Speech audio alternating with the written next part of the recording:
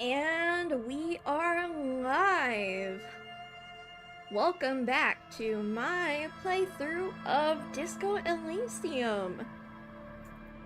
Sorry I haven't been so talkative. I've been just mainly reading what's been going on and it really gets you in the zone.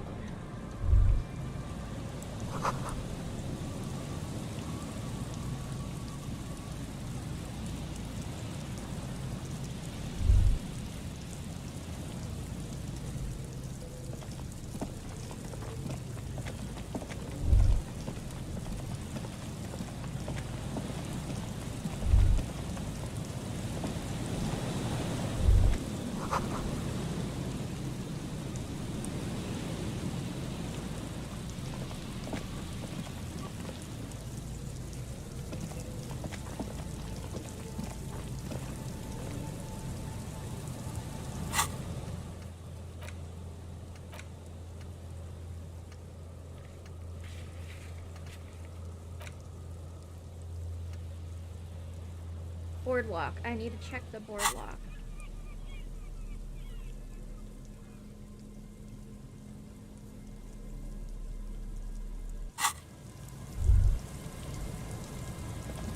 This is the boardwalk, but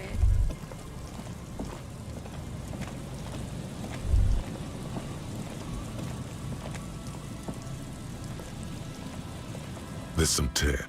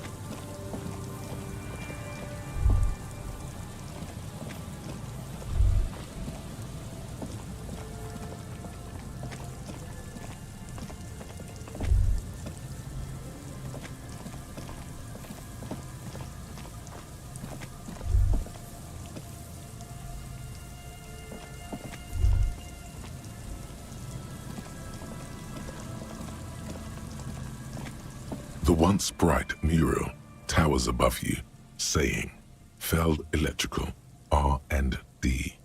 Tomorrow is just a whisper away. oh.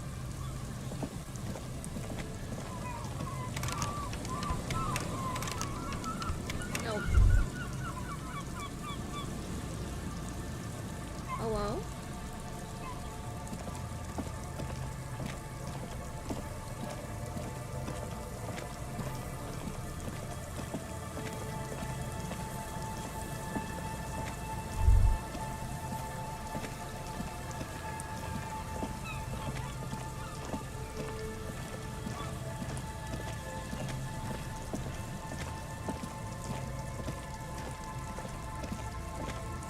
I didn't notice this over here.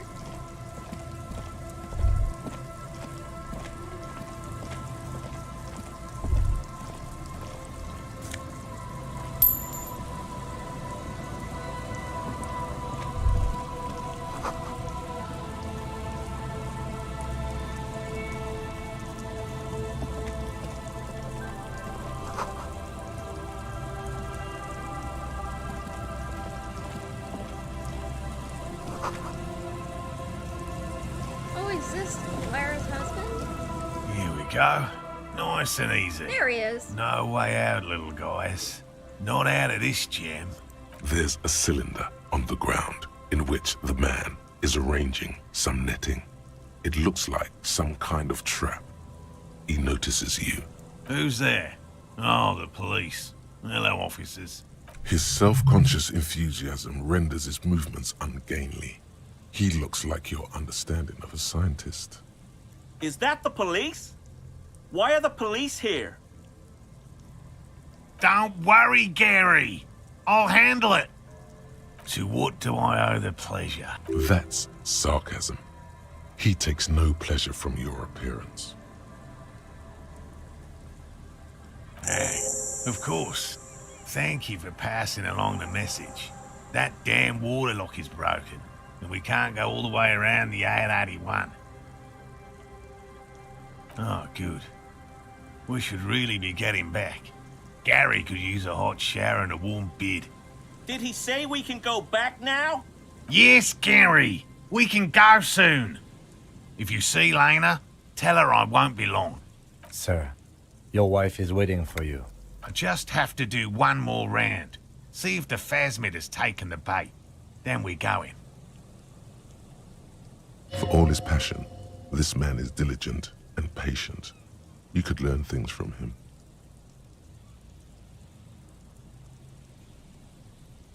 I'm afraid not, officer.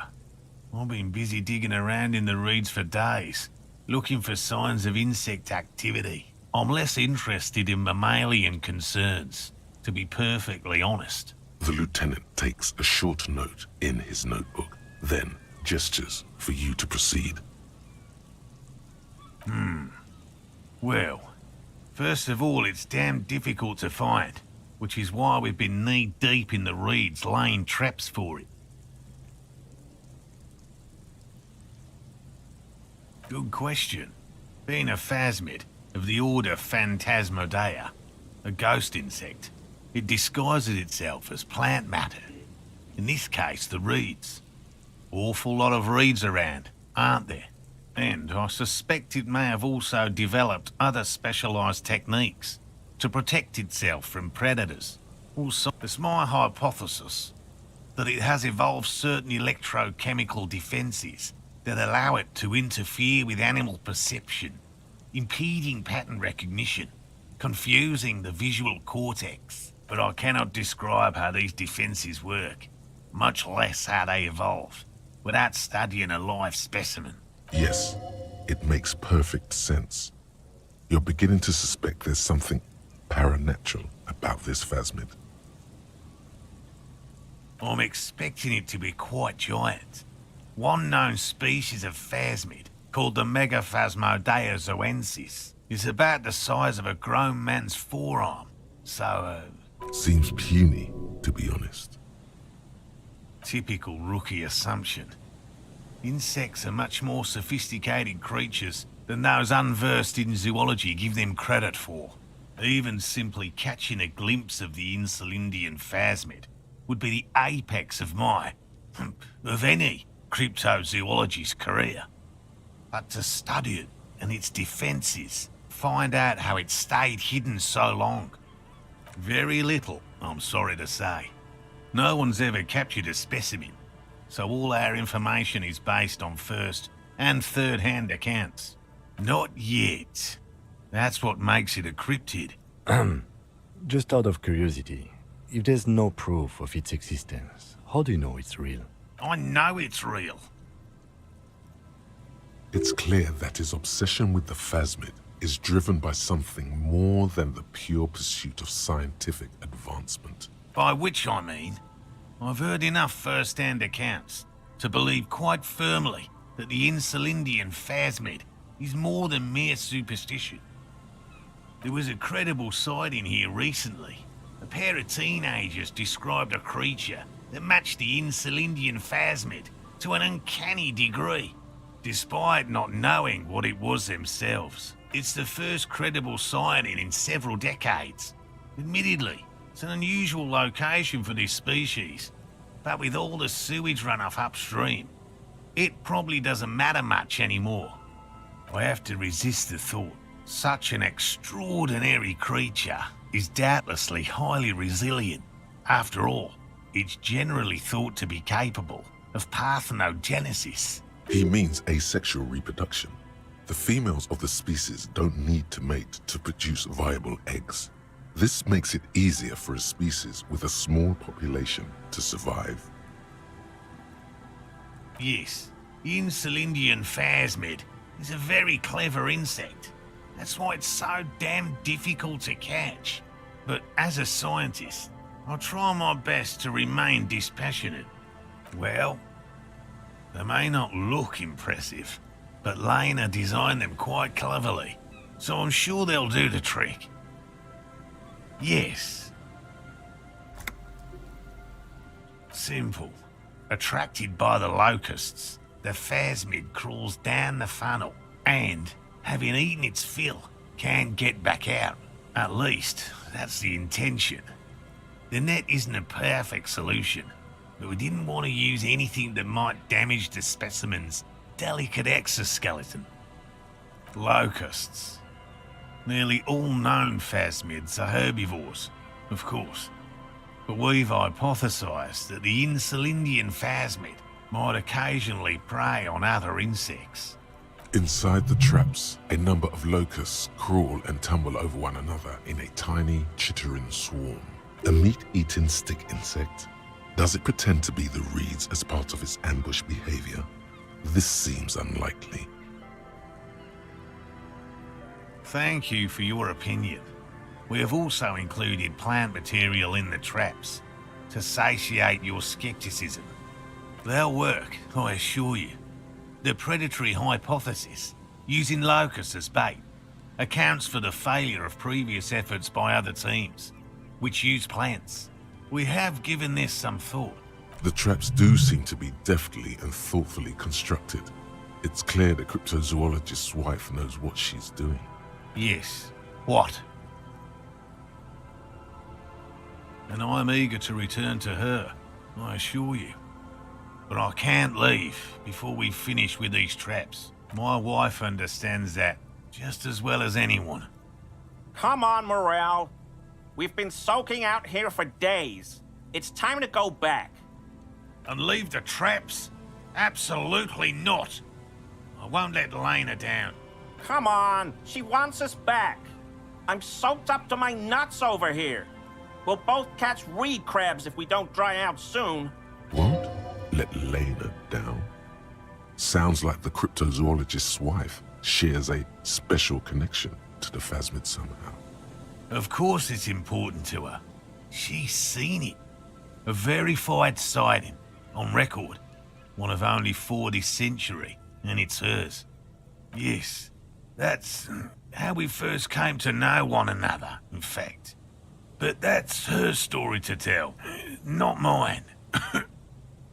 Needless to say, you must ask her about the mysterious phasmid. Suffice to say, it's long been our dream to find proof of the Insulindian phasmid together. I can't abandon course now. No. The traps need to be monitored on a regular schedule. What would we do if the phasmid were to starve while we were sipping tea at the hostel? He's dead set on this. I could go for some trap setting.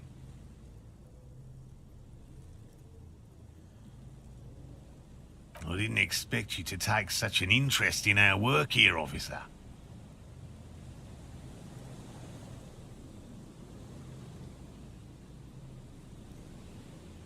Why not? At least it will give us the excuse to look into a lot of reeds. That it will. That it absolutely will. I hope you brought your good boots. There are 4 in total. One is to the south, on this little peninsula, by the boathouses there. It's very near. Another we set in Land's End, to the northeast. It's behind a small sand dune there, on your way to the old radio tower, after the church. The third is set near the canal, where you crossed, by a concrete slab. A big thicket of reeds going up the slope, and among them, you should check at least one of those before returning to this one, since I just said it. This one's more of a technicality, but still, better safe and stupid than sorry. Bring it to me at once. Just make sure the trap is closed tight. That's highly unlikely, officer. But in the event you do, I'll spray you with a pheromone mixture I developed. It's made of musk and research chemicals. The pheromone should attract the insect to you, or at least prevent it from bolting at the sight of you.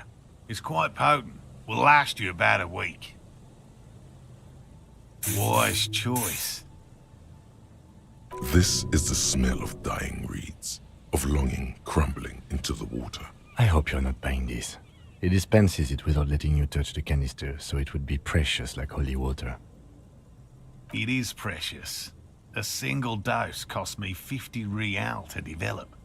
Not that I expect you to understand self-financing one's own research. Right. Which means you two can pack up and go back to the whirling. Whatever he thinks about this detour, it's clear that these men are exhausted and in need of assistance. Finally, someone's talking sense. Thank you for your help. Gary and I will start breaking down camp. If you have any more questions, now's the time to ask. We'll be gone once you get to it. If it's more cryptid-related business you want to discuss, you'll have time for that later too. But what if the information is vital? On the hunt. I've just always liked animals and puzzles. Searching for cryptids is a bit of both.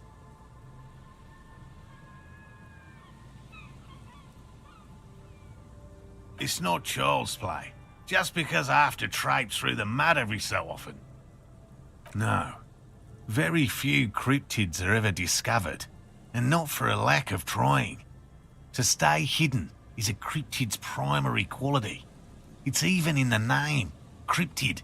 Of the list of cryptids kept by the Cryptozoological Society of Chemney, which is 4,082 items long, about 2,000 have been confirmed as hoaxes. 2 are categorized as confirmed discoveries. The rest are in differing stages of discovery, refutation, and data collection. Yes, the Chateauquan forest pygmy, who turned out to be an extinct species of primate, and a cave salamander from Yugograd, who is, honestly, quite unremarkable. It's in a zoo somewhere. We cryptozoologists are brutally honest with ourselves, more so even than the public. With cryptids, most cryptids are hoaxes or they are never found. That does not mean we should stop searching. In fact, it is 0.05%. Ever more magnificent, should our search contribute to making that number 0.075%. He has clearly done his math on this. There is no surprising him or swaying his opinion. Yes?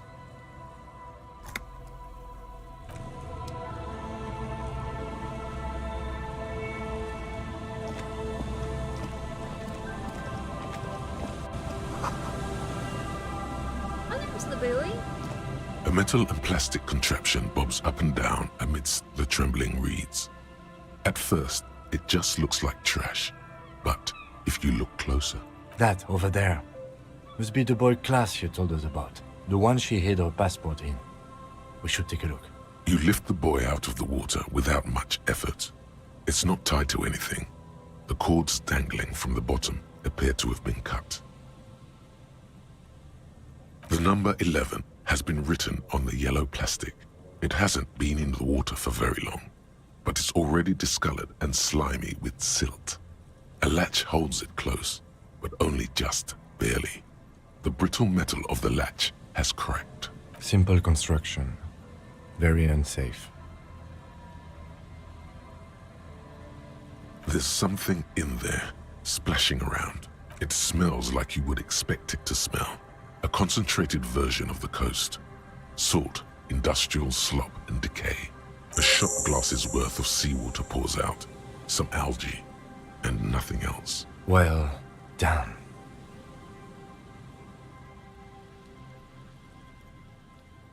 I have no idea.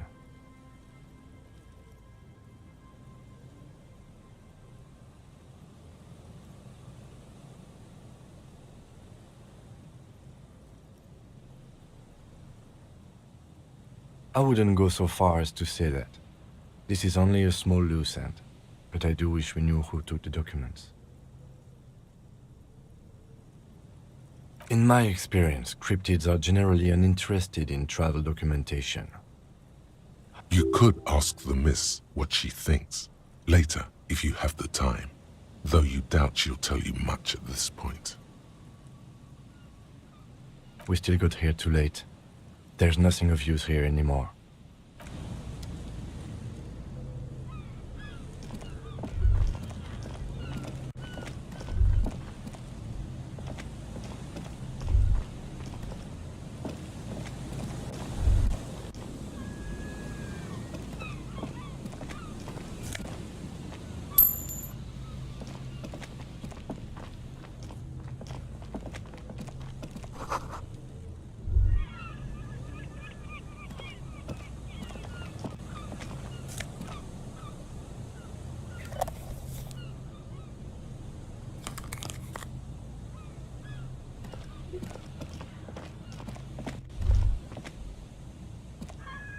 There's a trap in the reeds at your feet. Looks like the same one you saw Morel set before. Same mesh, same wiring. Behind you, the ruins of a residential building rise over the reeds, shielding them from the wind. The reeds rustle confidently. When this district was booming, the reeds were kept at bay. Nothing obscured the freshly painted facades. Nowhere for drunks and adventurous teenagers to hide. Now only the wind blows. Locusts are crawling around in the trap, confused but uneaten. You see no carnivorous reed phasmid gorging on them. Big surprise. Anyway, 1 down, 3 to go.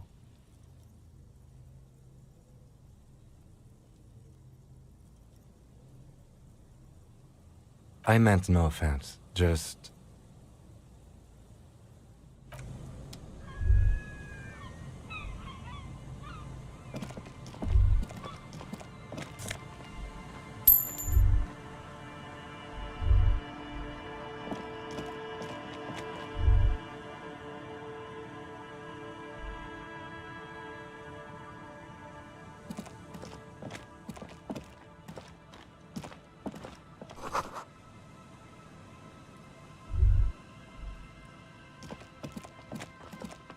A scattering of bullet holes is spread across the cracked wall, reaching from one corner to the other.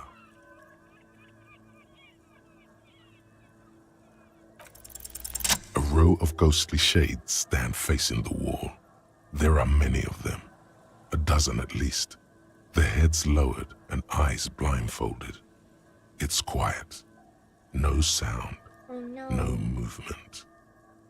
10 meters away, other shades are lined up in an orderly manner, automatic rifles primed. A gust of wind blows by. The coats of the firing squad flap slowly in the breeze. Execution A via single firing person squad. stands on the side. A long time has passed since the moment of this fusillading. Rain and brine have since washed all the blood away. The abundance of bullet holes leads to 2 options. Either an inordinate amount of executions were performed here, or they did not use a conscience round, where only one soldier has the loaded rifle. Looks like this was a mass execution with everyone fully armed. A host of men, probably in everyday clothes, ragged from the conflict and covered in dust. They were not sitting, a common practice for executions in some nations. As demonstrated by the height level of the bullet holes, they stand, facing the wall. It's impossible to discern any details about their personality or background. Ordinary people, familiar, each and every one of them. Comrades, the forsaken, the wretched, who tried to rise against the horrors of the world. 7 men in combat uniforms and dark coats, holding automatic rifles aimed at the people. Soldiers from some side, but from which one? The commandant, the one who gives the order. Machine gun fire crackling through the air, the lights of the muzzle flashes dancing on his face. I don't know. I don't know who died here, lined up beside that horrible wall. It could have been any of the parties involved in the revolution. Perhaps the ones executed here were the loyalist conservatives, killed by the communists at the start of the Civil War. Or it could have been the communists, put to death during the last stretch of the conflict by the coalition forces. Remember what Trent Heidelstein said about Veld? Another likely scenario. Or maybe Yeah, it's very unlikely the coalition forces were the ones who died here. They were always the last ones against the wall. To be honest, if a coalition member was anyone in this situation, it was a commandant, the superior giving the orders. a cold sea wind blows away the figures. Behind this building, the other one, once filled with engineers and designers of Feld Electric, now collapsed and dead, but for some rats. You feel drawn, for some reason, to the faded mural again.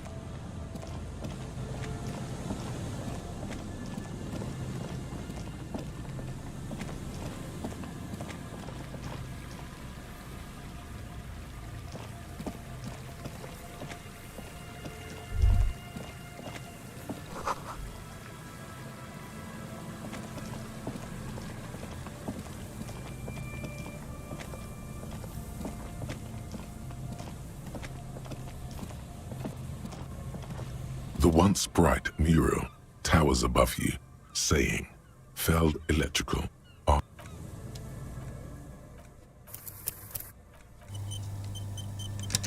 The once bright mural towers. A breeze, like a quiet sigh, moves over you. Go to the children of the big sea. The wind rushes away, leaving you where you were. Officer, are you okay? It looked like we lost you for a second. When you're ready.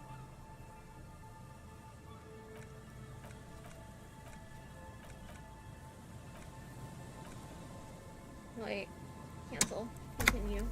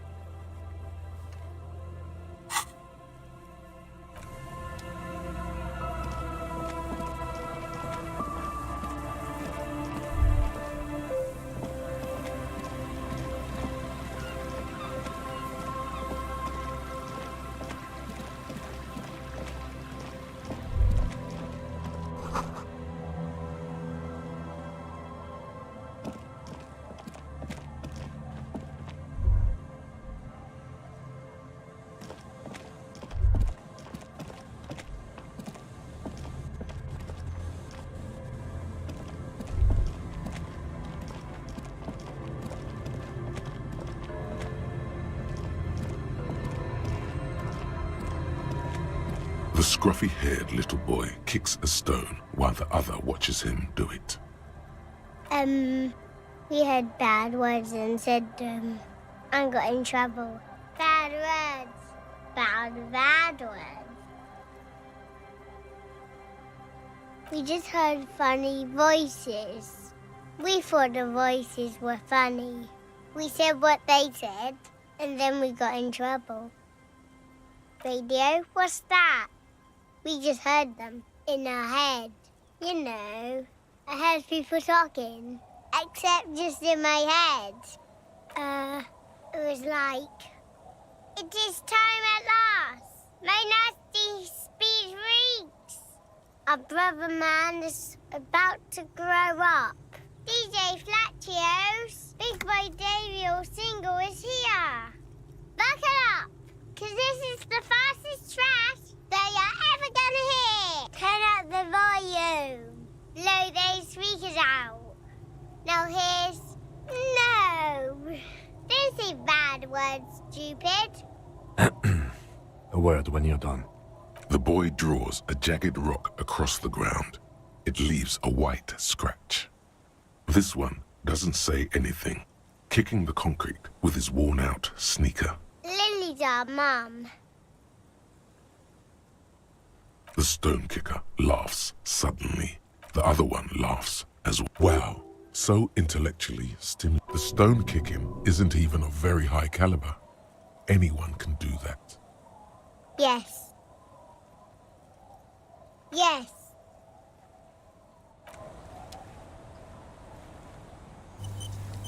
Detective, about what the twins had to say, I believe they heard something. And given the poverty of this part of town, I don't know how they could have heard the radio. I don't know how they heard it, but I know the station they imitated. So they must have heard it somehow. Speed Freaks FM. Yeah, local station, known for its kinetic music and aggressive style.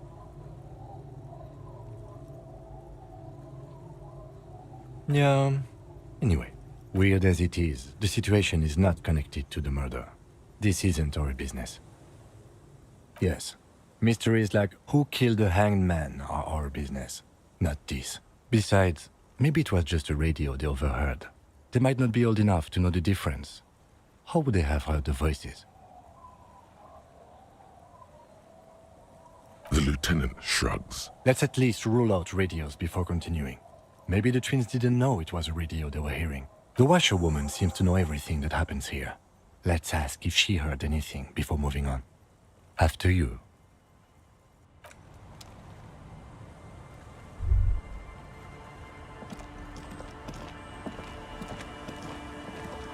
Our tenant, the policeman.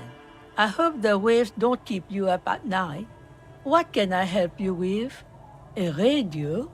Ah, no. We play no radio here. There's one in the shack, but it's never used. Was that the nonsense we were spouting? Pah! No, I have no idea where they heard it. The Viziers know every sound that belongs to this coast. I would know if I heard anything different. Let's just get it out of the way as fast as we can. Contact dispatch from my kinema and ask them to connect you to the station. Maybe they can shed some light on this. I'm ready when you are. Thank you, ma'am. Anything else?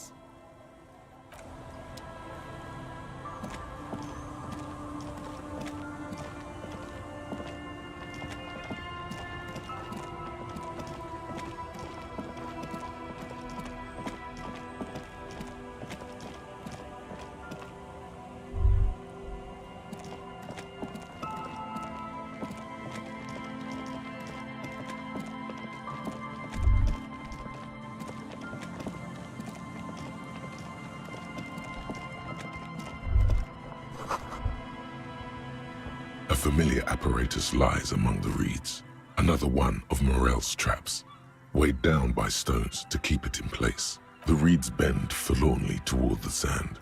Snow covers the broken stalks like a shroud, and they shimmer, ghostly, in the darkness. In the east, the city center hums to you, the constant, distant song, louder on this part of the coast, nearer somehow. And there's that cold again. Always the cold. This trap is also full of panicked. Another empty trap.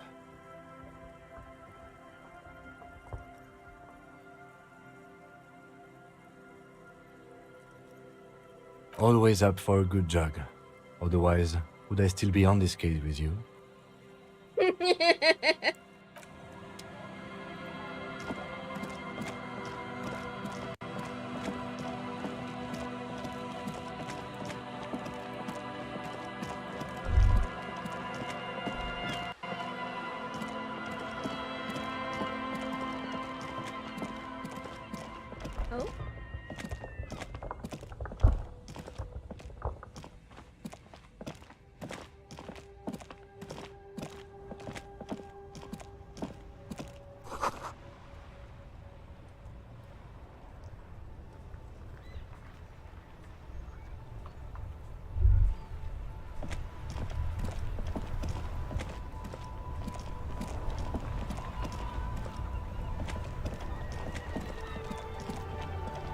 Inside, you see a set of steering levers, a radio microphone. This is Precinct 57. How may I assist you?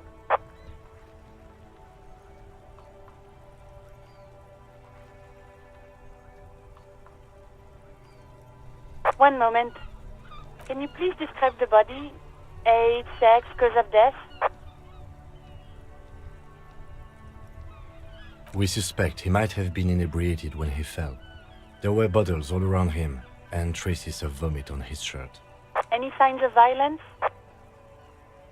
No field autopsy necessary. You can hear her quickly typing in the background. What about his belongings? Did you examine his clothes? Any information on the library card? You can hear her so unprofessional. Do you and Lieutenant Kitsuragi want to take the case, or should I assign it to someone else? I have assigned the case to Lieutenant Kim Kitsuragi. Please follow up on this library lead to identify the man. We'll send someone to take the body to the morgue. That's all for now. Thank you for reporting in. Is there anything else I can do for you? Come again, officer? Okay, officer. One moment. I have the GMS on the line. I'll connect you now. Yo! Ain't no bother, brother. Anyway, I only got a few minutes before I gotta go back on air. What do you need? An asshole is a mouth for shit. And I'm puking.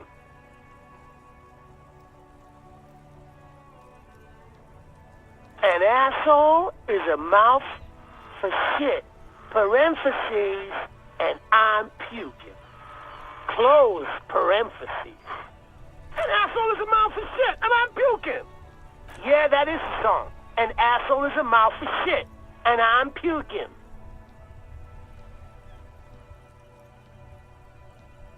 Is that what this is about? Listen, it's not our problem if kids decide to tune into River Shaw's hottest station. I don't understand. Are you asking if we can, play our station into people's brains?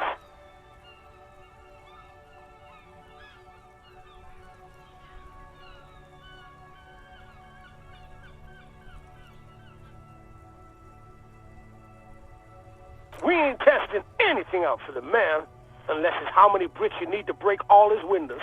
That wasn't a threat, by the way, just a figure of speech. I'm a spoken word guy. Now, is there anything else you needed?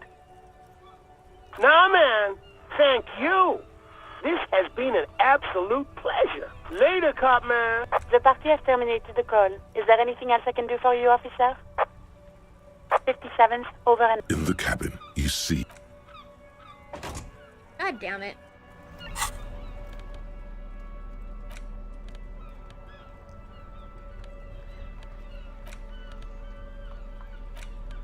the library card is folded into two and still slightly wet to the touch.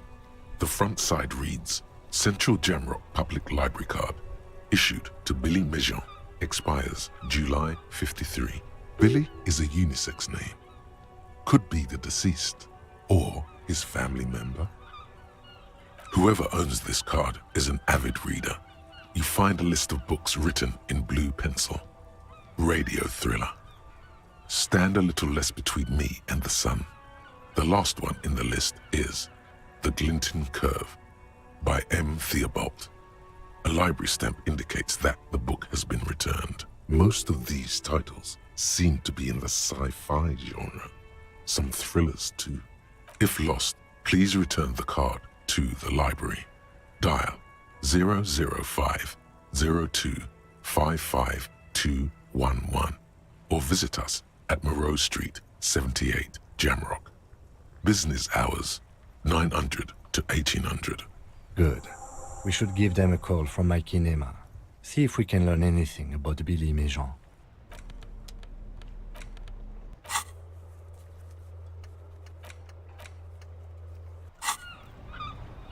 It's too late to call them now. Okay, about that call, let's start from the top. There's no doubt that the twins heard Speed Freaks FM. I still don't know how without a radio, but they did.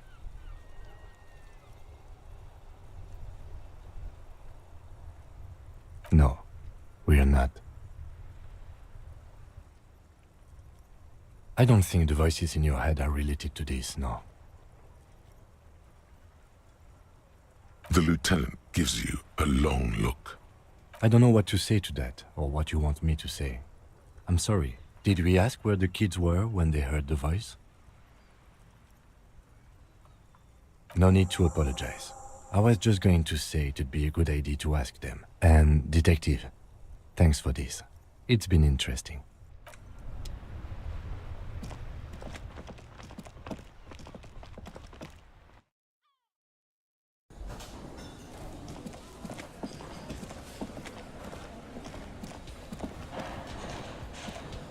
Oh, hello, dear. There you are again. Goodness, how is he? Did he say why he hasn't returned yet? He's fine, ma'am. As we had suspected, he couldn't get back earlier because the water lock on the canal was broken. Now he's just finishing up some work. Oh, yes. That's my Morel. He's bound to catch a cold staying out there for so long, but I am so relieved to hear that he's okay. Thank you for putting an old woman's heart at ease. You haven't, however. There are dangers out there. Our aging body's foul. Her heart won't rest until Morel is safely back with her. Now maybe she'll open up about those fascinating cryptids. Take her mind off all this. Oh, you don't want to hear about some old woman's ramblings. Reflexively, the lieutenant read his familiar notebook. Well, it was summer. I was building a racing track out of sand on the beach near a tall stand of reeds. Quite a tall one. Many times my height, I remember. When, all of a sudden... I'm getting ahead of myself. I was 5.5 in Betancourt in the suburbs. My grandmother had a summer home there. Betancourt got bombed in the war. It used to be quite near, circa 20 kilometers from here. The strangest moment of my life. I looked up and one of the reeds moved. Not like a plant, but like a living thing. It stood up and looked at me. Its body unfolded like some antique toy. I've never seen anything like it. I didn't know this can happen, so I reached my arm and touched the thing. It felt just like a stalk of reed, but it moved, swaying, towering above me. After a while, 20 seconds, a minute maybe, it left, went into the reeds. I tried, but I was only a child. There was mud and high water. I couldn't see it anymore. I was just standing there knee-deep in mud, looking around me. Where did you go? Don't go. I ran back home to my grandmother and asked her if reeds could walk, and told her they were looking at me. Of course, she just laughed at me, but I knew what I'd seen. For years, it was a story I told at parties when I wanted to impress boys. That sort of thing. Of course, most people just took it as a strange, amusing anecdote. So did I, honestly. But then I met Morel. We were on our first date when I told him my story. You should have seen his face. He said my descriptions matched the phasmid down to a T. Its white marble limbs, the way it moved. So that's how they met. This is beyond significant for them.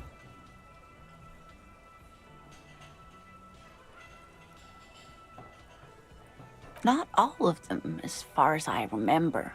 Some of them, on the inside like stalks of marble, if that makes sense. Our first, yes. It's hard to say how big things are when you're quite small yourself. To me, it seemed to be taller than I was then, but that's probably not the case. What if it is the case?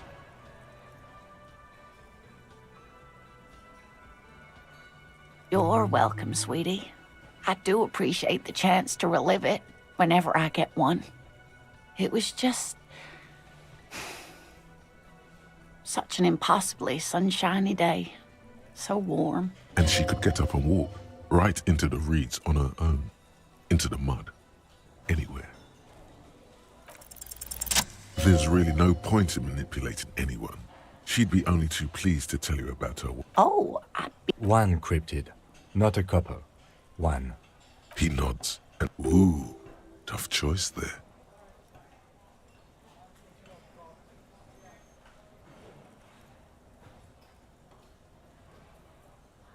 yes. It's the kind green ape. Half war story, half undiscovered species in the genus Homo. Yes, it was reported by soldiers in South Safra during the war. The kind green ape would visit bunkers during the night, healing wounded soldiers with its saliva. Indeed, there is. It's our closest relative among the cryptids. Same taxonomic family, different genus. Which is to say, the kind green ape is a species with which we share a common ancestor, and that evolved parallel to our own, just like your partners.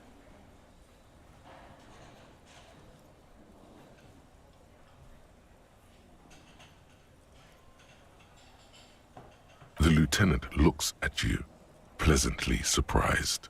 Oh, no, I didn't mean to imply that Saolites are inferior to us in many ways. You are superior. For example, your earwax doesn't have a foul odor like ours does. A tremendous evolutionary advantage, I'm sure. But perhaps we've had enough speculative biology for today? Of course, dear.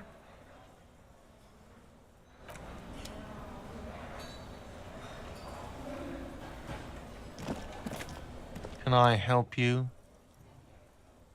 What is this thing? What, the interior decorating kind? You know, I'm sorry. This is actually a nice bird. A competent piece of taxidermy. I can fix it to the plaque and have a new bird in the establishment, I guess. So, I don't know. Thank you. I'm gonna go with thank you. People just don't know how to accept gifts, especially taxidermy. He likes it. He likes the bird. It solves his broken bird problem. I feel good about our work here today. It's all about the little things, like bringing people random stuffed animals. It's not actually about that, but he liked it.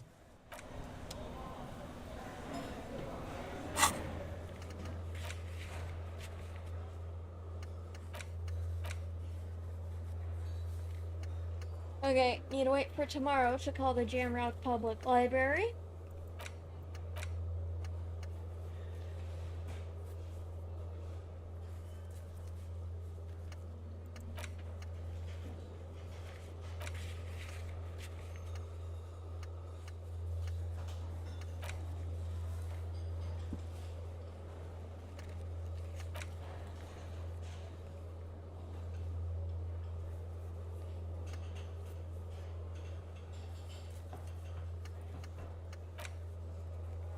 Let's sing karaoke.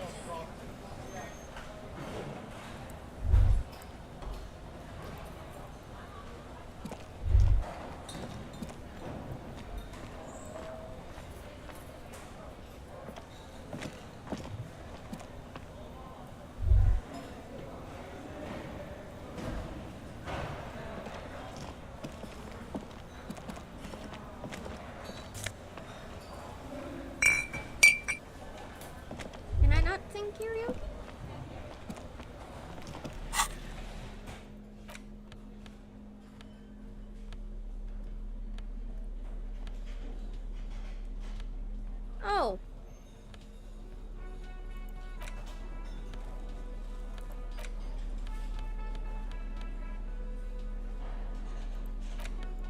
portal reel is just what you needed. The reel's attached to the apparatus with a satisfying click. The tape is routed behind the magnetic reader. You press the large button marked Commencer, and the tape starts spinning. There's a small delay before the song starts playing. Then the organ starts playing a simple, melancholic tune echoing in the hallway. A lone singing voice joins in, telling you about the tiniest church in Cessons, surrounded by even tinier yard. You almost feel the seaside mist on your skin. It's mega sad. Within seconds you know, this is the one, the real shit you've been looking for. The one you trust your room to that Clasia told you about. Perform it. A click, then silence for a bit. Then the tape stops spinning.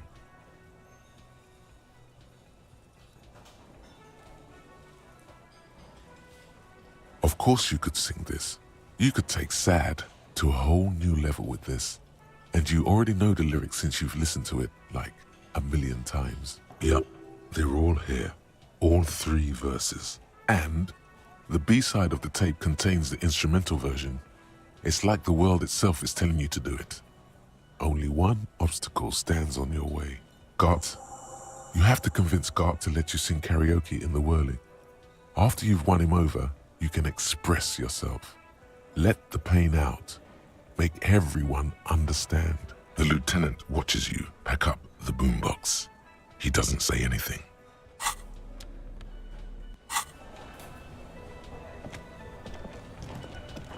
Hey, was there something you needed?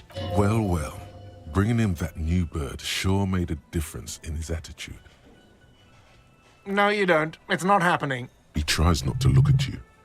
It's dangerous to acknowledge the karaoke man.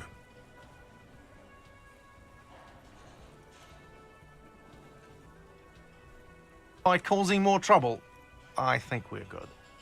The Whirling's not a charity or a musical therapy clinic. It's a commercial establishment. You're going to scare away the customers. It's for no one. It's a prop. I'm not letting anyone use it after the great karaoke catastrophe of '44. A lot of people got killed because some arsehole wanted to sing karaoke.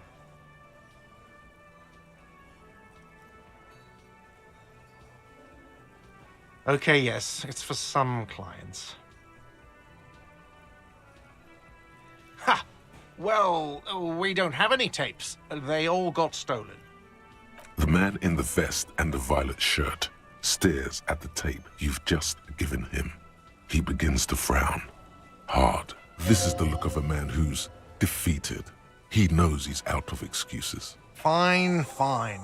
Climb on that stage and do your thing. Just get out of my hair. I'll plug it in for you. Damn this karaoke machine. I'm having it uninstalled, he mumbles to himself. Oh yeah, time to do the damage.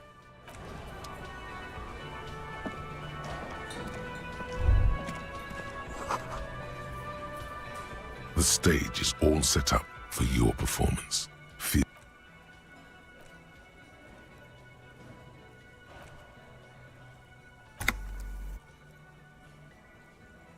So, are you ready for your thing now?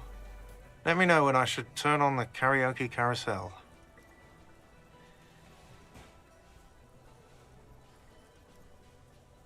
The bar is full and buzzing with chatter. No one is paying you any attention. But still you feel your knees turn to noodles.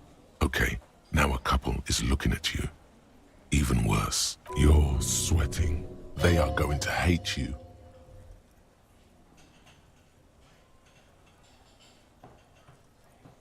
Immediately, a loud feedback noise startles the room. You feel like an amateur. Hands. Where do you put your hands?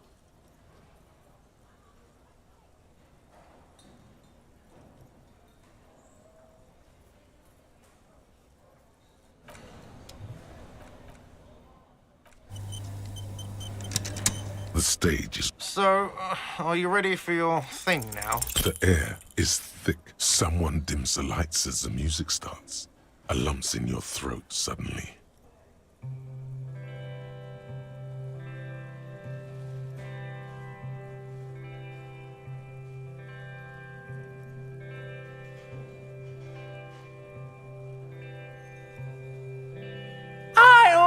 often go there, to the tiny church there, the smallest church in Sansan. Now it once was larger. How the rail may rest there, down through the mist there, towards the Seven Sisters, towards those pale cliffs there. I would often stay there, in the tiny yard there. I have been so glad here, looking forward to the past here. But now you're all alone. None of this matters. Oh, this is just sad. And all.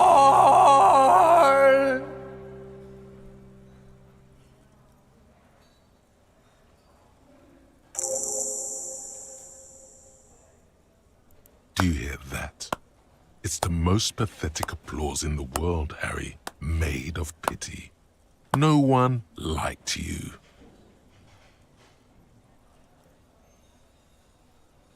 Your words echo in the karaoke mic. People talk in the distance. A couple tries not to look at you. Quit yelling into the mic.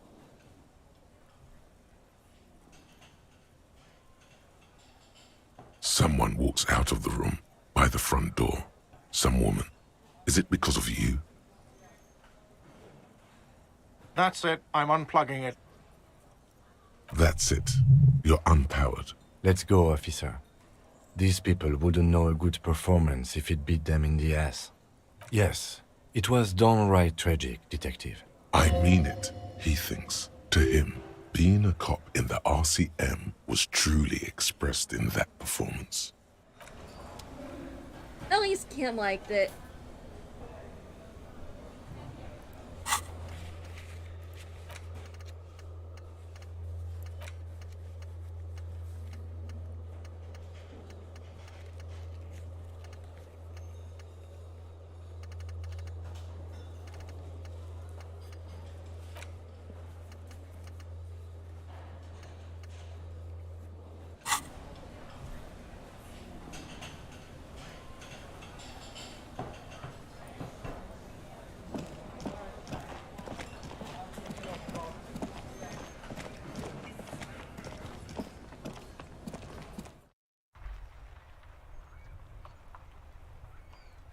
Alright, what else can we do today or tonight?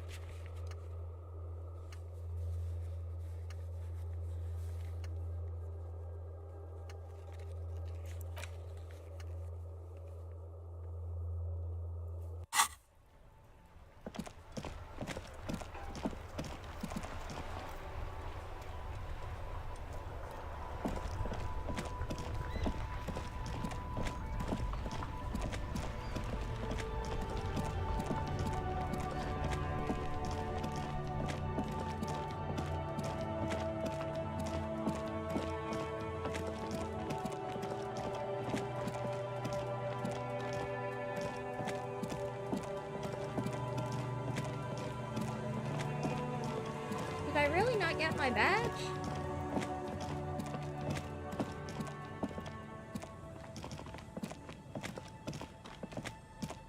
Nothing has changed.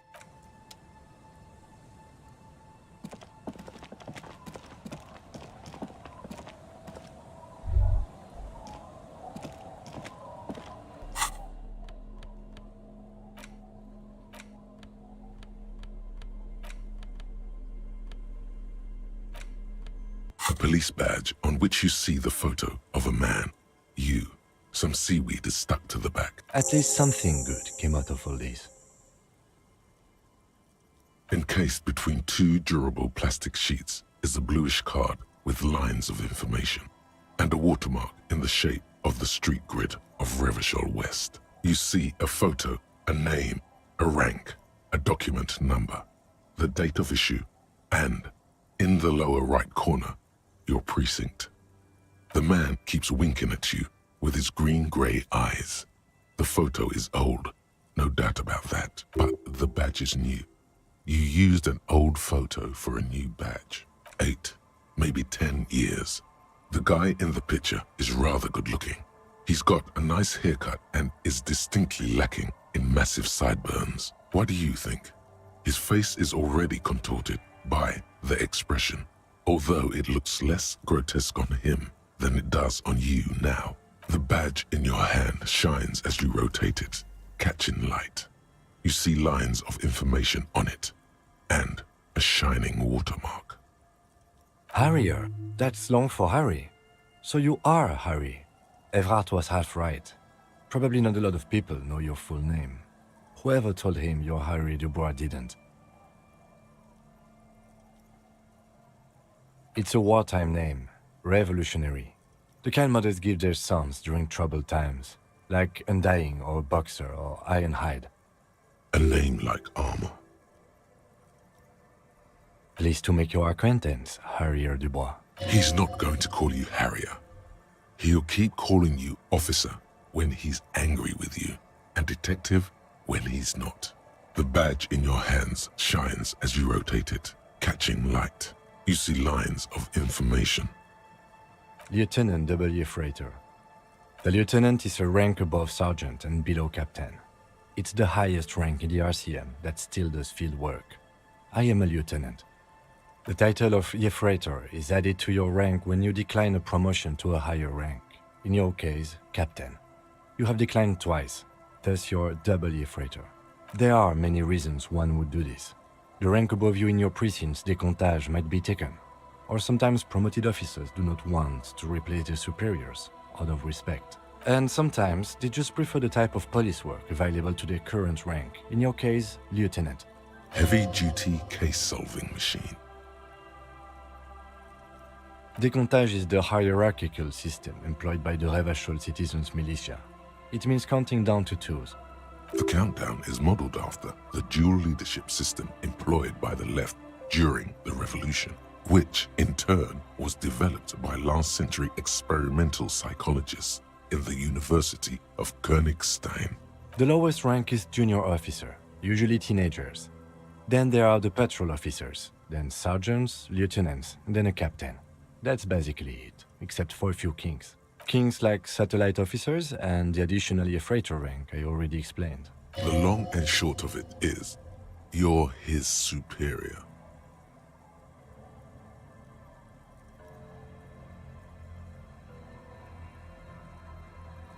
You are given the title of satellite officer if your partner is quickly promoted through the ranks and you rise with him. You don't seem to be a satellite. No, I've been putting up with you because despite an unconventional approach, you are doing good police work. It matters more than driving your motor carriage into the sea. And now we've even found your badge. He trusts you, for now. Try not to spoil it. Such a small yet precious thing. Expensive paper caught between thick plastic, like a fly in amber. That's just the serial number. Revachol, Jamrock, Precinct 41, with some numbers thrown in there for good measure. The numbers are not there for good measure. They have an administrative purpose, one that's unfortunately been erased from your memory. 4 months ago. I'm guessing that's when you were promoted to the rank of Lieutenant W. Freighter. A new badge usually comes with a new rank. You seem to have been doing well then. You're pretty sure you weren't doing well, but better? Probably yes. A lot can happen in 4 months, especially in winter. The winters are never easy on you. Of that you are sure. Yes, it's the designation of your precinct. 41, like mine says 57. The 57th is mostly industrial harbor, a lot of asphalt. The 41st is It's a tough station to work in. You have all of Jamrock to cover. That district should have 3 precincts, but money is what it is. It's no wonder you are like you are, he thinks. But then again, it's a legendary district, and a hell of a station too. It must be an honor and a curse to work with people like Price, McCoy, Berdiaeva. Roberts, Feuerbach, Dimitri. Suddenly, names from your decomptage flash in your forebrain. And you? Is it an honor to work with you? Don't ask him, ask yourself. The badge in your hand shines as you rotate it. There you go.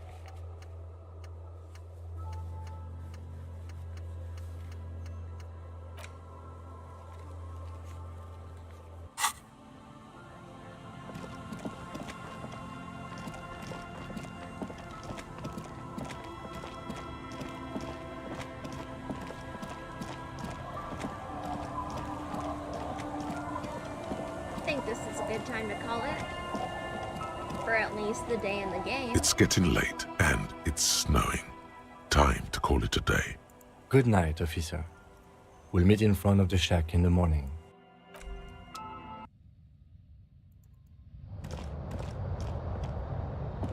On the table, you see a bowl of water.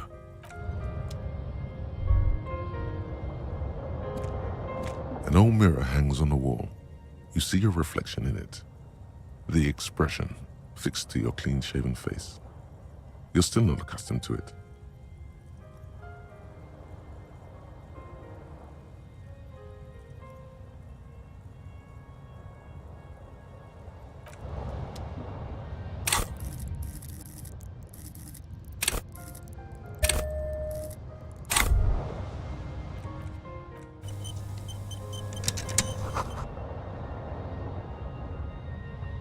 An old mirror hangs on the wall. You see your reflection in it. The expression fixed to your clean-shaven face. You're still not accustomed to it. It belongs in the new, the 3rd decade of the current century. Enough time had passed from the failure of the revolution that, for a fleeting moment, free market economy seemed like the ultimate, uncontested way of life for our species. Things were good. It was smooth sailing. People made gold and champagne-tinted interiors and facades to suit the times, calling this the new style. But more importantly, disco happened. Forget about ostentatious orchestrations.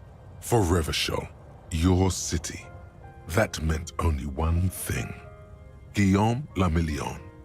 Out of the dazzling swirl of disco music, in an open-air boîte de nuit, somewhere in Revachol West, Guillaume's blonde mane appeared on the screen. He sang some bullshit. Then he made the expression. Everyone loved it. Maybe you thought some of the stardust would rub off on you. Maybe it did. Either way, it's all gone now. Only the grimace remains. The click is used to spur on a horse. It also features heavily in Guillaume Le Million's regional mega hit, Don't Worry, Your Pretty Little Head. Sometimes you like to add finger pistols to the mix, because, unlike Guillaume Le Million, you are a police officer. It's your nifty little way to say, I'm armed and dangerous. There is a vast ocean of time between right now and the expression, looking good on you, or anyone. 2 decades, if the calendar is to be trusted. Humanity has run aground in that time. It's a different world now. The expression is a relic.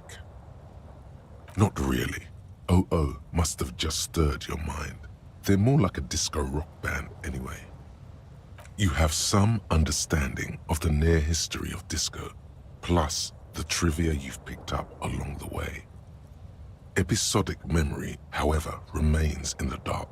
It may never return. You should prepare yourself for that. Well, looks like Harry might never get his memory back. It doesn't have to be. You can swoon over Guillaume and his champagne-corked smile whenever you want to. Maybe some of the stardust will return.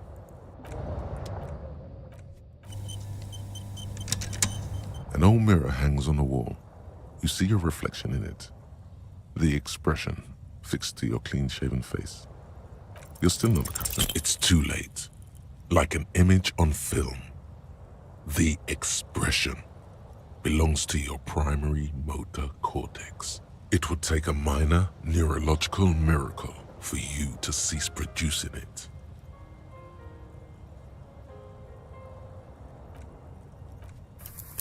Let's cheese it.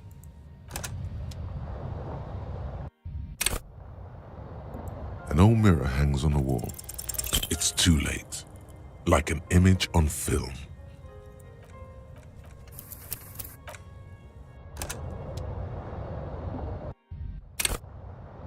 An old mirror hangs on the wall. It's too late. Like...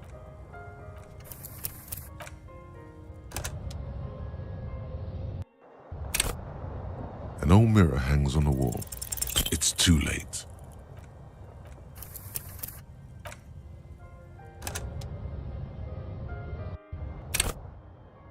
An old mirror hangs on the wall. It's too late. Like an image...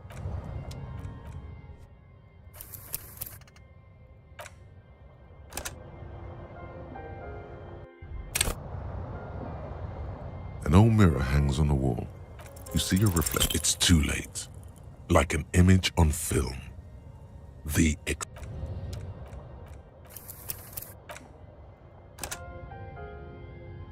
Let's do it a couple more times before giving up. An old mirror hangs on the wall. It's too late.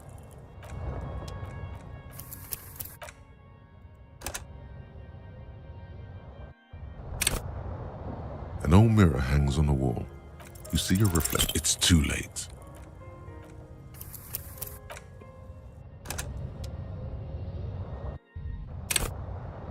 An old mirror hangs on the wall. It's too late.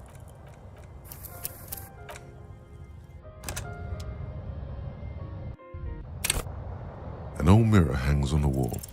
It's too late. Oh, wow. Like an image on film. So I need to get expression 12.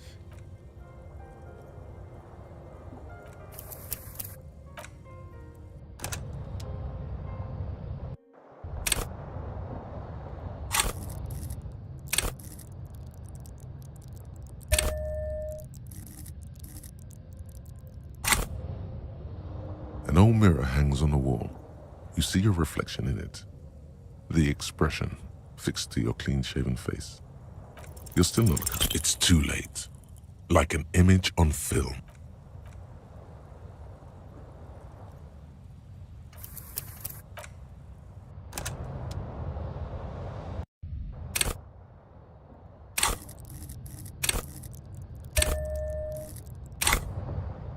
An old mirror hangs on the wall. It's too late.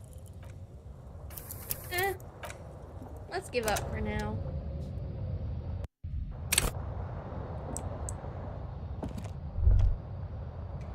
time. The bed is comforting, if a bit run down. Still, you've earned a rest.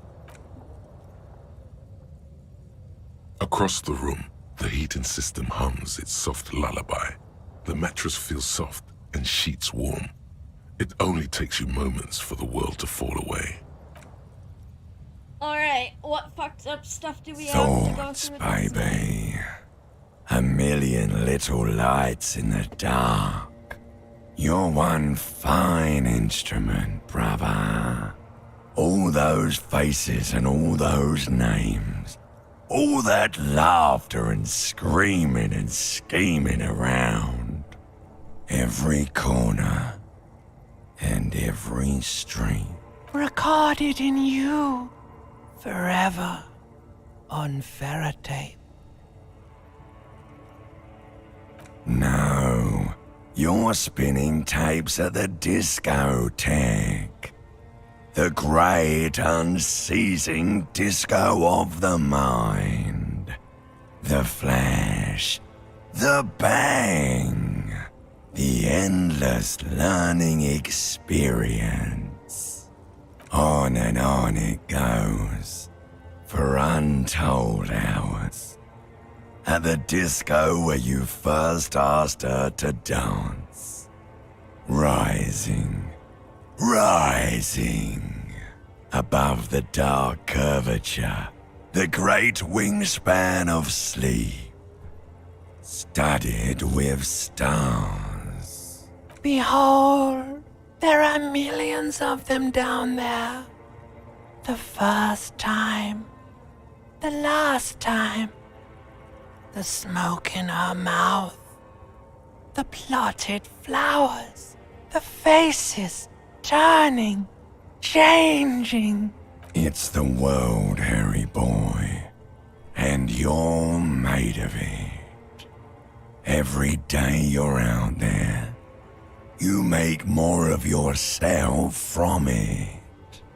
I'm afraid you can't be unmade now. You can never forget this shit.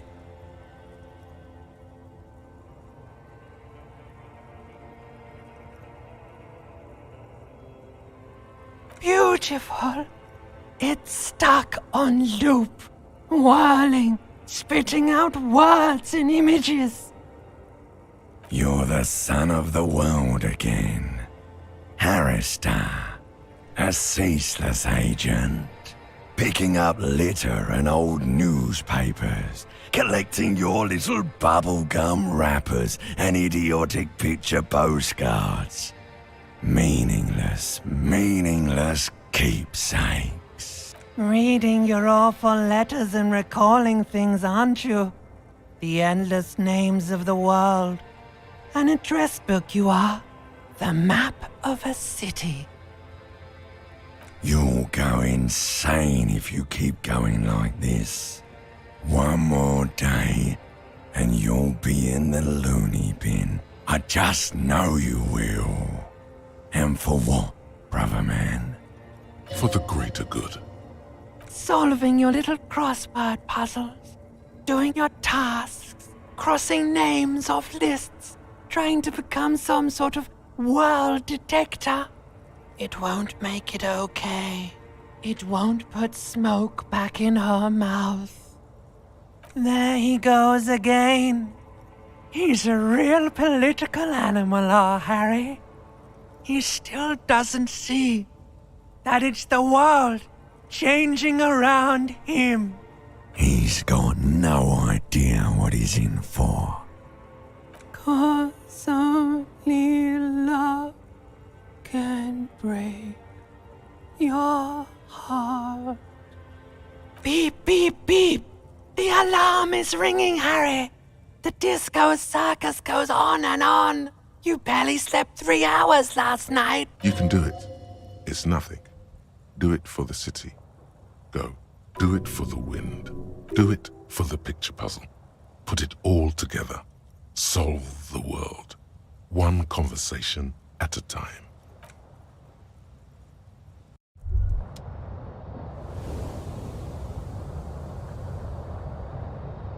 Good. You're up. Listen. There's something that's been bothering you for a few days now. It's a suspicion, or a feeling really, that things are not quite in hand around here. An earth-shattering deduction from your psyche. What will those guys come up with next? Every day, things seem to spin more and more wildly, out of control. The center isn't holding. And despite your efforts to moderate and contain these energies, things only seem to be getting worse. Oh sure, you've been making progress on your case, interviewing people, solving side tasks, but who's focusing on the big questions? But have you ever seen them? How do you know they're even there? More importantly, how do you know they aren't waiting for your participation? You've got to find out who bears la responsabilité. The most awesome, terrible thing. It is human nature to crave la responsabilité and to deny it. That's why it must be distributed across many different organizations, agencies, offices, and portfolios.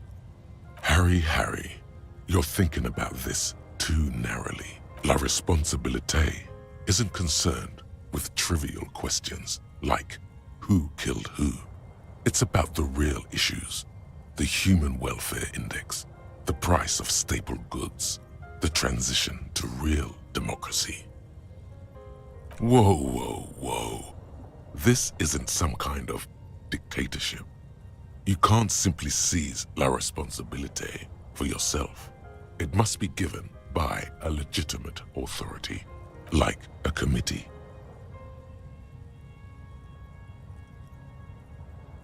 Only the most even-keeled minds in Martinez, your half-brother, the lieutenant, is a natural place to start. Together, you'll be able to discover who has la responsabilité in Revachol. And, if necessary, you'll have the wisdom and expertise to assign it among yourselves. Most likely, your findings will be collected in a report, which will be carefully reviewed by your superiors. Once they've reviewed it, those same superiors will produce a set of recommendations to be taken up at the next meeting of the Standing Committee. Rest assured, no matter what happens, it will be done through the proper channels. Good luck. Your report is eagerly anticipated.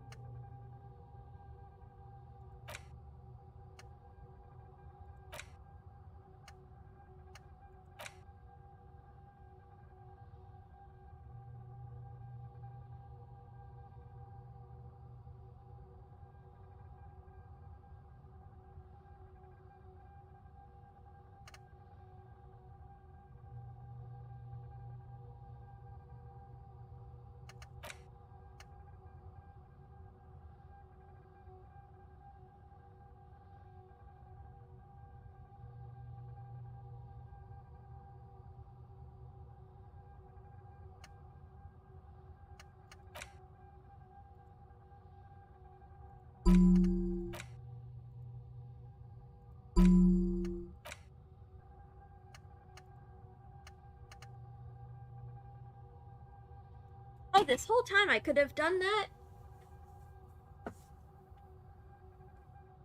Ah, shoot, I dropped my mouse. Hold on.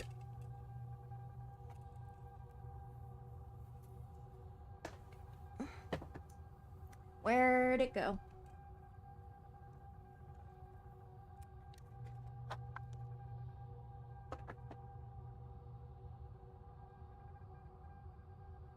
Of course it went under the chair. Oh. Got it.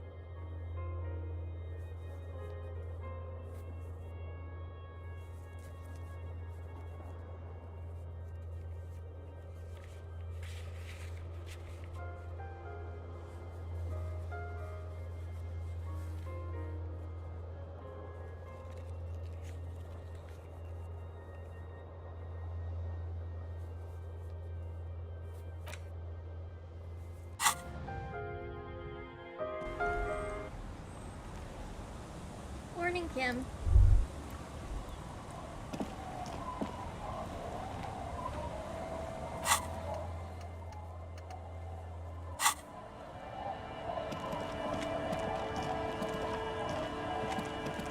The scruffy-haired little boy kicks. There.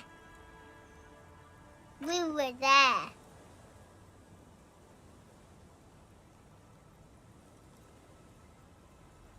Uh-huh. Full circle. Back to Feld, then. When you're ready. The boy turns the rock over in his...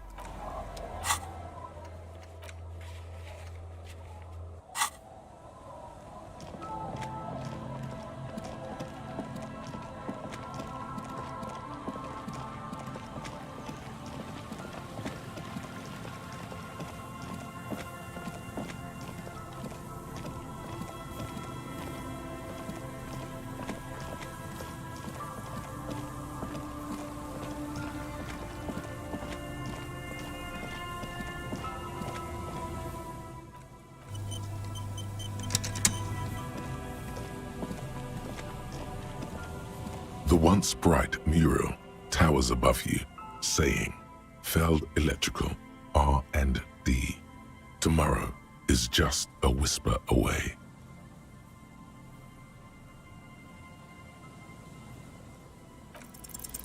You know a lot about radio. Enough to know you have no idea how or why those boys heard Speed Freaks FM in their heads. Knowledge like that isn't just obscure, it's unknowable.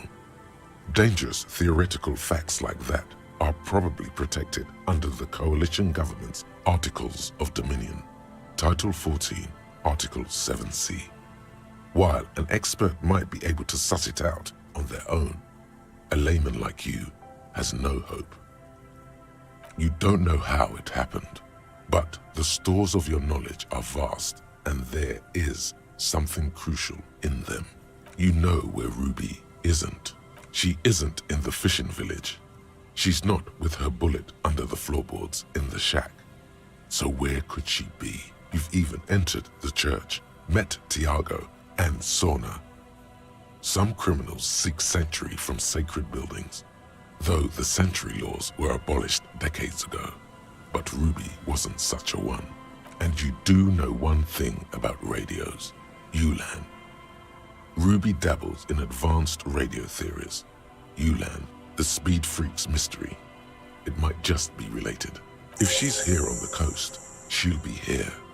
And besides, something weird happened to the twins around here. It'd be nice to know what caused that. Another fact for your collection. Suddenly, there's a sigh, carried on the molecules around you, moving, flowing, from high pressure to low pressure, like that of a woman emptying her lungs. She wraps the collapsing stone box in front of you in her breath, flowing through it, in through the collapsed roof, flowing down a concrete staircase to the basement, sweeping away footprints in the dust on the stairs, and then the beach below the boardwalk, its winding tunnels, a whisper away. She's down there. Okay, why?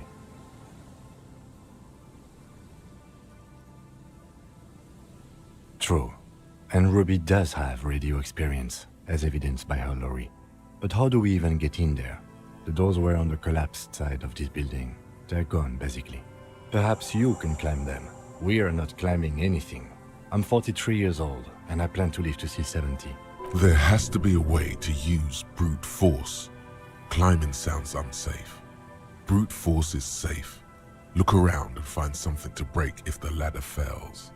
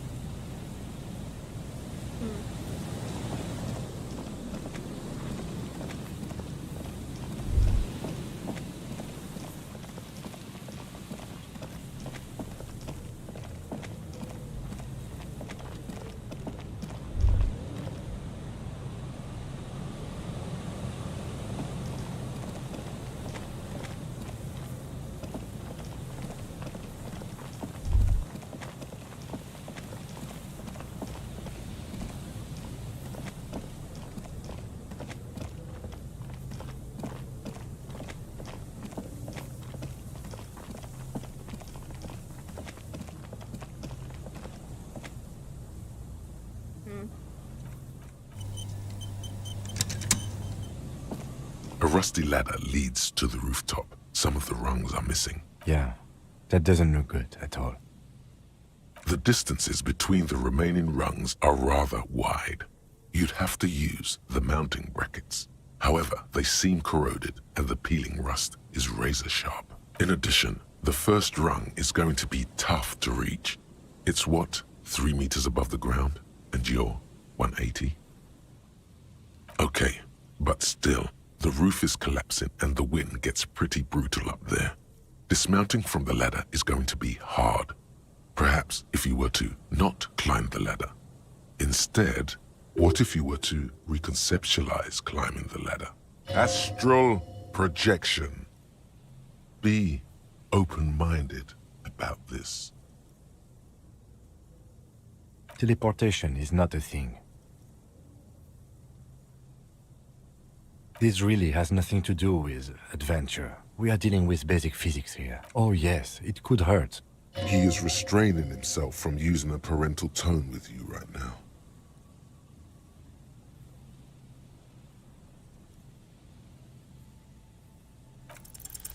On second thought, maybe teleportation isn't a thing.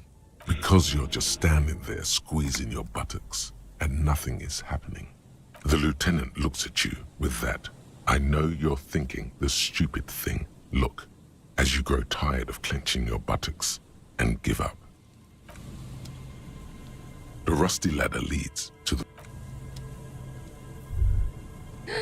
There.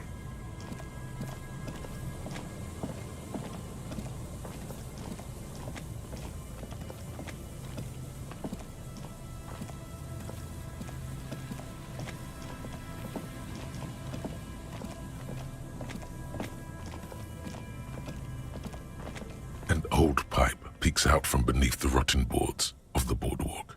Could this be an alternative path into the fell building? A building like this must have multiple doors serving various functions. Perhaps a basement access. Your eyes slowly begin to adjust to the darkness inside the drainage pipe. The lieutenant looks over your shoulder. A thin layer of snow gleams inside the pipe. As your eyes adjust, you see some trash. Crumpled up newspapers, cigarette butts. Someone has half-heartedly spray-painted skulls on the right side. And nothing. Broken glass from bottles thrown against the walls of the pipe. A syringe. Given that this isn't a martial arts thriller, it's highly unlikely, and not without risk to our health either. However, the pipe suggests there may be an entrance to the basement around. He means the pipe must be coming from somewhere in the building. And it's right here, a maintenance door.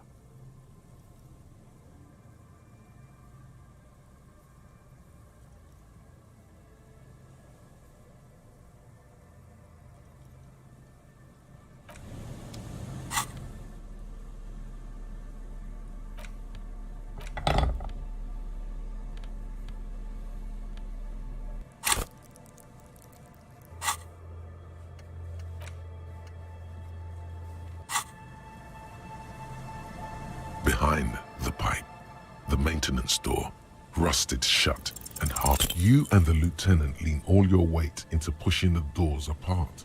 But you... Let's take a breather and try this again later. It's very tough.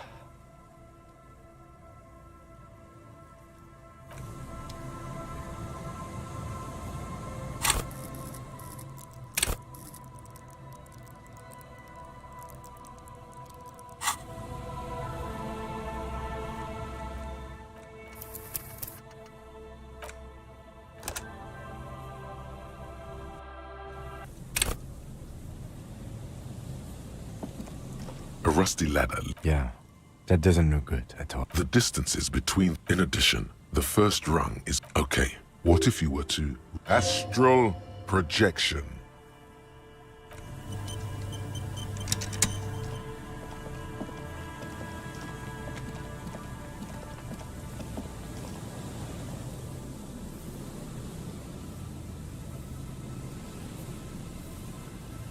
Alright.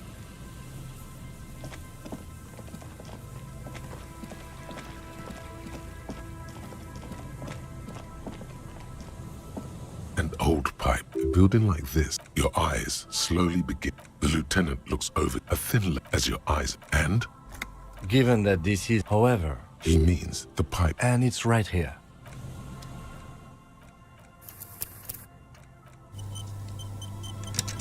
Behind the pipe, the metal doors are heavy, and the flaking rust hurts your palms. But together with the lieutenant, you manage to slide them open just enough to squeeze in. Good work. Shall we?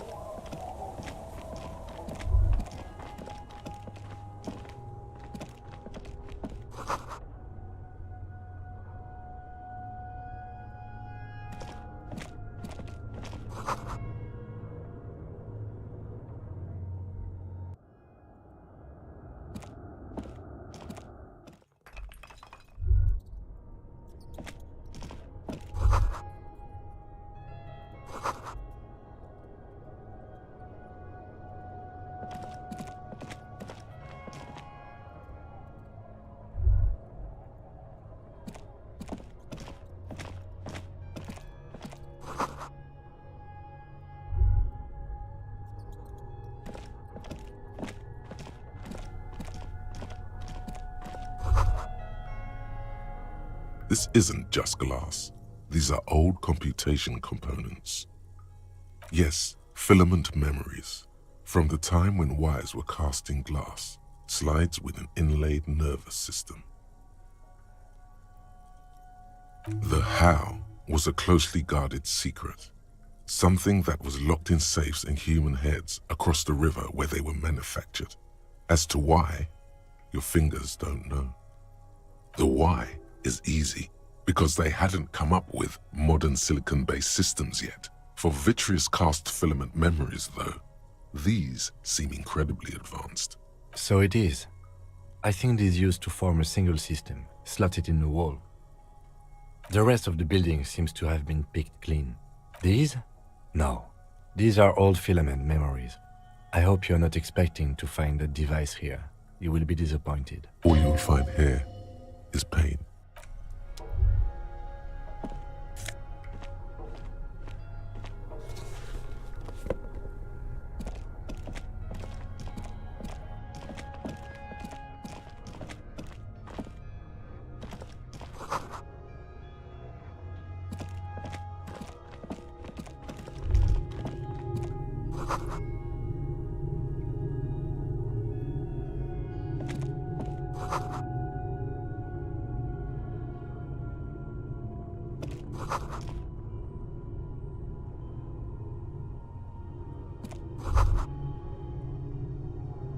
Could this have been the killer's hideout? And this narrow window, the point of origin of the shot that killed the mercenary? This does look like an embrasure, a slit made for shooting out of. Outside the window, desolation. Snow falls softly onto the coastal sand, where it melts almost instantly. On rooftops, it lingers. It's a great place to hide, certainly. But there hasn't been anyone here in ages.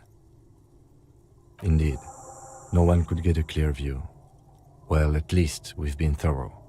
I like thorough. The lieutenant's voice betrays a slight disappointment, which he glosses over by reasserting control.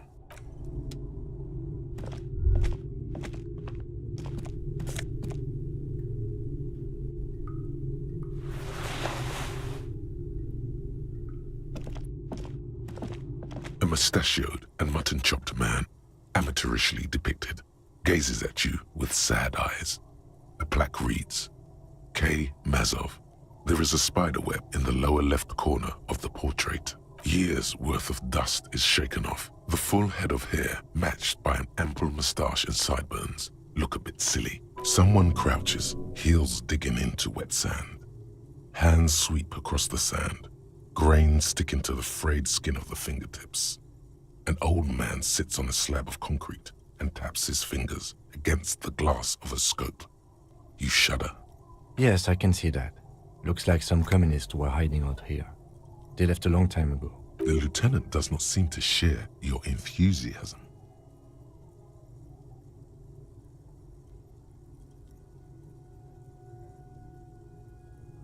We have found a lot of those lately.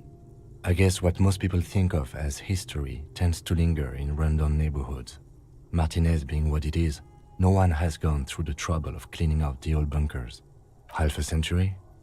This was probably part of the network of defense posts the communards built against the amphibious landing. I think the purpose of this bunker was to produce propaganda. It would have had radio equipment back then, but that's all been looted. Millions of depictions of Mazov have been produced. They're not all connected. Besides, that looked like some student. The youths always go for this kind of stuff. You mean like Ruby? No, I think we've stumbled on a piece of history.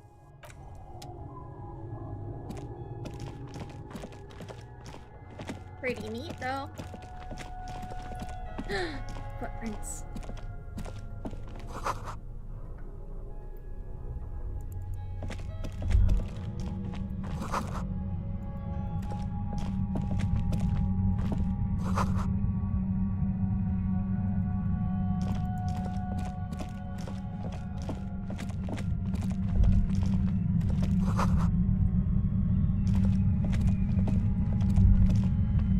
There it is again, like a swarm of hornets buzzing under your scalp.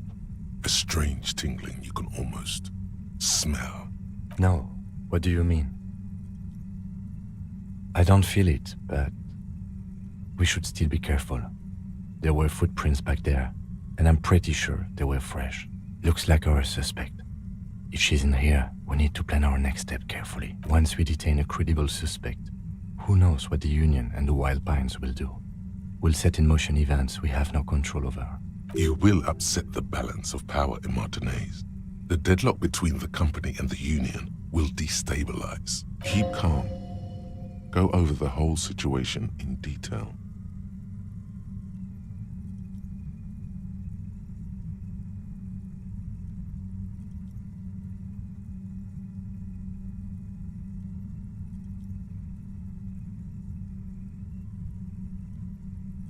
Okay, why not? Whatever goes down might also affect her. The Union is watching her closely now. You think we should finish running it now? Maybe you're right. It might not be as useful later. It's a minor point. Don't worry too much about this. There are bigger fish. Yes. There won't be time for that once things go down. Matter of fact, I don't think there's time for it now, but... If you must. You mean Morel? I don't see how cryptozoology and the murder investigation are connected. But the situation in the city will get tense for everyone. If it gets that tense, the amateur zoologists might not be able to do their job. You're right.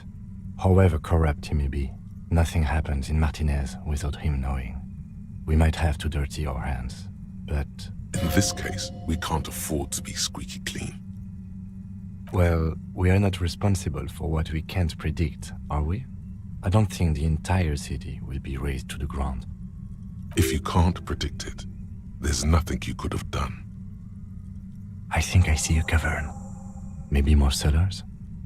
I think we've been careful enough. We still have the element of surprise. Or maybe not. Either way, once we go deeper, there will be no turning back. Okay, so let's not go deeper yet.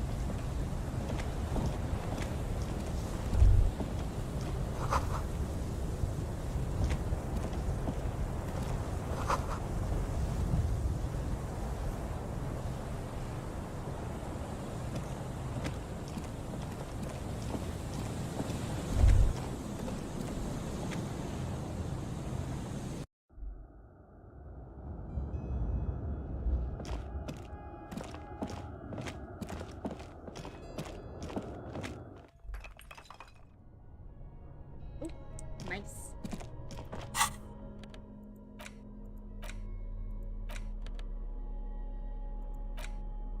You take the legal documents out of the envelope. A 12 to 40-month construction period and the zoning plan in the...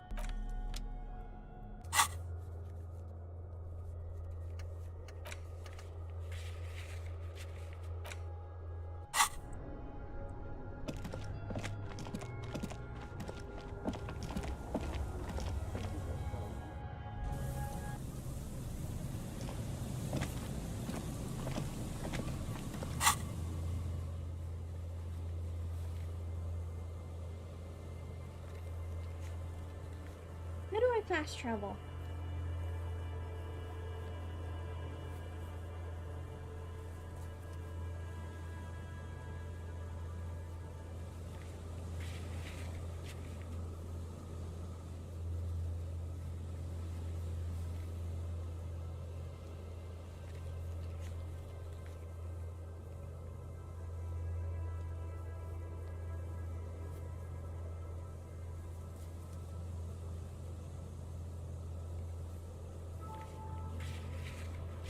It won't let me teleport. Must be a glitch.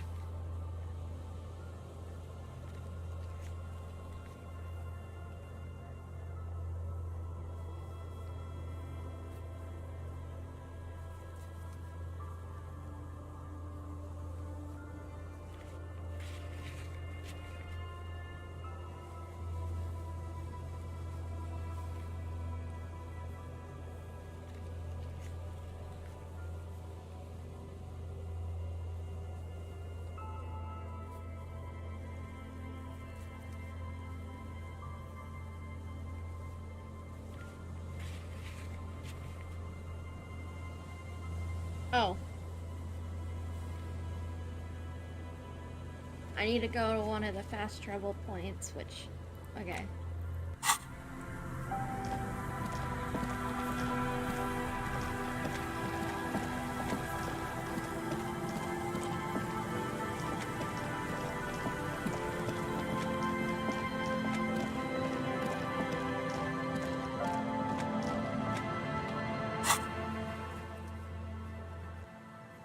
There we go.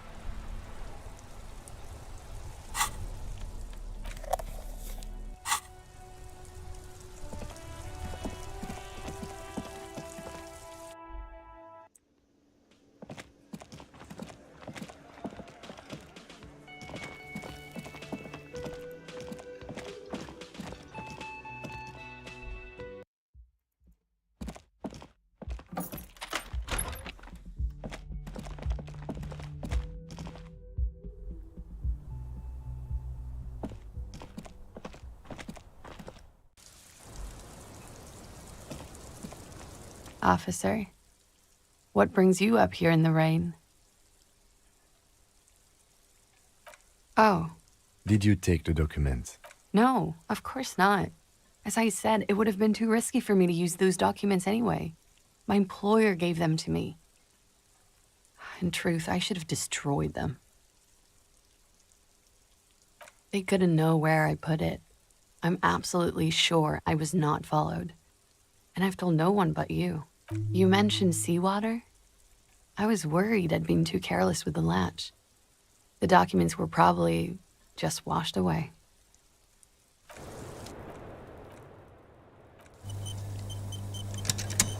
Officer, I really don't know, sir. I certainly don't feel like I've won. I feel like shit, sir. All the time. She smiles. A bitter little smile. She means it.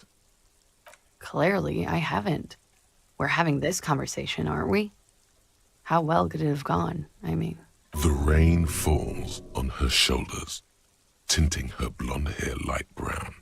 It smells of industrial pollution and brine. I'm stuck in Martinez just like all of us. I've been up here for... I don't know how long now. I like to call this my rooftop containment facility.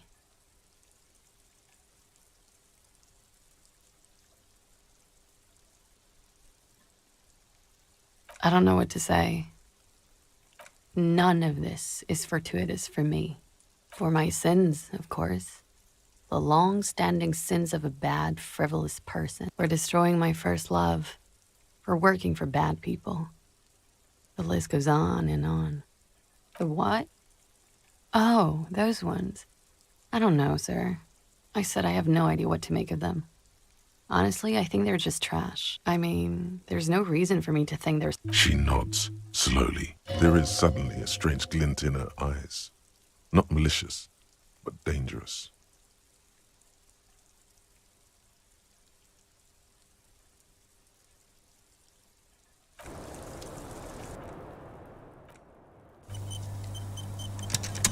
Officer, what brings you up here in the rain? The sky slowly slides above you, raining down.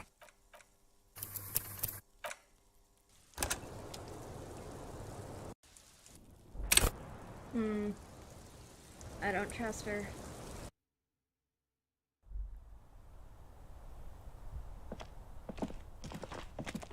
I don't trust how she messes with my Harry's head.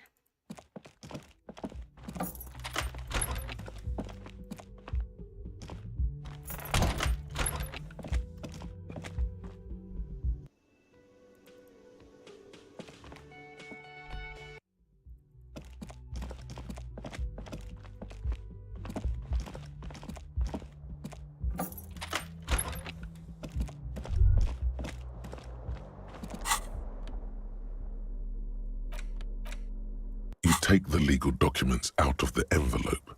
A 12 to 40 month construction period and the zone.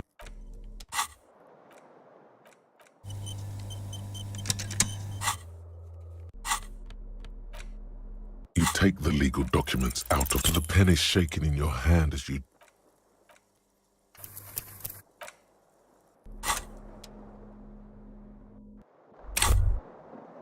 Cheese it.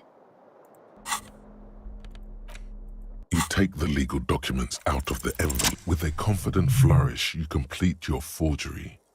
What do you see on the signature line? Indeed, they look distinctly different and very convincing. These might as well be their actual signatures. Good. Everard will have to start over with his scheming. When Isabelle and Lillian dispute the signatures, the document will be rendered null and void. Any halfway competent notary should be able to handle this. Not getting their actual signatures was probably the best thing to do. Now all we have to do is mail these. I think I saw a mailbox on the plaza.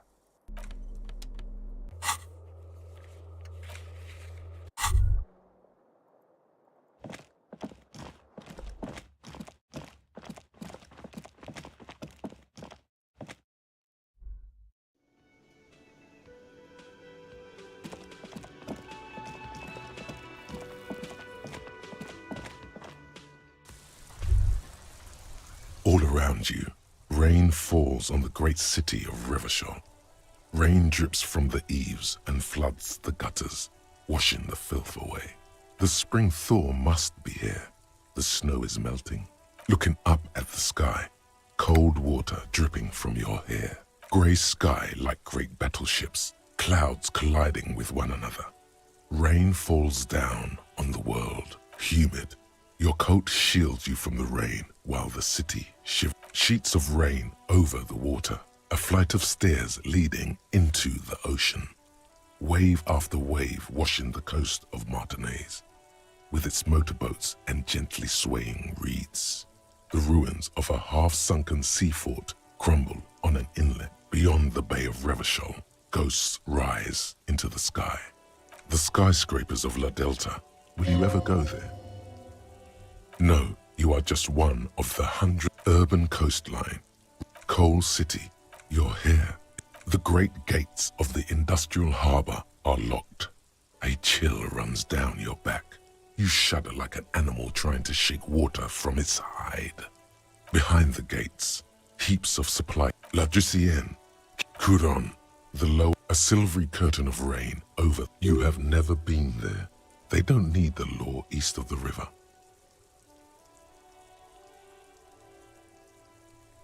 Capeside apartments. Tower blocks crowd one another. 4.4 hallways.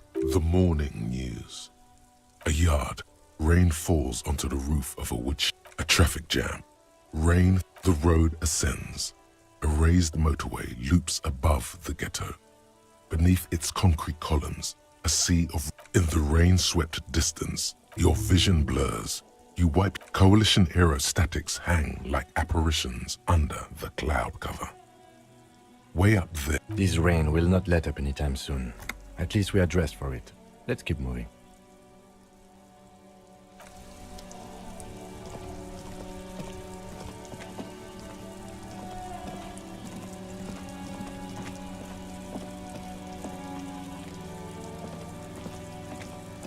The dented yellow mailbox greets you with its graffito and bullet holes in the front.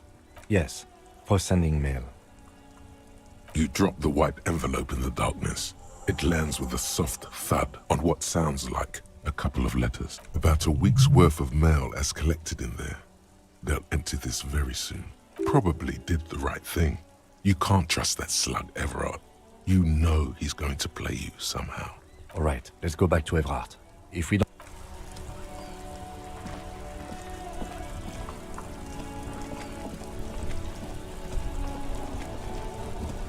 Inside, you see a set of steering levers, a radio microphone. This is Precinct 57. How may I assist you? Yes. It took some convincing, but I got the mercenary's name and a few biographical details. Are you ready? The lieutenant leans in to listen. No. That suit of armor was issued to an Oranese citizen named Ellis Kortenaer. That's Ellis Kortenaer. Exact date of birth, unknown. He was signed into the Lelystad County Neonatal Care Unit on 28th of February 09. He was found as a newborn in a leaf compactor near an abandoned farm. He spent 4 months in the neonatal unit, survived apparently, and was assigned to a foster family at 2. According to Clausia, Lele said his real name wasn't really his. Perhaps that's because he was fostered. This is what the ICP knows about him. He was raised by foster parents, entered the Eastbrand Military Academy in Vredefort at 17, then served in the Oranese forces till he was honorably discharged in 41, just a year before the Seminese conflict. Then the armor followed him to Seminine, or at least I assume it did. And that's it. There are no records of his employment in Crenel, or any of its other incarnations, or him even entering Revachol. None, officer. Sorry. It's a garden tool used to press leaves into these cubes. It's a detail the hospital had, the only detail in these files. So I thought it would be good for you to know. It is. Thank you, Alice. Even that is a small miracle. These organizations usually double-check their inventory. Thank you, Alice. Great work. No problem, Lieutenant. A compliment from Lieutenant Kitsuragi. Not bad. A name. This is very good. Ellis Kortenaer. Sometimes police work is about human dignity, about giving back names to anonymous victims. I'm glad the inquiry was helpful to your investigation, officer. Did you have any other questions? I'm afraid they're closed. It says here that the... We should try again during... Anything else, Detective? 57? In the cabin, you see as...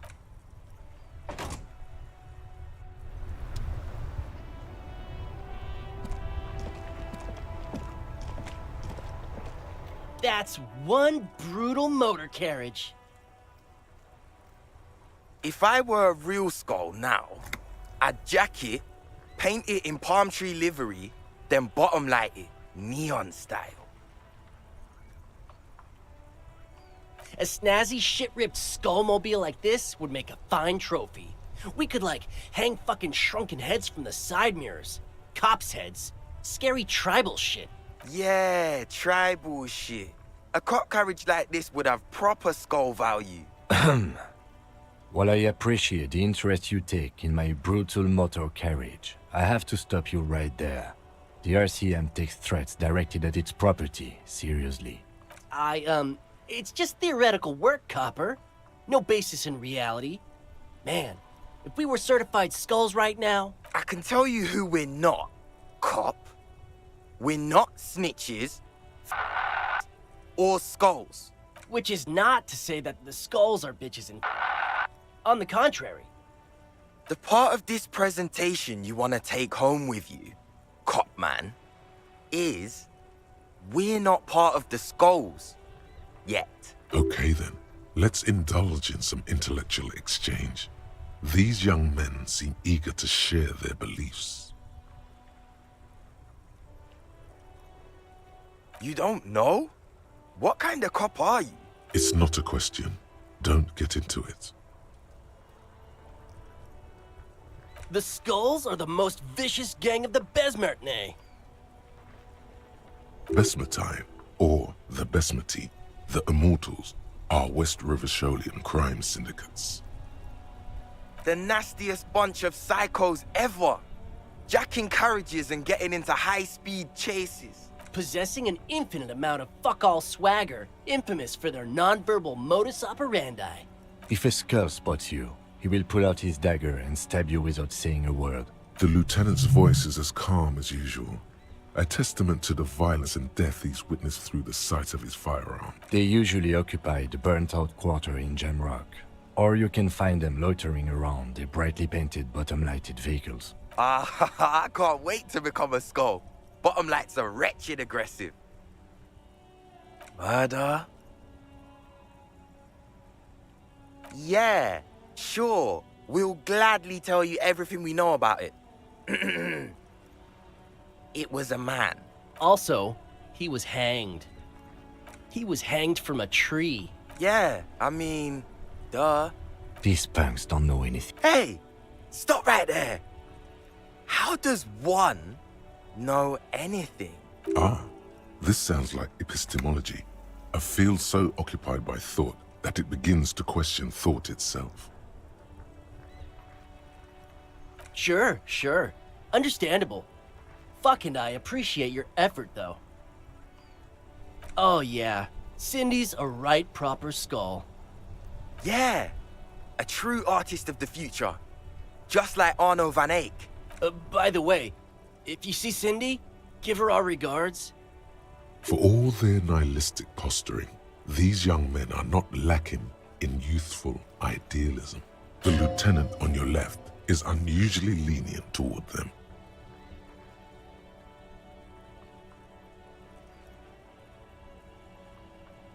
Oh man, yeah. We're not fucking kids, man. Be wary of the abyss.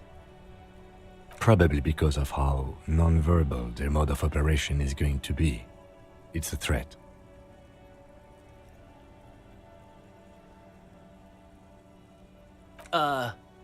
That's right.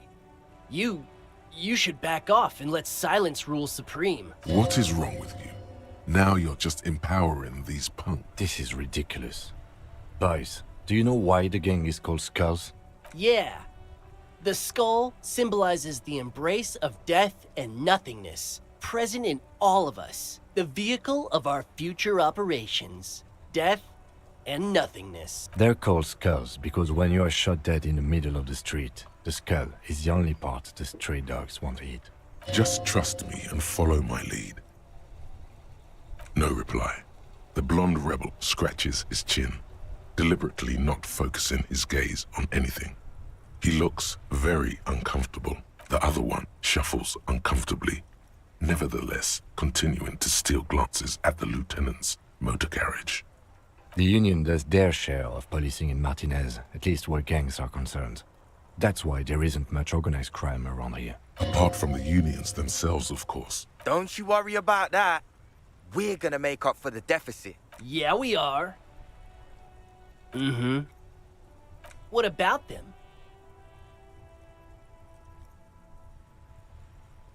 Like I said before, many men keep searching for the one, for so-called true love, which is actually just obsession masquerading as kinship. The thrill of the chase, the hollowness that fills your chest cavity after catching it. To catch a fish, you'll need to hurl the lure many times, and even then it isn't certain that you'll get anything. If you blow up the lake, though, you get more fish in a shorter time. And, for time is of the essence and fleeting ever so quickly, one must think of a way to fuck the whole world and not get caught up in fucking someone. Because when one fucks everything, he fucks nothing. And that, to me, feels glorious.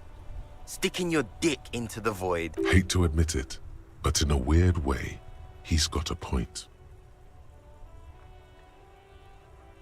Mm-hmm. Weirdos.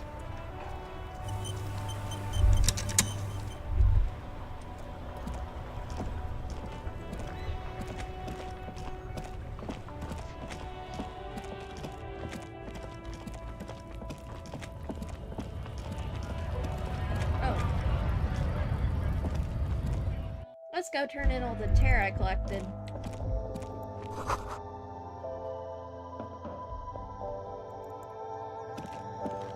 The tear machine stands in the... Your bottles clunk into the machine, and...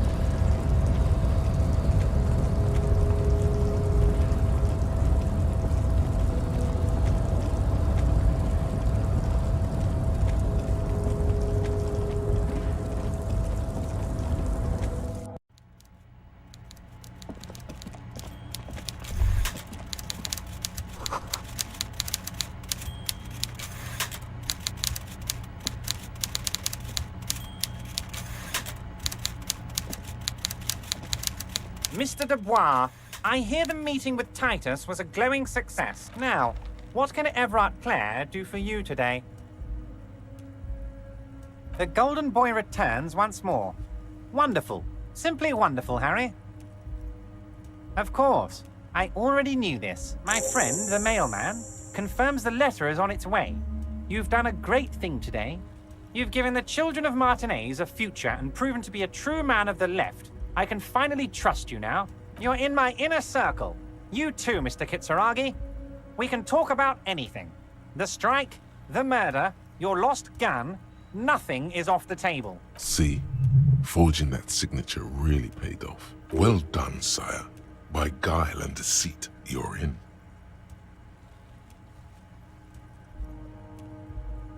Harry, I've got to be honest with you. Your gun was found 2 days ago.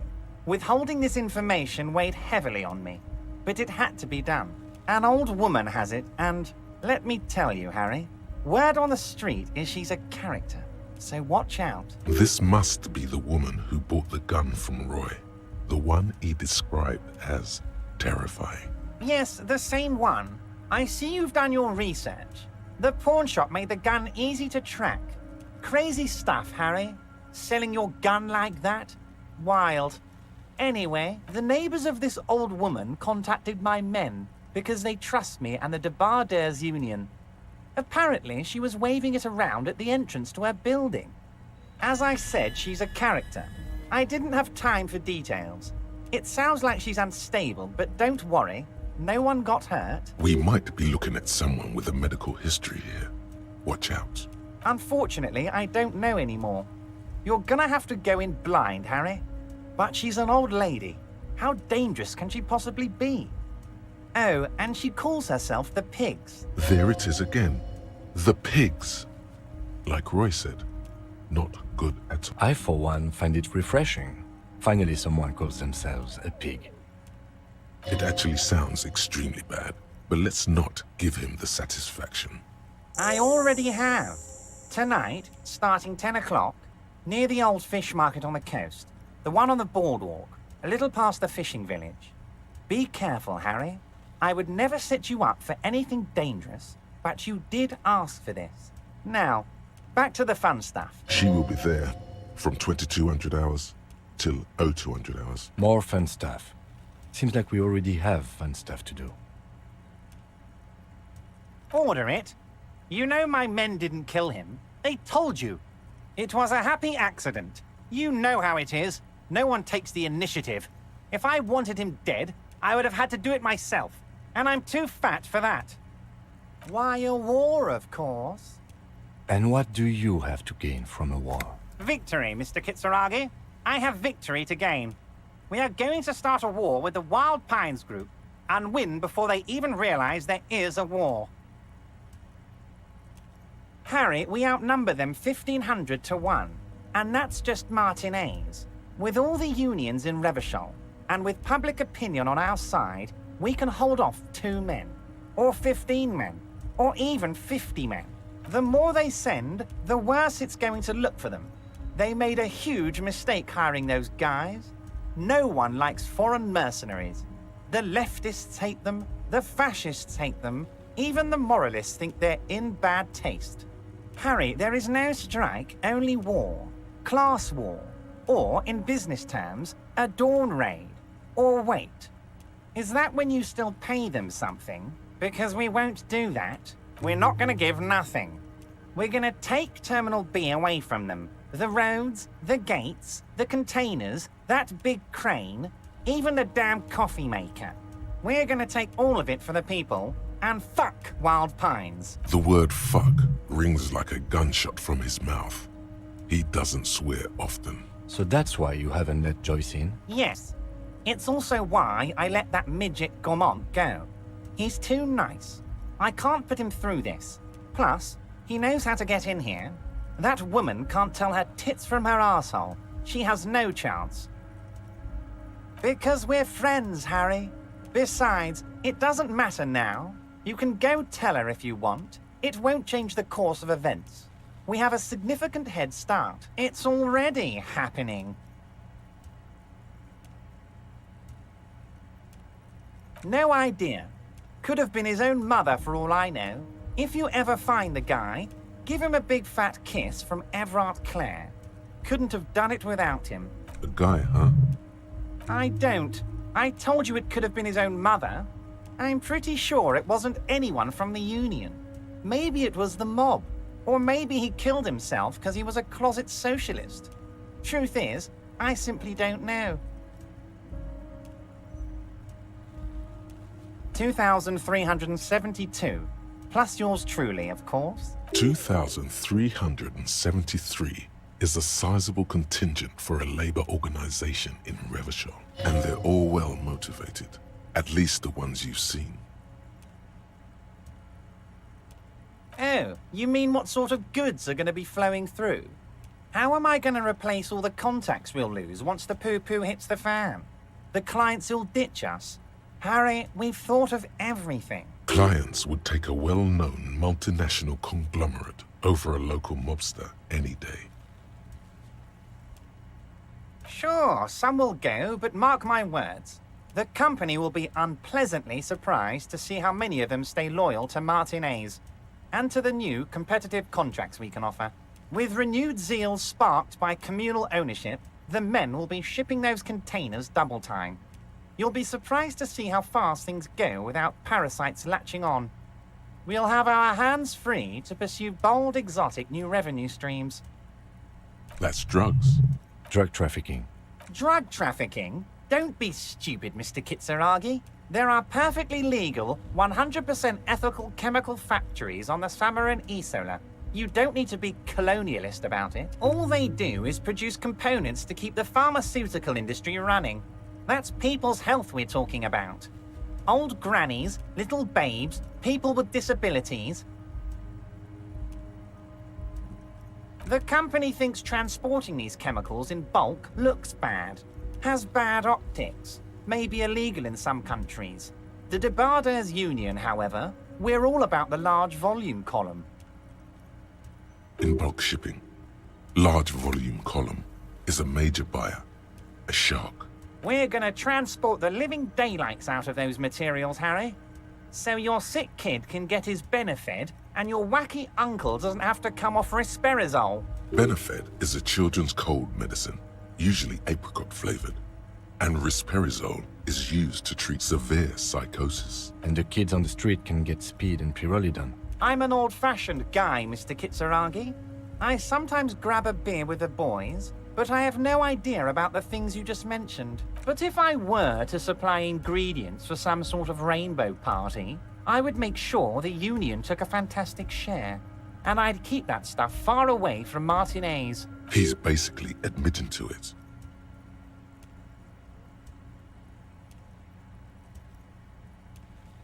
Harry, if I was supplying raw materials to drug manufacturers, I would need an army of rubies. Understood.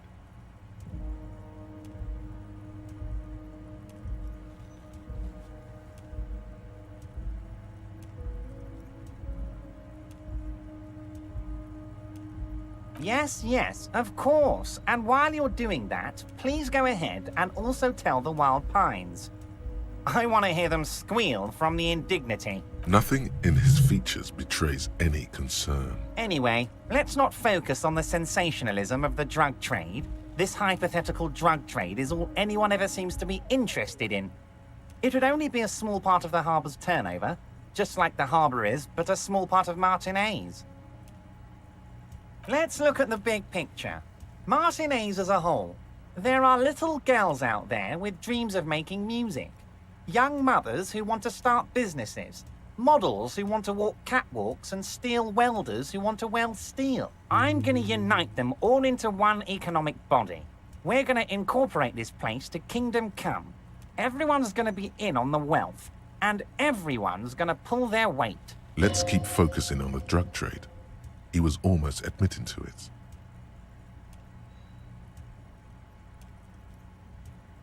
No, Harry. That's boring. All right, it's gone. The hypothetical raw materials trade is off the table. It's such a small and insignificant slice of revenue, I'm cutting it.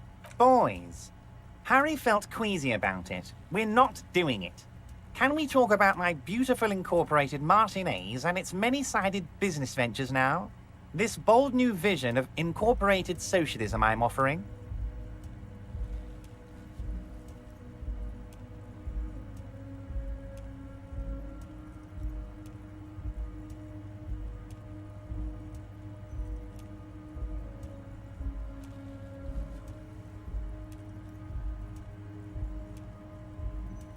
Harry, the length you're willing to go to keep your nose clean is remarkable.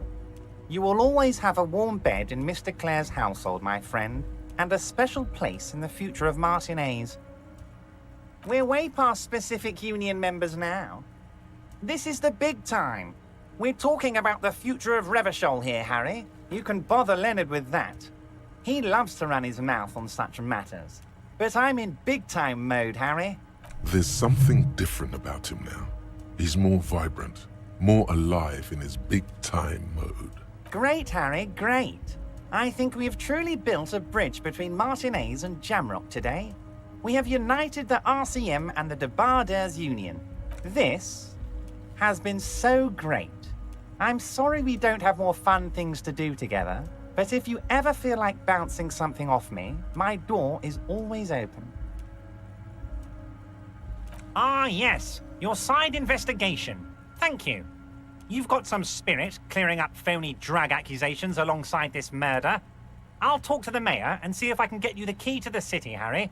Now let's talk real business. Actually, Revachol doesn't have a mayor. He refuses to discuss it further. It's probably just a small nuisance to him. Not even a speck of anger in his voice. That's that then. My dear Harry, there are literally millions of Harry, you... Smooth talking. Date of birth generator. You were born in the year 07, in the last year of the commune of Revachol, right before it fell, in the old military hospital on the ground floor, where people usually came to die during a snowstorm. The revolution had about 1 year left to go, and the fires were still burning bright. There were explosions in the blizzard. This was 44 years ago. You are 44 years old. The bloating might never leave your face, but beneath it, you still have some years. You still have some hope.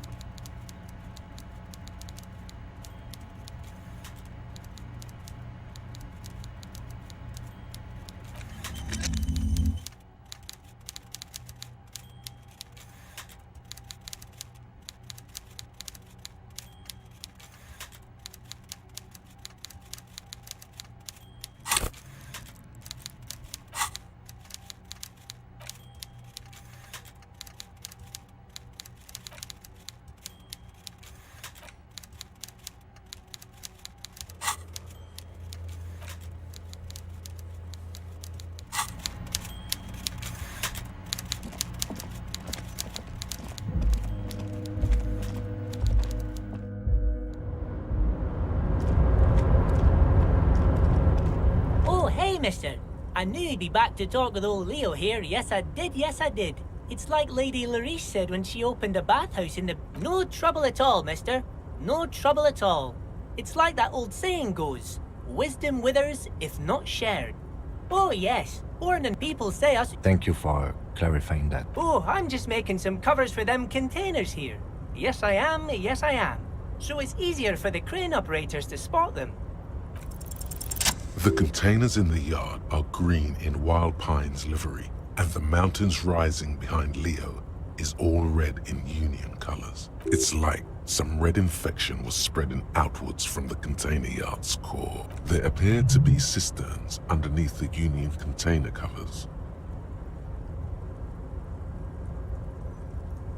Yes, they are hiding it from the inside.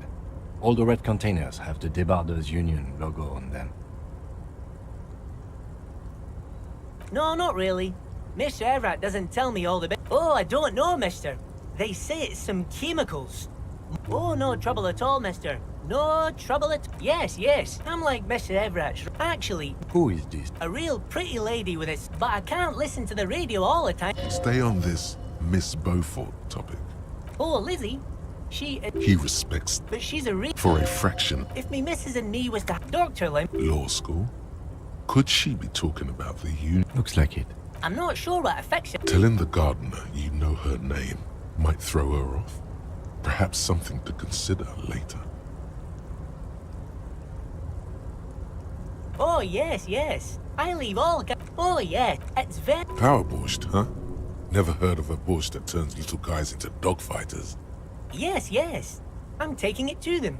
The borscht keeps them happy and in fighting spirits. Makes you all warm inside. They brew it in the... Oh, the whirlings cook. Oh, sure, miss. He didn't actually understand what you meant. And now he's just nodding along. Oh, that one. That should be empty as far as I know. Lots... Told you. Mr. Everett doesn't really want me to talk to people about union guys. But who did you want to talk about? Mr. Edgar is Mr. Everett's brother. He looks a bit younger, he does. But a very smart fellow. Very smart fellow indeed. He's away on some union business. Not even in Revershaw, they say. All kinds of places he visits. Him and his brother both do when they're on a vacation. Right now, it's Mr. Everett's turn to look after the union. But last year he spent a whole winter in South Africa. Left with the first autumn rains and didn't come back before the trees were green again. South Safari. A lot of bulk chemical manufacturing going on there. A lot of cargo shipments being made, too. He's a union man through and through. Good guy. He's very calm, laid back, doesn't do much, talks to Everett sometimes. Honestly, I don't know what he does for us, but it must be important because everybody likes him. Yes, they do. I think that's what he does. He makes everyone feel a little better. Whoa, he's really something. He doesn't talk much to me usually, but when he does, I don't really understand most of what he's saying. Actually, I don't think he would like me running my mouth about him like that. Once he said he's a dragon to this mob fellow who came picking a fight with some union men. I think he really believes Jean-Luc was a dragon because he ran right off. Another time he almost killed another guy, but I shouldn't talk about that.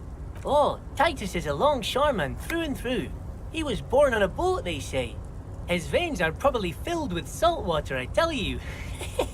Nice friendly sort, old Titus is. I'd best not. I mean, I could, but I don't think Mr. Everett would like it very much. You better ask him yourself, mister. The night guard. Ooh, he's a peculiar fellow. He's the strong, silent type, you could say. We talk all the time, but I don't really know much about him.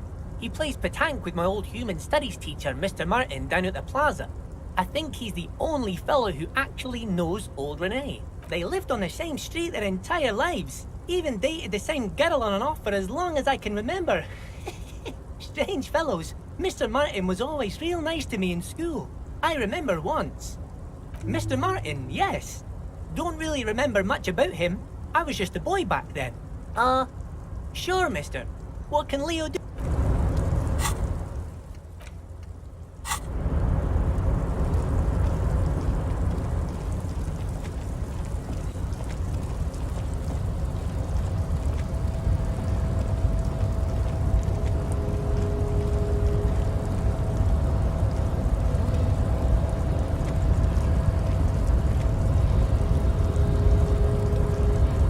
Rusting control panel with no screech of metal when you push the button this time. Only silence as the crane...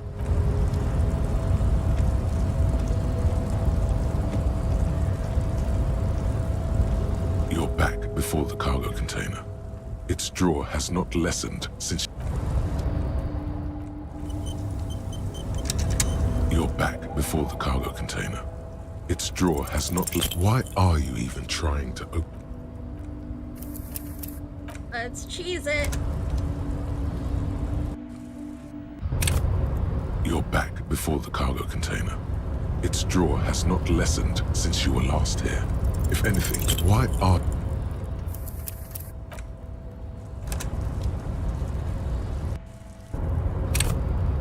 You're back before the cargo container. Why are you even trying to open it?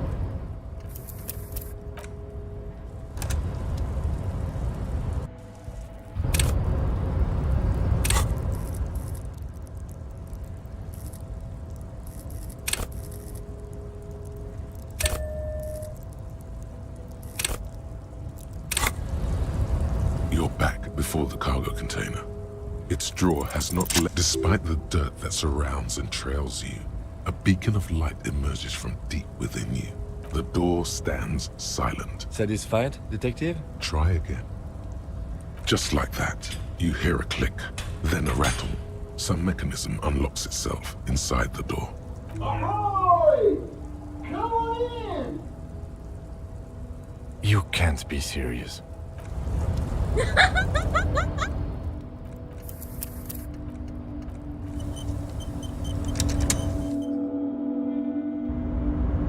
Whoa.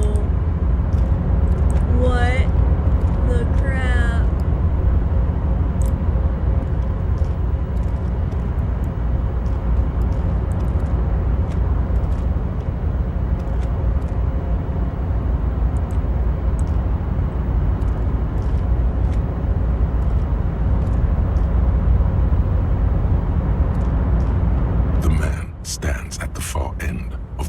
shipping container. It's hard to say anything more about him.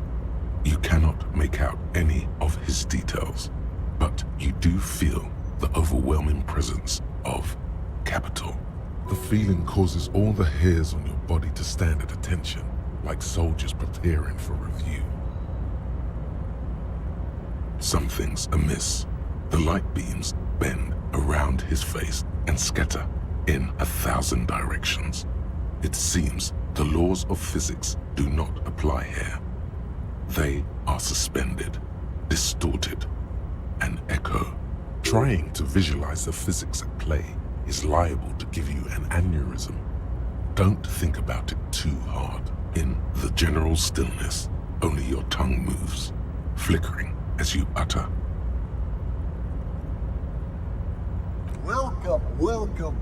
Not too much actually. Just pleasantly surprised to have company today. You can't hear him exactly, yet you're able to understand every word he says. It is very strange. An overwhelming hum covers everything. Voice doesn't escape from him. Now, what can I do for you, gentlemen? Who am I? Oh, I haven't been asked that question for such a long time. I don't meet a lot of people outside my circle these days. Anyhow, my name is Rustam Diodor, investor, license holder, and extremely high net worth individual. And you are? Mr. Diodor, I am Lieutenant Kim Kitsuragi of the RCM, and this is my partner. Pleasure to meet you, Harrier Dubois. I must admit, the name suits you very well. Traveling. This is a great way to get around. It's fun, it's safe, and it gives me lots of time to think. By the way, let me now ask you a question. Where are we exactly? In the very, very early days of colonizing this archipelago, the kingdom of Sirens, a precursor of a modern Sur-le-Clay, used to own the city of Revachol, an obscure detail in the bigger picture, but still worth dropping. A fellow history buff. I myself am currently reading up on Franco-Nigerian era trains. Very interesting stuff. It's a shame I can't get out and explore myself. One of the downsides of being an extremely high net worth individual is that mobs of low net worth individuals are constantly banding together to ask for money. There simply aren't enough hours a day to handle all the handouts. It's like feeding seagulls.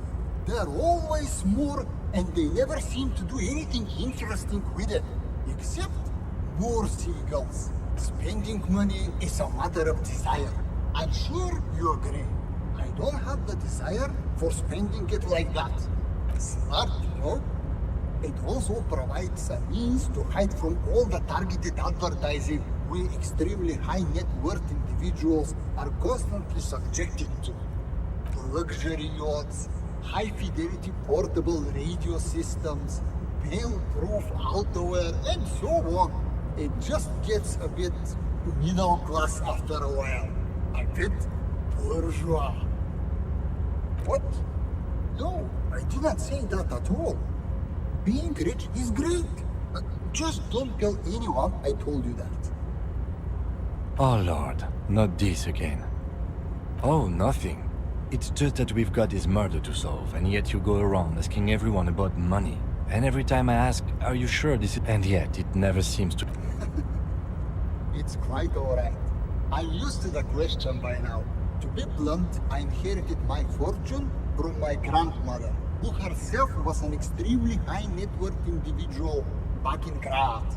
All I did was take her fortune and invest it prudently. Believe it or not, it takes more than a bit of skill not to blow a vast fortune on sailing boats, bad choices, and unsupervised state policy. And blow.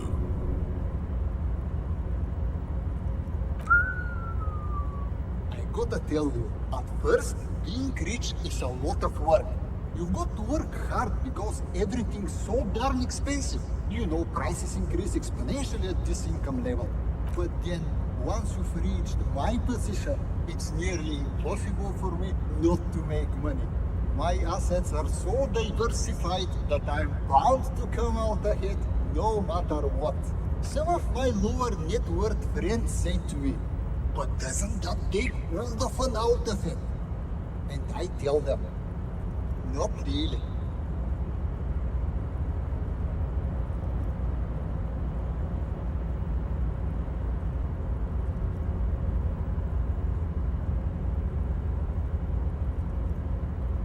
Sure, and they benefit when I buy things to stimulate the economy. Do you know how many jobs it takes to build and maintain a racing yacht? Dozens, at least. Of course, in the future, it will all be automated. But my point is this. Every man gets what he earns. It's the height of tyranny to take that from him. Capital makes one speechless, does it not? Blinds like the sun that rises from beyond the horizon after a gloomy winter. Hey, all this talk about money has made you lose the thread. What is going on with the light in this place? That's what you need to ask him about. What do you mean? Are you talking about my chin? Oh, that's what you mean. Yes, I've heard of this effect, though I've never witnessed it myself, of course. It has something to do with our Weiss-Wiesemann coefficient. The Weiss-Wiesemann coefficient is a ratio designed to reflect the difference in net worth between individuals. When the coefficient is close to 1, or 100%, it means one person possesses all the net worth. Among that group of individuals, it's been observed that when the Weiss-Wiesemann coefficient reaches about 0.96 or so, the laws of physics begin to bend around the high net worth individual. Among other things. But calm down. I'm but a lowly single-digit billionaire. No, not really. There are actually quite many digits. I see nothing of the sort. To be frank, all I see is a gentleman who is unusually well dressed for Martinez, in a cargo container, which I admit is odd.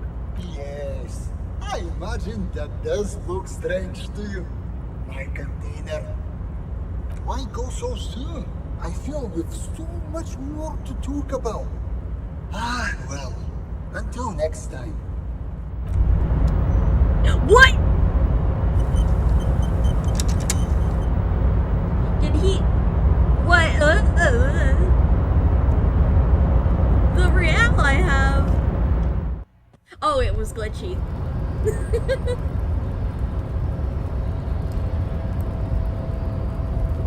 Man, that was so weird.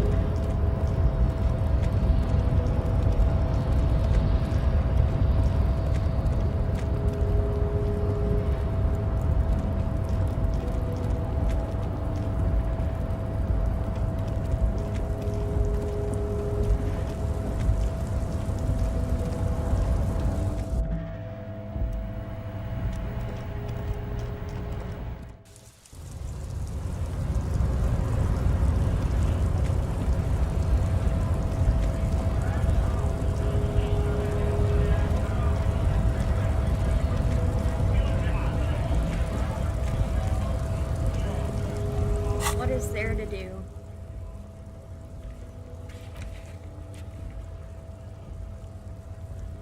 Oh yeah, I can call the library now.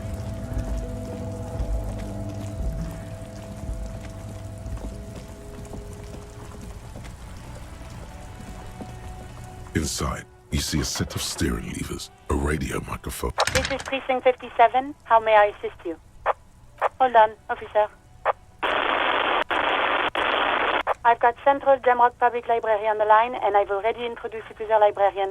Connecting the call in 2, 1. Yes, this is Central Jamrock Public Library here. How can I help you, officer? He sounds worried, yet ready to assist. This is how people get when the police call. Billy Majon, you said. Give me a moment. I'll have to check our database. On Moreau Drive in central Jamrock, in a darkened hall lit by orange desk lamps far away from the noise outside, a middle-aged man taps commands into an old radio computer. A printout falls on the desk. Behind him, a lonely reader scours some dusty bookshelves, looking for a paperback. Yes, hello. Are you still there? I found Billy Majon's home address. Is that all right? No phone number, unfortunately. They're too poor to have a phone line. Here we go, sir. Rue de Saint-Ghislain, 33B, apartment number 20. It's in Martinez, I believe. Cape Side Apartments, it says. That's all. That's where the smoker on the balcony lives, isn't it? It says here that they returned their last book just a few days ago, but I wasn't at work that day. Marie? Marie? Do you remember a reader named Billy Majon? They returned a Tybalt book the other day. Yes, it was my colleague Marie. She said that it was Billy's husband who returned the book. He also asked for this new sci-fi release, Lowe's Radio City 87, but we don't have it yet. Good. You have a name now.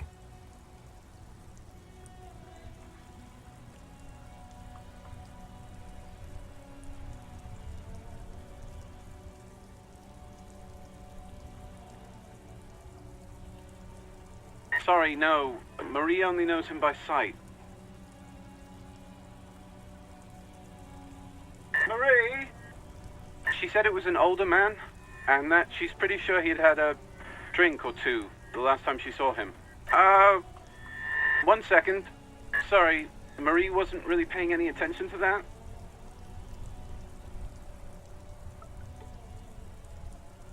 Marie knows Billy. She's been working here longer than me. Sometimes her husband returns some books for her. And then goes for a little drink later. On the lookout. Happy we could help. Goodbye, officer. Anything else you need from me? 57th, over and out. In the cabin, you see a set of...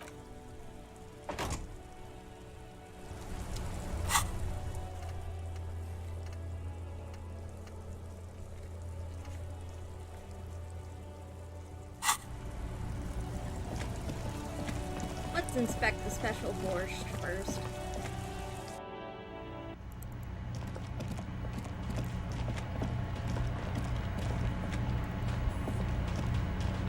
The man ponders his cooking utensils and gives you the mention of their friends.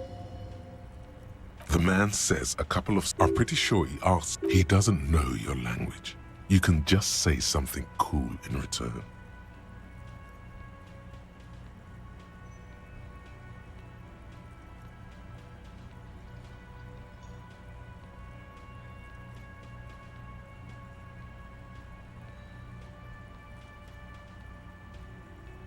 Just one word. Sounds quizzical. Then he awaits your answer with his brow arched. Horse need more vodka?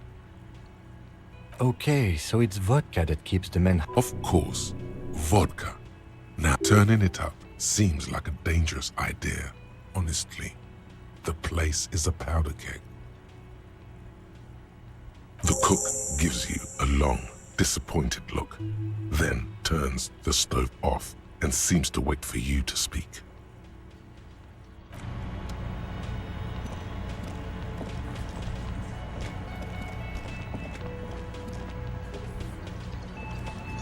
The Coppernado is back. What do you want? Yeah? What? Anything else you... Are you went over everything?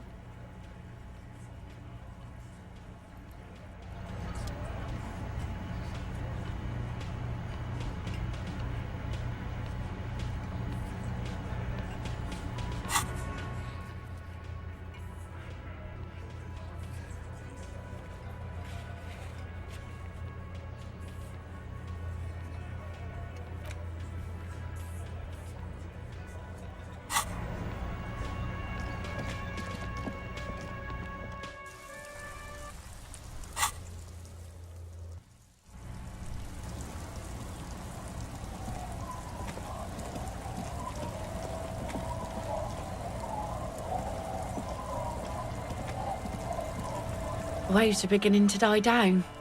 Look at those little bastards. Simmer down. Simmer down, bastards. Why does she care about the waves so much? What is it with waves and fishermen? We need to be out there with them, fishing, making a living. So I asked them to accommodate me. But until that happens, I can try to assist you the best I can. So, what will it be, officer? Oh? Who? Well, how can I assist you then, officer? Oh. That's good to know, I guess. Why is it in the sea?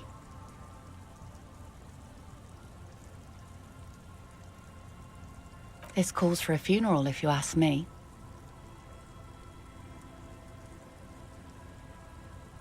Aye. Feels deserved, don't you think? Falling in the line of duty like that and all? Why odd? Our things are a part of our life world. They're made with our human sweat and they share human history. We should care about them as we care about humans. To some extent, at least. Life world? Someone's been reading up on last century Gotvaldian philosophers. Play it cool now. Oh yeah? You won't even be able to get it out of the water before early June. And where are you going to bury it? Who to invite? What music to play at the wake? Take it from someone who's been through a few funerals. It's easiest to just leave them there and let nature take care of it. That's all we have time for right now anyway. Come back here in June and see how you feel about it then. It's not like it's going anywhere. Yes, that is a pity. But for now, let's focus on the things we do get to do. Like the murder investigation, for example. You like the Kupri funeral idea?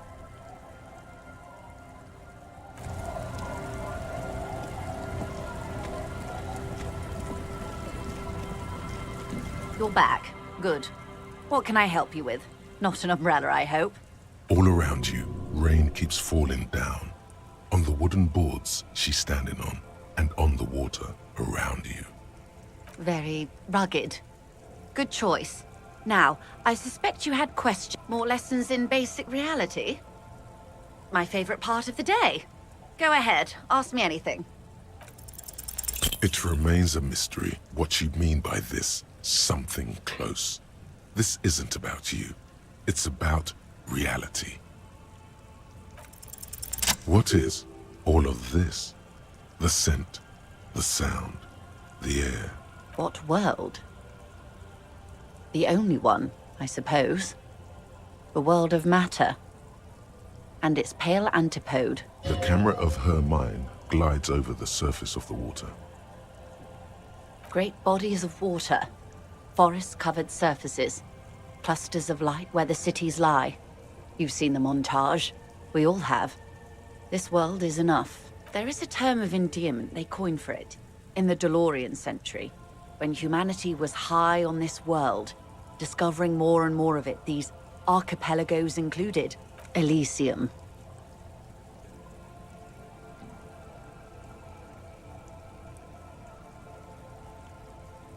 It does. There are those who would call it hell. A term of hatred that originates, like many such things, with the Mesk petro-fascists. Oh, you want a picture of the world? There is no complete set yet, dear. They're having some trouble reaching orbit. Great things are difficult to achieve. For now, we're viewing the world from the inside, sideways. That's looking less and less likely, Detective. You wouldn't know it from the tabloids, but the ORG nations have been launching weather balloons into the lower ionosphere since the 30s. ORG, Occident Revachol Grad. There's a steadily increasing trickle of images. Between the big three, they're piecing together a dark grey corona. Yes. Pale covers 72% of the surface. There are grey flares and prominences, even arcs above entire isolas. The images are blurry, but if there was a sphere in there, it certainly looks like it fractured a long time ago. A cold fear seeps into you. They say there is a rarefied envelope of matter surrounding the darkened disk of our planet. That is, if we are still living on a planet. Or, to speak more plainly, imagine vast swathes of land disrupted by nothingness. I am sorry, dear. It must sound quite terrifying through the acute encephalopathy. Even scientific positivism isn't entirely convinced about what we're dealing with here. But this is one of the greatest questions of our time. Maybe when they get the complete set together, it will jolt us out of our rut, bring us together, however naive it may sound. You have misimagined it. I don't have the power to convey to you the effect and geometry of the images that depict our world from below low orbit. It's like the crowning of the world. It's insane. Very disco. You'd love it. See? Everyone finds something worth holding on to in this world, however wasted its opportunities. So the entire world is Disco Elysium. The cold seeps into you. The air is heavy with 80% humidity. Suddenly, you're conscious of yourself standing there, on whatever this all is. Your arms hang down by your sides. The lieutenant observes you both, silently. He adjusts his glasses. The Pale is not, technically speaking, part of reality. Yes. Also, I think we've had enough excitement for today. We do have a case to attend to. His voice is low, but firm. All she can say is, Of course, Lieutenant. Let's try something else. Ma'am, remember you are dealing with a very sensitive and impressionable police officer who is still recovering from a recent medical episode. The Lieutenant's right. Let's change topics. this is not going to happen with the lieutenant present, unless you can convince him to step aside. Is what you want to do. But should you? He expressly stated you shouldn't hear about it. What if it renders you mad? Or catatonic? Or makes you lose your memory again? Yes? Glad to have been of assistance.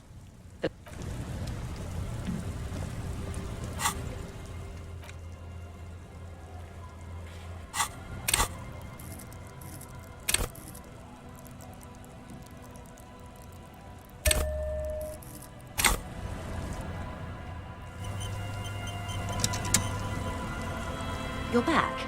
Good. What can I help you with? More lessons in basic reality?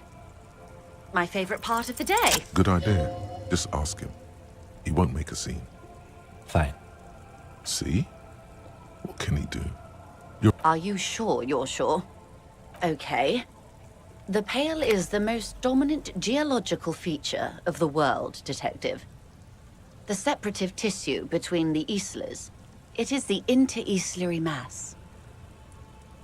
Isla is a Messinian word for a continent of matter, enveloped on all sides by the Pale. Also, isolation, or landmass. We used to believe there was only one. In the last 4 centuries, we have discovered 7. Mundi, Seol, Samara, Ilmara, Grad, Katla, and this, Insulinde. An oceanic isla.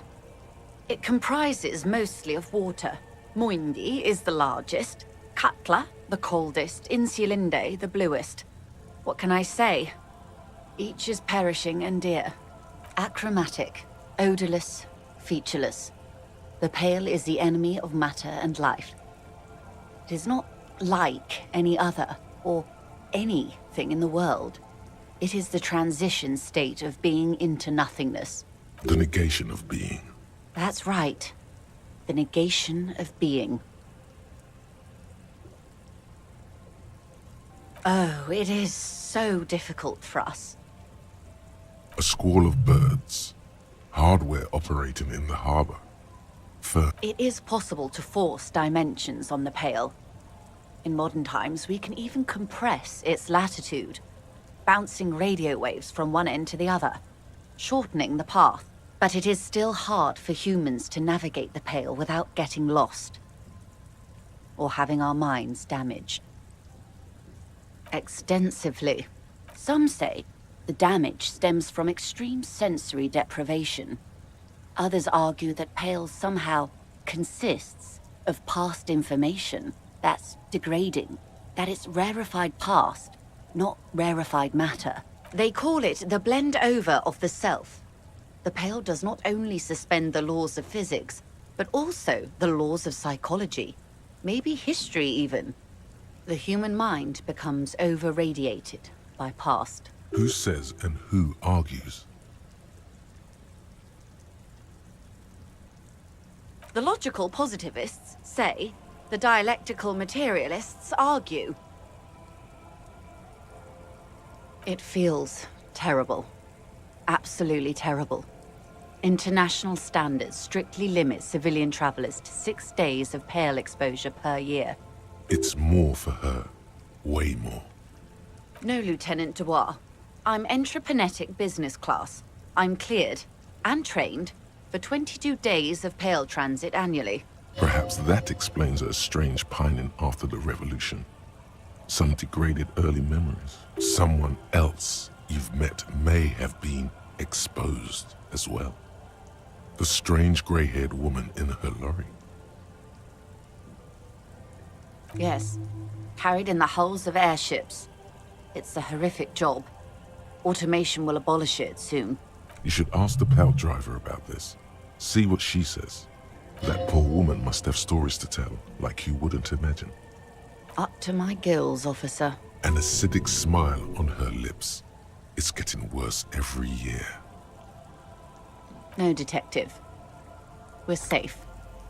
It begins there, 6,000 kilometers to the north, and even more to the south, east, and west. You are in the middle of the Isla. As your gaze instinctively turns north, a small black pit opens up in your stomach. Yes. That is enough.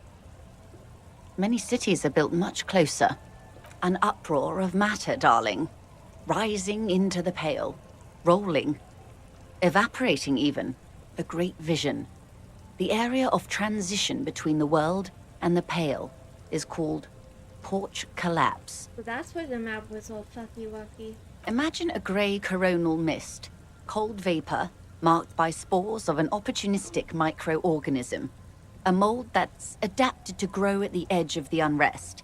It's the most disco thing you will ever see.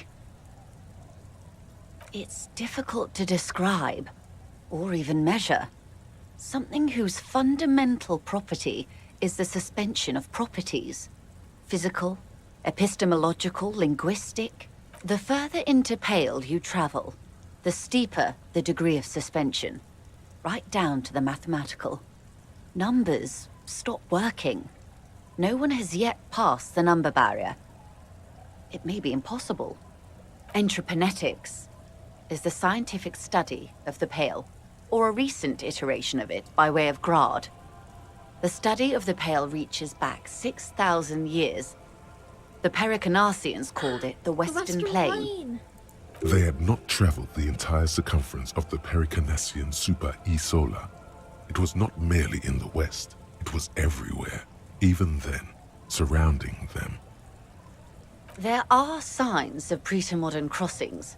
Successful navigation of the Pale relies not just on technical know-how, but intensive psychological preparation.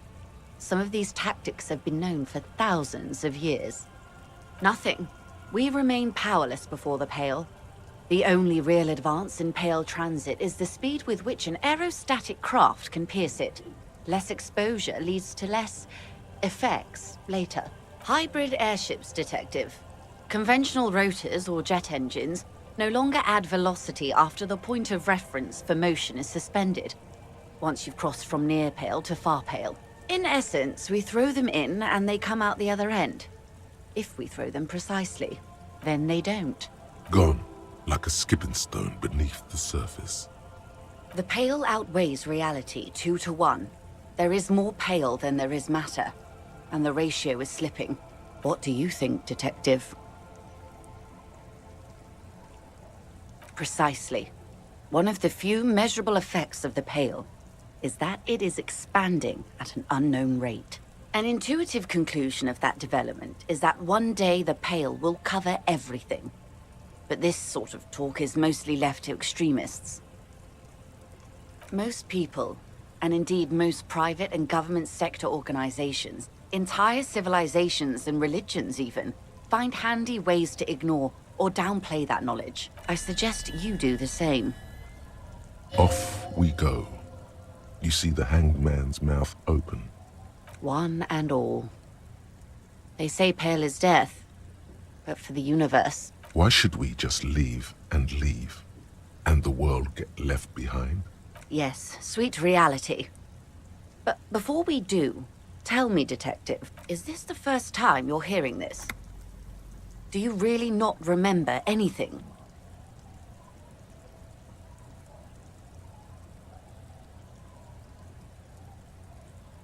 Then tell me, what do you think of the Pale?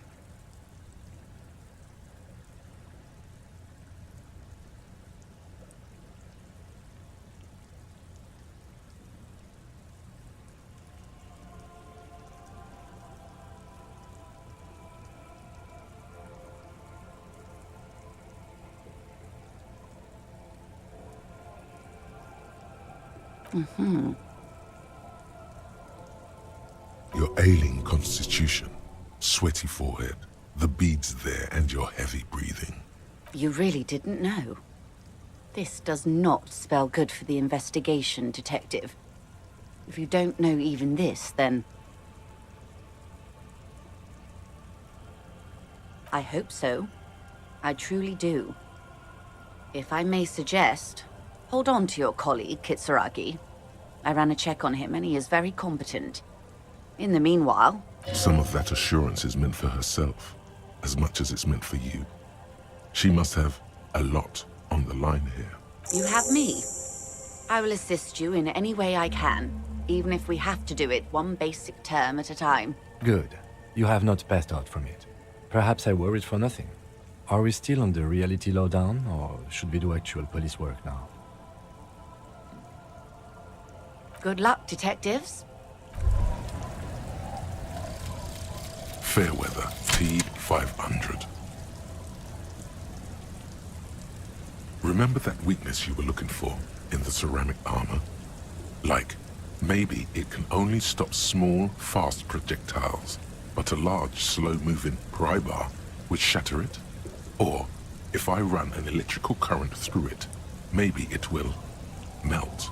Or, personal favorite, frequency something something radio weapon? None of that would work. You need to shoot the part of the enemy that doesn't have Fairweather T500 on it, because the armor itself is invulnerable. Good news is, so are the armor pieces on you.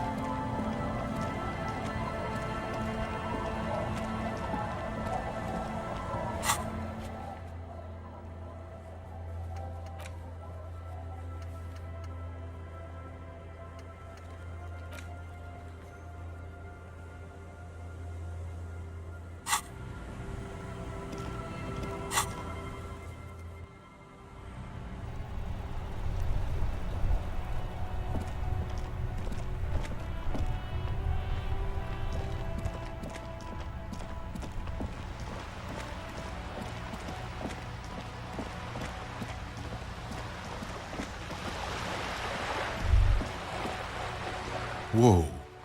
What have we here? A bridge with loose nails and rot-infested wood that creaks in the wind. A construction code violation if there ever was one. True. They never cleaned up the war damage. The rest of Revachol looks better, though. The bridge is fine enough. Locals use it all the time, after all. It's nothing to worry about. Shall we?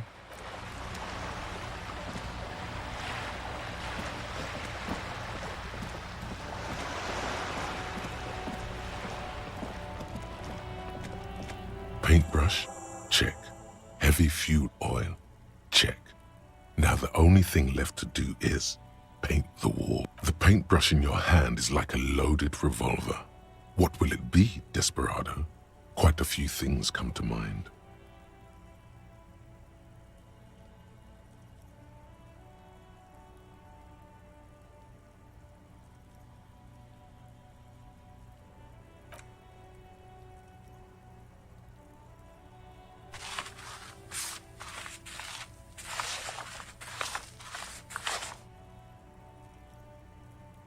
You've spoken.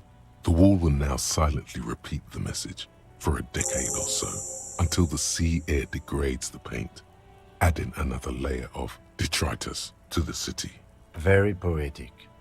Real poetry. Should we return to our murder investigation? I hear there's a really bad one we are supposed to solve.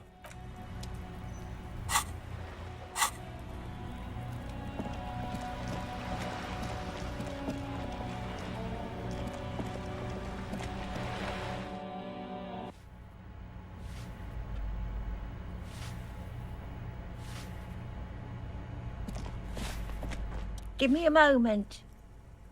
It's about Victor, isn't it? It's always about Victor with her. You'll find the Maisons in apartment 20 upstairs. It's one of those doors on the balcony.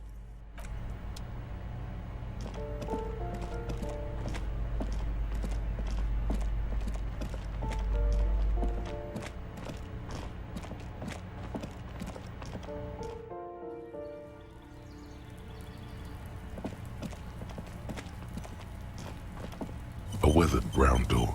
The number reads 20. Something smells good. Soup à l'oignon. The lieutenant motions to you to go ahead and knock. This is the door.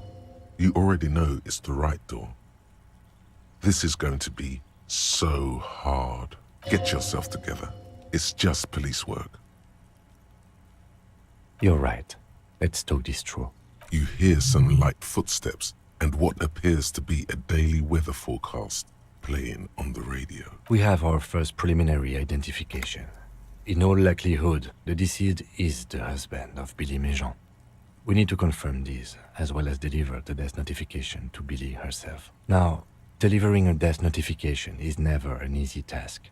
There's a reason why it's often called the most stressful part of our job. This is why it's usually done in pairs. You got this. I'll be monitoring reactions, ready to act if necessary. Dead? Just don't say that you know how they feel. You don't. Good advice. The lieutenant motions towards the door. Hello? Who is it? And someone turns down the radio. The police. A moment, please give us a moment. Tidying up. Nervously. There's fear in her voice. Come in, the door is open. Poor thing.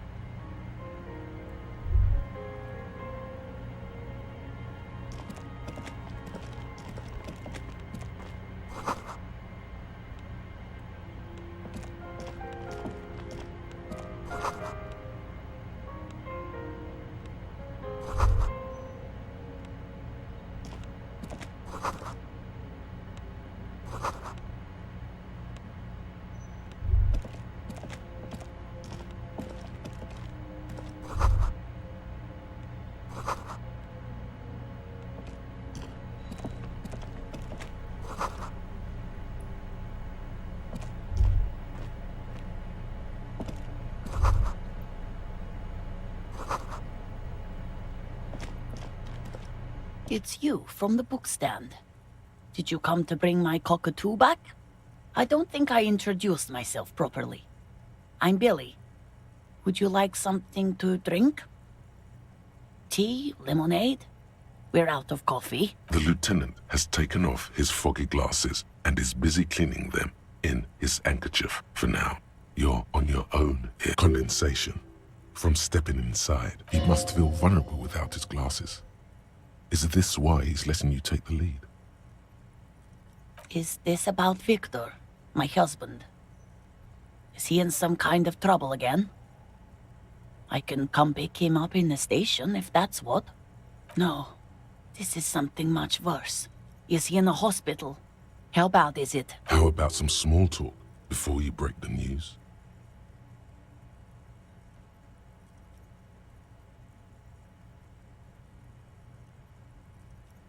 People got to eat? What is this about? Why are you suddenly asking me about my cooking? It's me, Victor, and the kids here. We have 2 daughters, Jenny and Jolie. Jolie is 16 and Jenny is turning 18 next month. The girls are staying at their friend's place tonight. And Victor is out. She swallows visibly. He has a problem with drinking. And so he disappears every now and then. He's probably in the parks drinking with his friends. I sent him to the library a few days ago, but I guess something came up.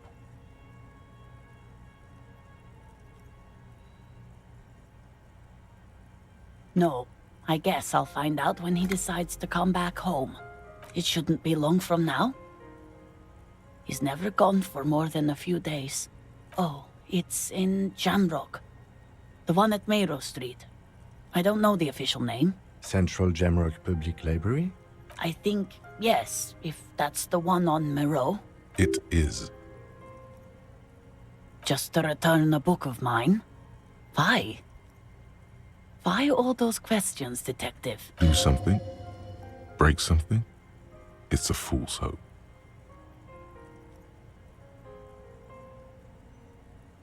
Yes. His old leather jacket.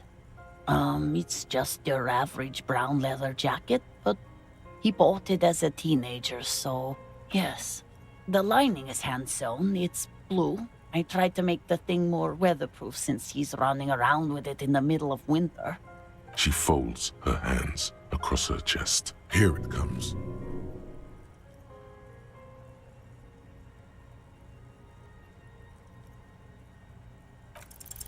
You've done this before. Just keep your focus.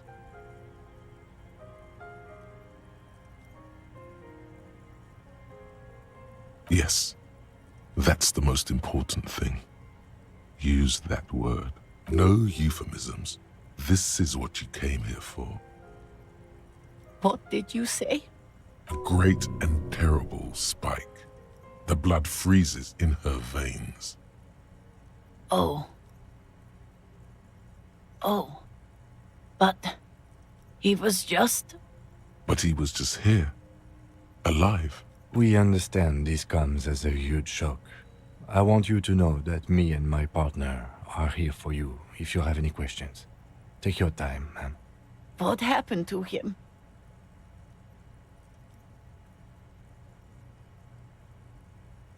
Was he drunk? I see. And you just found him there, lying in the cold. How long had he been there? If you say 2 days maybe, it will be etched in her mind forever.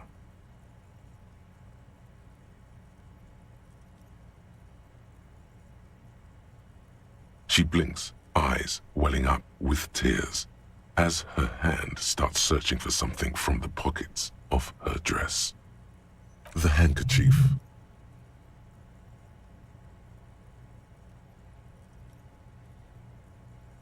Yes, thank you.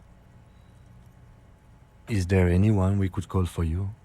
A friend, a family member, someone who could be here for you? No. I just need to tell my girls. It burns like acid. God. Should I call them? Should I tell them to come home? No. A day. Good. That's probably the right thing. Thank you. Just tell me, what do I need to do next? Where is he? Can I see him? We've taken him to the city morgue. The local coroner will be contacting you shortly to arrange the funeral. Here's his number in case you want to contact him earlier. Is there anything else that the RCM could do for you? No, I'll call you if something comes up. I'm still... Poor thing. Poor Billy. Thank you. Thank you for telling me. I'll call if... These are her last reserves of strength. Her muscles will give in soon. Already, she starts to shake. We should step outside and talk.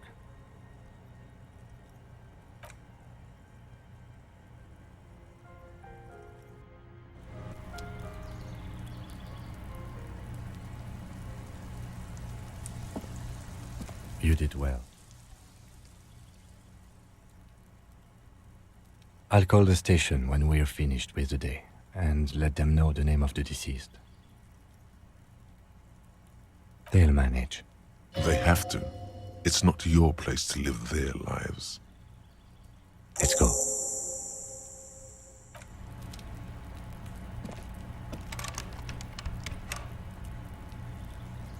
Poor thing.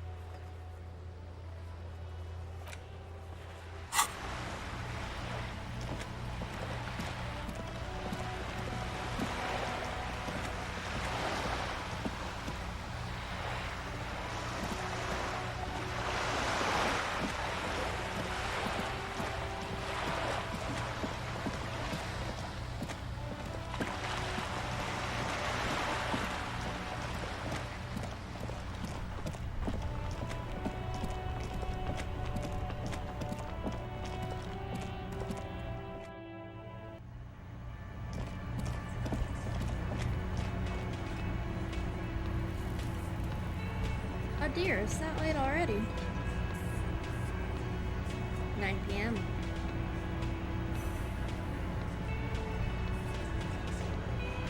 I started playing late. I can play a little while more.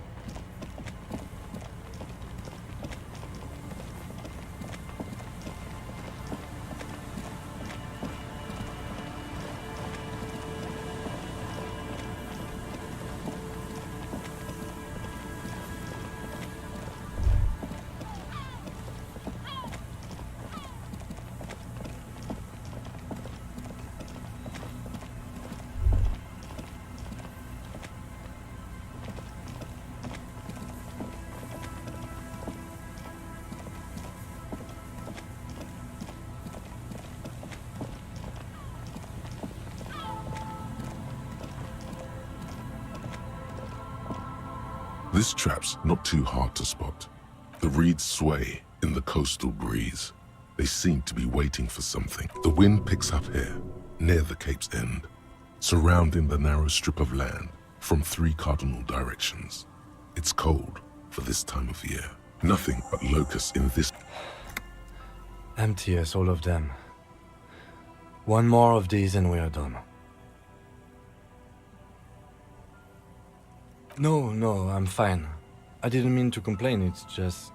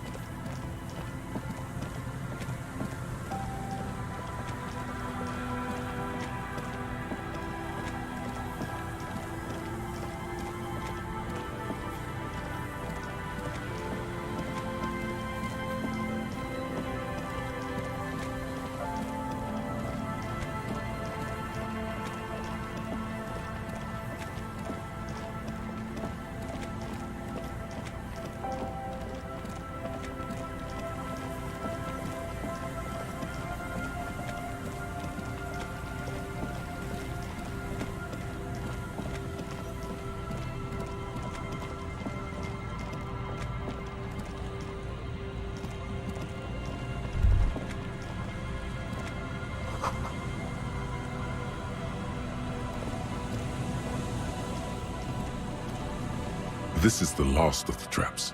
The one Morel just set.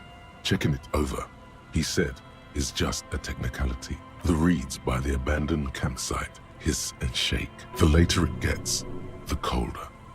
Remnants of the camp can still be seen in the sand. The fire that's gone out. You feel strange, somehow. The trap feels light and silent as you pick it up. Something is different here. No locust. No phasmid either, but still. Your voice echoes on the coast, carried by a gust of... Well, the bait worked on something. This doesn't mean it was a reed monster, though. Unless you see one in there, I just see an empty trap. The netting is a little untidy, messier than the others. Like someone or something picked the trap up and shook it before dropping it back down on the ground.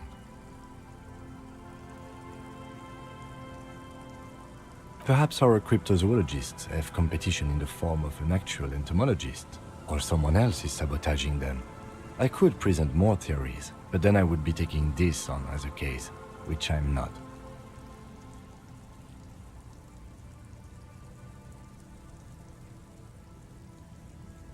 We did, sort of, promise to tell them, didn't we? A cold gust of air.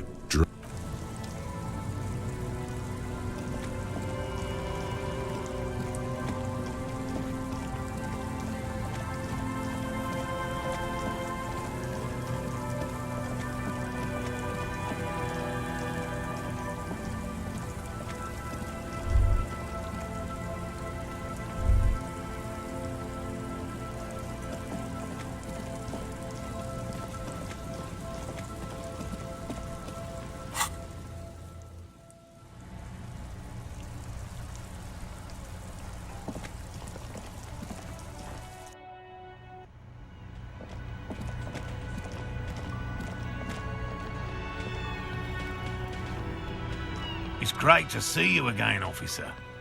My wife can't wait to thank you. Go on, talk to her. Oh, sweetie, I don't even know how to thank you for finding my husband and helping him out. I hope we haven't been too much trouble for you. Here, I want to give you a small token of my gratitude. It's a tie, Mesk in origin. The pin is an antique, quite special. The little silvery knob holding the tie together feels warm in your hand. It's in the shape of an avian skull, with 8 eyes. You could ask her about this when you get the time. It's probably a cryptid, but the phasmid, of course, is more important. You know, to hell with it. Let's have more cryptids. Of course, officers. Is there a particular cryptid you two are interested in learning about? No. It's the cryptid. Oh, yes. The eight-eyed teratorn, the largest flying avian ever discovered, with a wingspan of 11.5 meters. It was thought to have gone extinct 3,500 years ago. Some even doubted the fossils were real. A mutation, they said. Until... Mutation? All of evolution is a mutation. Until it was cited by renowned Gottwaldian explorer and naturalist Uwe Plattenkalk in 21. This renown seems a bit dubious. Your own catalogue comes up completely empty. But, of course, you are not all-knowing. It happened on a botanical expedition into the vast and unexplored Oamrau Canyon in southeast Ilmara. Dr. Plattenkalk got separated from his group during a sandstorm. The world's largest canyon system, sweetie. It's a barren waste east of the Erg Desert. An ancient riverbed completely dried up.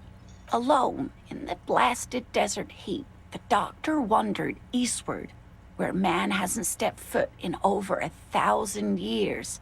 Since the fall of Pericarnassus, he was lost, without any navigation equipment and desperately low on water. After a day or two, he noticed a bird high in the noon sky. A great black bird. It seemed gargantuan. Every now and then, the bird would dive down to feed on an animal carcass somewhere on the horizon. But by the time Uwe got there, the teratorn had taken off already, and the carcass was picked clean. This happened many times. Yes, or rather, hunting. A bird that big has a lot of blood in it, and he was dying of thirst. For many days, Dr. Plattenkalk followed the teratorn until they reached a great canyon wall where the bird finally landed to rest. The professor climbed up there with a rock in his hand. He found the bird sleeping with his head tucked under its wing, a great black pile of feathers on the perch. So he approached, slowly squeezing the rock in his fist. Then the teratorn suddenly looked at him. He could see it had 8 eyes, 4 on either side of its skull, like a spider. And the man couldn't move. He was paralyzed, frozen into place with the rock in his hand. Whatever he did, he could not get closer to the bird. The bird was controlling his mind. It kept him from approaching. He could step back, but every time he stepped forward, paralysis. Uwe spent 3 days trying until the bird flew away. The 8-eyed teratorn was indifferent to him, as long as he didn't get closer than 2 steps. It even let him feed on some carcasses up there, and the 2 unfertilized eggs it left behind. Yes, Wei, sweetie. Cryptozoologists have been tracing it ever since. But Wamrau is vast, mysterious, and holds many secrets. Modern radar telemetry shows great promise. We will confirm this one by the end of the decade, latest. This one I liked.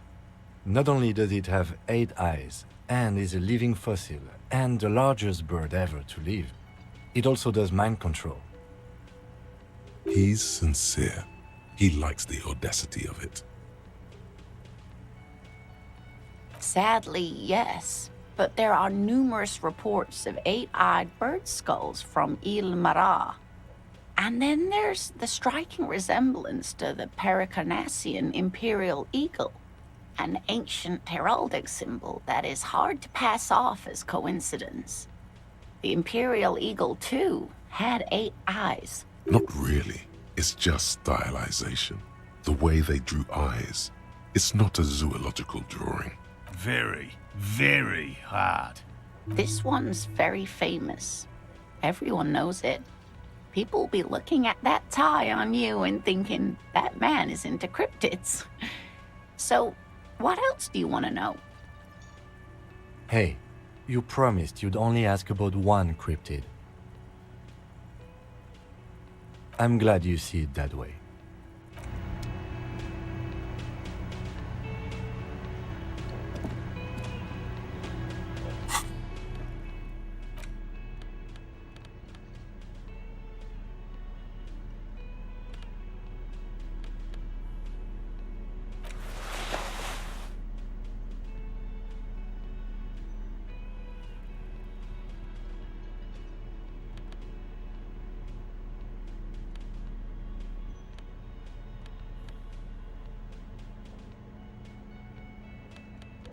Never put it back on.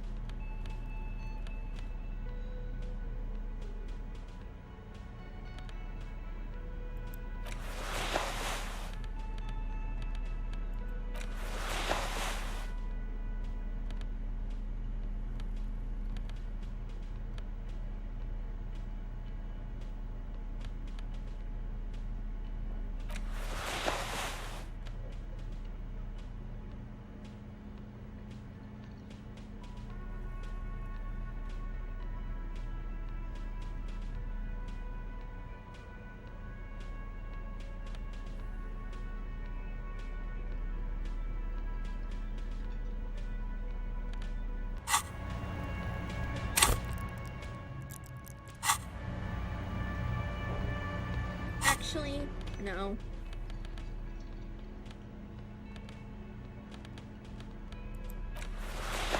I will go fucked up with the...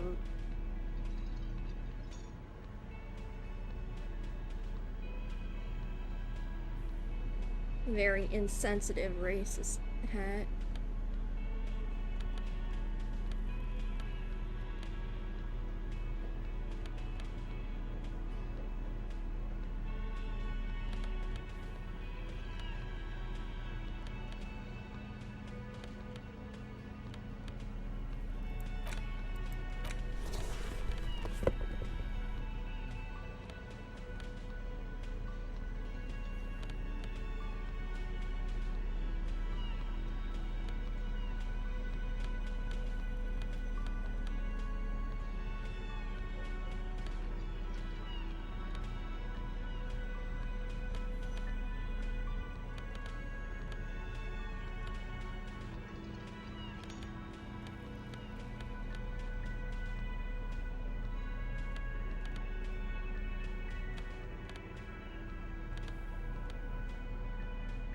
Really wish I didn't give away my other hat.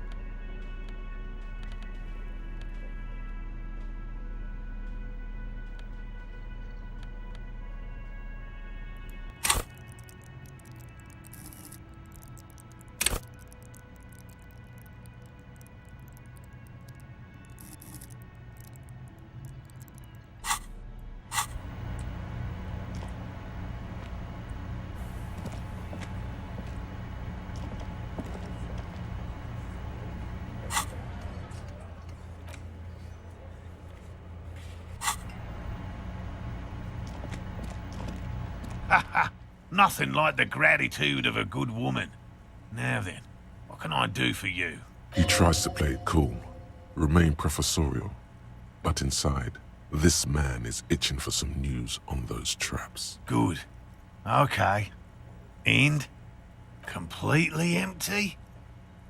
No locusts? No phasmid either? That's not ideal, but...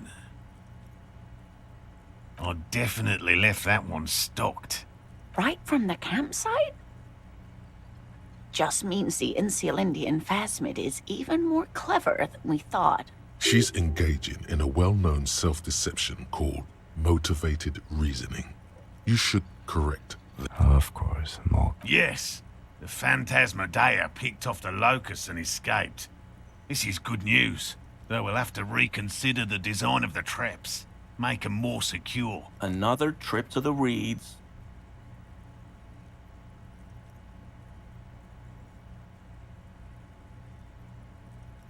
I appreciate your concern, officer, but please leave this to the experts.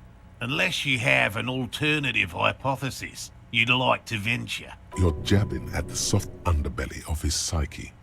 He realizes he's gotten defensive. Actually, no. Excuse me for getting emotional. This is a big deal for us. You've helped us twice now, and brought some great news too. My gratitude, and the gratitude of the Société Cryptozoologique de Ravachol, is yours. Heartfelt gratitude.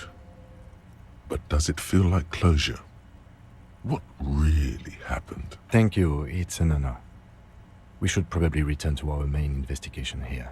This has been refreshing, but... Helping cryptozoologists isn't really a priority for our organization, is it? The lieutenant. Let's cheese it. Hello. Lena and I were just... Consider the way the empty trap was disturbed, as though shaken. Most likely the hands of a young person. Hands small enough to fit inside the trap, too. You should ask the red-headed boy, Kuno. A little hooligan. But what would a child want with bags? Oh, my dear Morel. You've been an old man for too long. Kids love to torment insects almost as much as they love to torment old folks. Delinquents, my favorite. Oh, you've been such a dear to us. Please, let us know whatever you turn up. I have a feeling we're getting so close. Well, I see you've got all the help you need. I'll see you tonight at my place. Let's play suzerainty, but no more field trips for me. After this is your last chance to talk to Gary. Really, Gary? We're getting somewhere here. I'd love to play suzerainty, but... Lena, I'm sorry, but you're not getting anywhere. It was some kids. I know the little mutants around here. Leave anything out in the open and they'll steal it, even if it's bugs. Morel, it's been fun, really. But I need a bath, and I have deliveries to handle. When this tea is done, I gotta run. No need to apologize, Geary. You'd be more than helpful. We'll have to take a rain check on that game of suzerainty today, though. We're gonna follow this through. I really owe you one for getting us out of those reeds, officer. Finally got all that soot out of my hair. Name's Gary. Yellow Man. I mean, officer. The lieutenant raises his eyebrows slightly and takes out his notebook. Did he just racial slur this guy?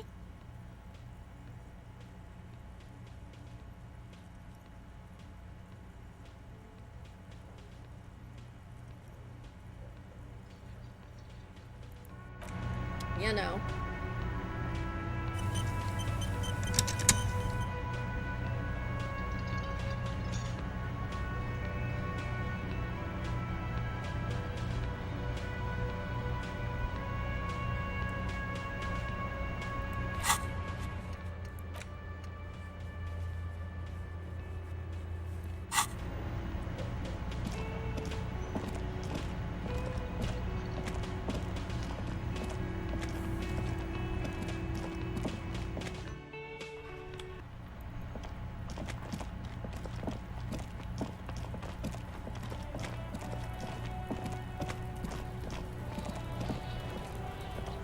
Kuno saw you wield that can. Sweet graffito action, pig. Kuno likes that delinquent shit. Fuck no! Ah, shit! Shoot that shit at Kuno, pig o' naught.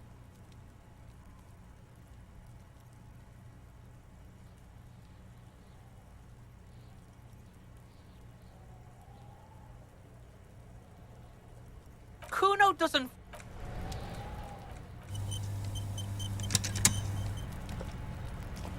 Fuck does Kuno care? He's on your crime scene, bossing you around.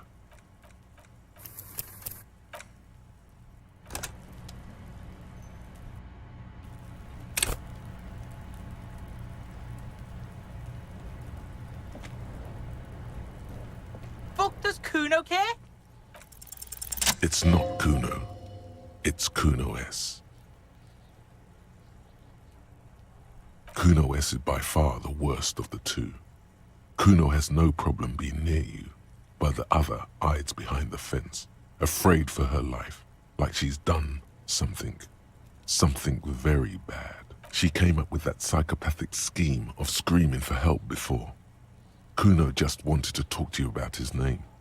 Kuno S was the one who wound him up and directed him. Also, Kuno hasn't stopped talking to you, even enjoys it from time to time.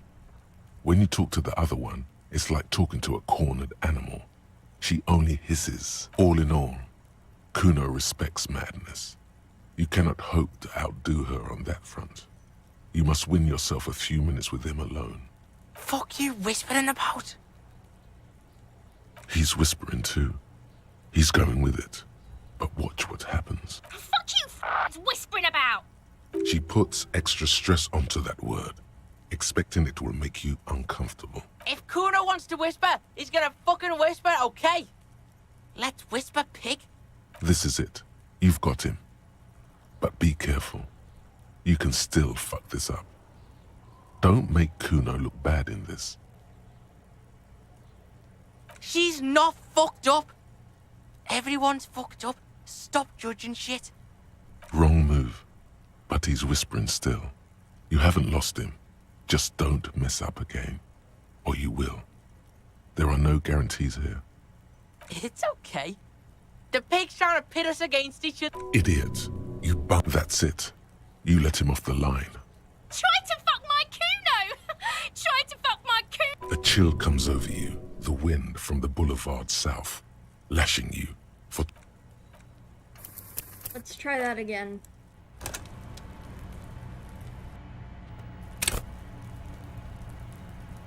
Fuck, does Kuno care?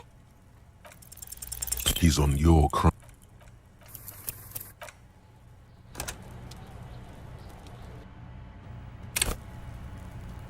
Fuck, does Kuno care? He's on your...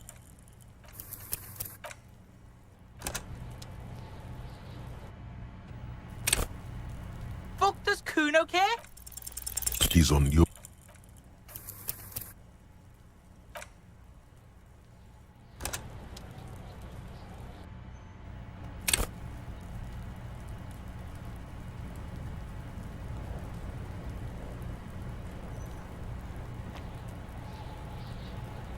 Fuck, does Kuno care? He's on your...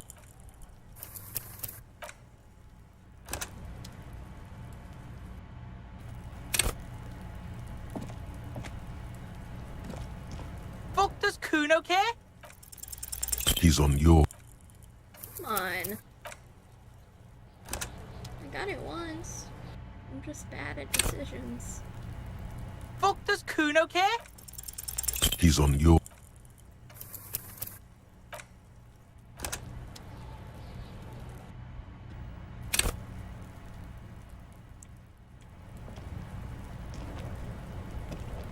Fuck, does Kuno care?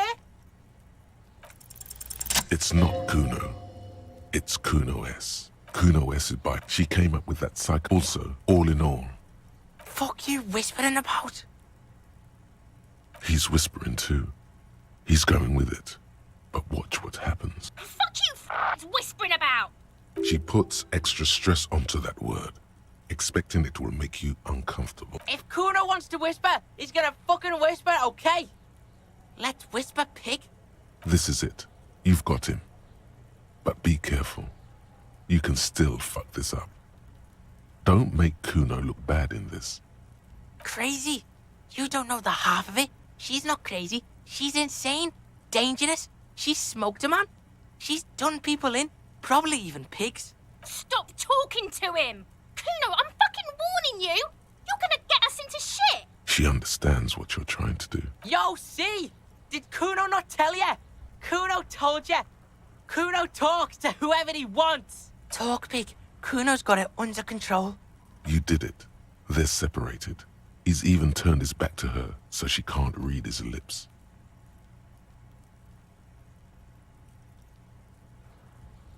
Kuno means she killed someone.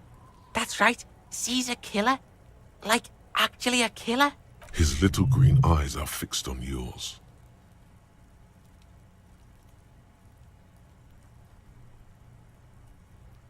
Killing is serious shit. Kuno's always serious about the 488. 488.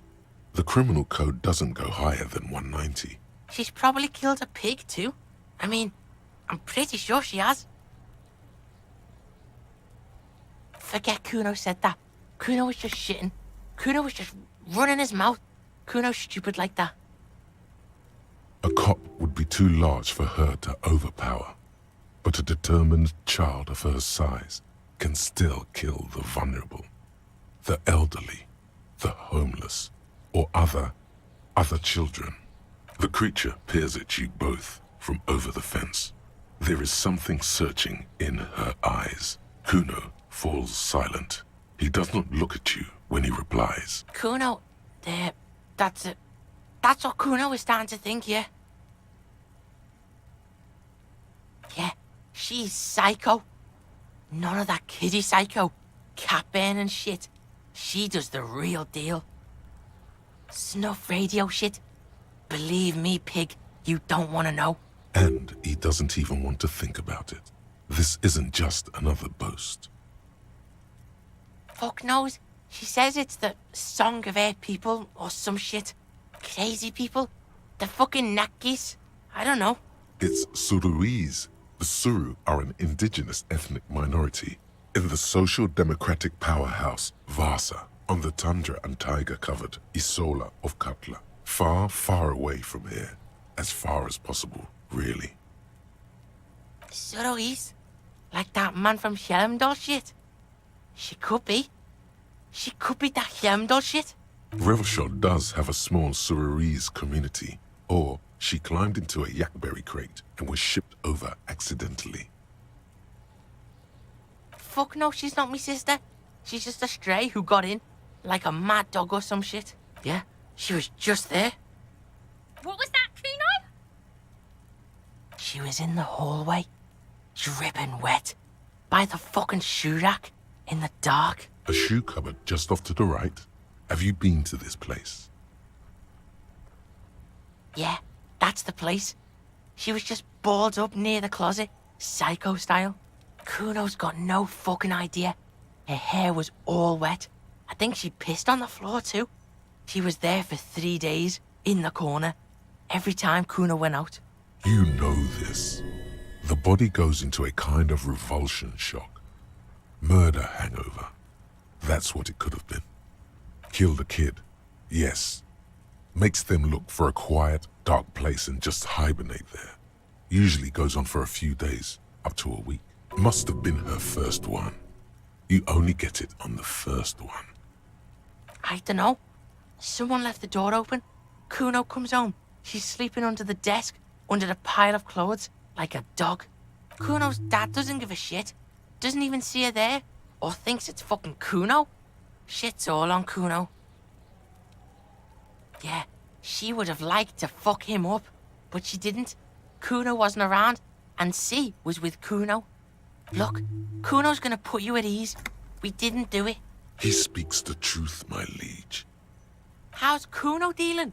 Kuno's dealing just fine. He doesn't need you fucking with any of it. C doesn't either. Kuno's got this shit under control. Listen, listen. C is Kuno's go-to. Kuno's protecting her. You fuck with C, you fuck with Kuno. You threaten her, you threaten to take her away. This is what it all comes down to. He needs you to take him seriously now. I'm going to kill you. I'll run when you put the cuffs on her, sneak up on you later, and fuck you up. You understand?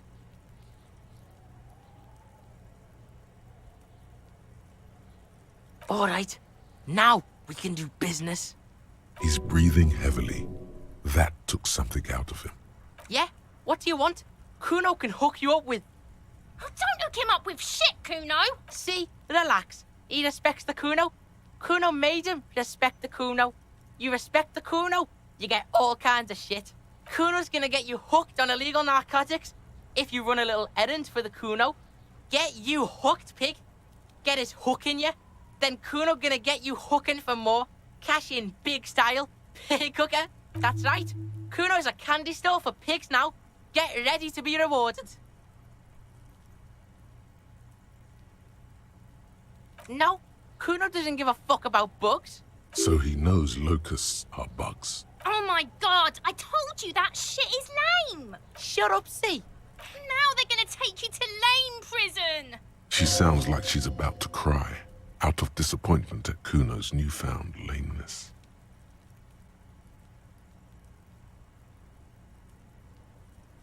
Deny everything, Kuno. You need to lawyer up.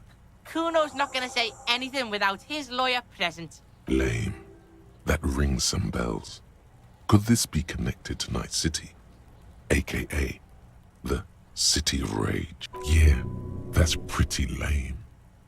Sounds like art. Oh God, Kuno, no! It's gonna happen now. They're gonna make you lame. Stop it, see? No one's gonna make anyone lame. Kuno's got this under control. There's definitely something going on here. You should check out Kuno's shack, the one with the pig's head. Kuno doesn't fucking care. Kingdom of Conscience. The Kingdom of Conscience will be exactly as it is now. Moralists don't really have beliefs. Sometimes they stumble on one, like on a child's toy left on the carpet.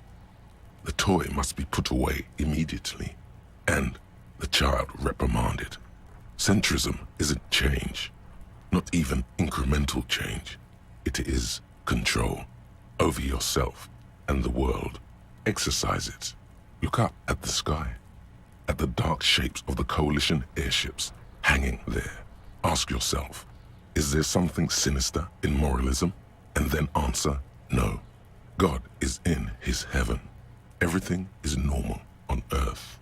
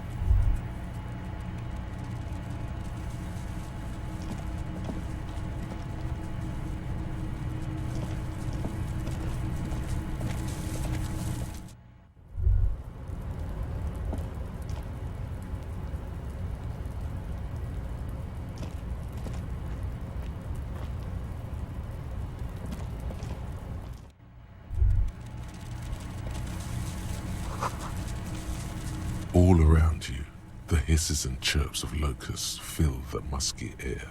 The earthen floor of the shack has been shaped into mounds of mud, dotted with little holes for windows. Like skyscrapers, spires of dirt and sand rising. Accommodations for their insectoid inhabitants. Well, detective, it appears you've solved the case of the locusts. For the missing locust case, which is a sub-case of the imaginary insect case. So at least that's going well. Oh, I'm not being sarcastic at all. We are making real progress here. When someone says they're not being sarcastic, it's usually a good sign that they're being very sarcastic. I'll let you handle the Kuno side of things.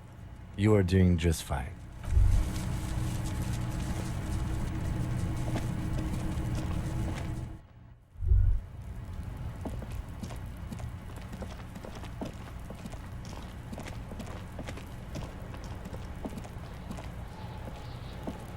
Fuck does Kuno care? Yeah. Kuno took the bugs. So what? So it wasn't the phasmid. A wave of disappointment washes over you. They're not pets. Don't you know what locusts are? When they come out of the fucking sky. Fucking descendant shit. Stop! You stop. It's like they're night. Locusts are like this huge shadow. Locusts coming down like a shadow. This must be the night city he mentioned when you asked him where he's been. Yeah, Locust City. City of Rage. City of Lights. There's a tug of war over the name of his fantastical city. It's almost too big for his imagination. The girl forces herself to watch again, the corners of her eyes twitching from discomfort. Kuno, the pig wants to help you. Oh, that's how lame it is. Please just don't say you're an artist. Maybe I am an artist. You hear that, everyone? I'm a fucking artist now. Did he just say I? Kuno usually calls Kuno, Kuno.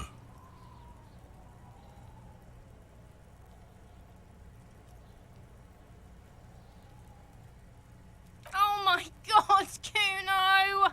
He's gonna make you totally lame in, like, 3 seconds! Yo, fuck you, see? Kuno can be what Kuno wants to be. Kuno's his own man. Kuno's free. Kuno made himself into Kuno. Kuno can make himself into anything. Kuno can make himself into a pig if he wants. Kuno can make himself into a... Kuno doesn't give a shit. Don't make yourself into a pig, Kuno. You'll have to take me away. In it, you hear snow melting, dripping from the eaves. Someone closing a window. Without a word, she disappears entirely behind the fence. For once, the boy is lost for words. He turns completely red now, with splotches of white beginning to appear across his face. Use this momentary confusion to take control of the situation. You got him. Now convince him to leave the cryptozoologist's traps alone.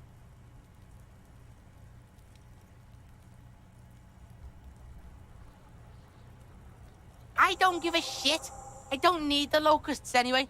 Shit is all lame now. C was right.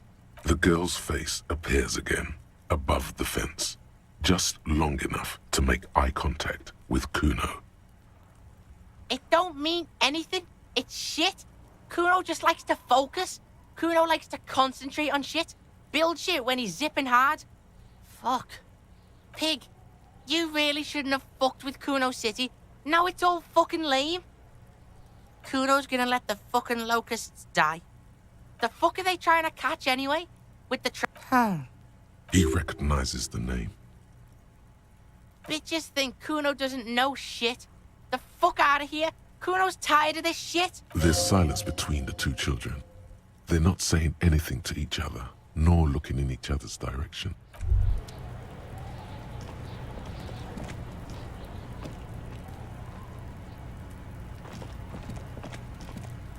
This trash container is locked.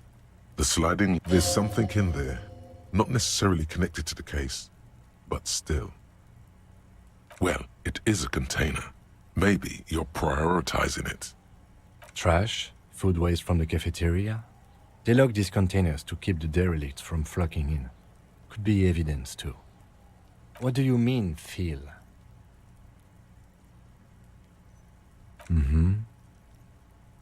We could try using a pry bar, the one you took from my motor carriage, or... Did someone say pry bar?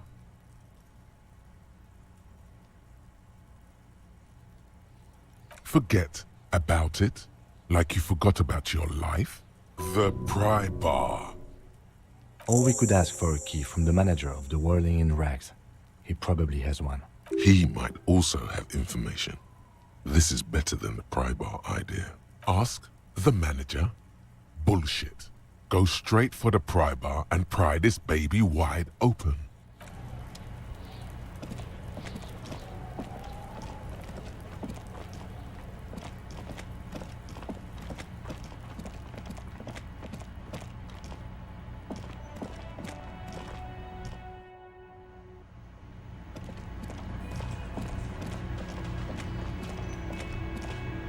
Wow. Just wow. I hope you really enjoyed yourself up there. Had a cathartic experience. Because for the rest of us, that really sucked. It's safe to say this is about your karaoke performance. How can I forget about it? It was unforgettable. Mine? No, it belongs to the Whirling in Rags. Thank you for clearing that up. Why? Why? To keep the hobos and drunks out. That's why. And the neighbors too. They put their trash there and they don't pay for the garbage company. I thought as much. And are you the only party with access to the trash container? Well, yes. Us and the garbage disposal company. It seems a little callous, doesn't it? Something stirs in you. Prod at him and find out. What do you need them for? It concerns the case. Just bring them back once you're done, please.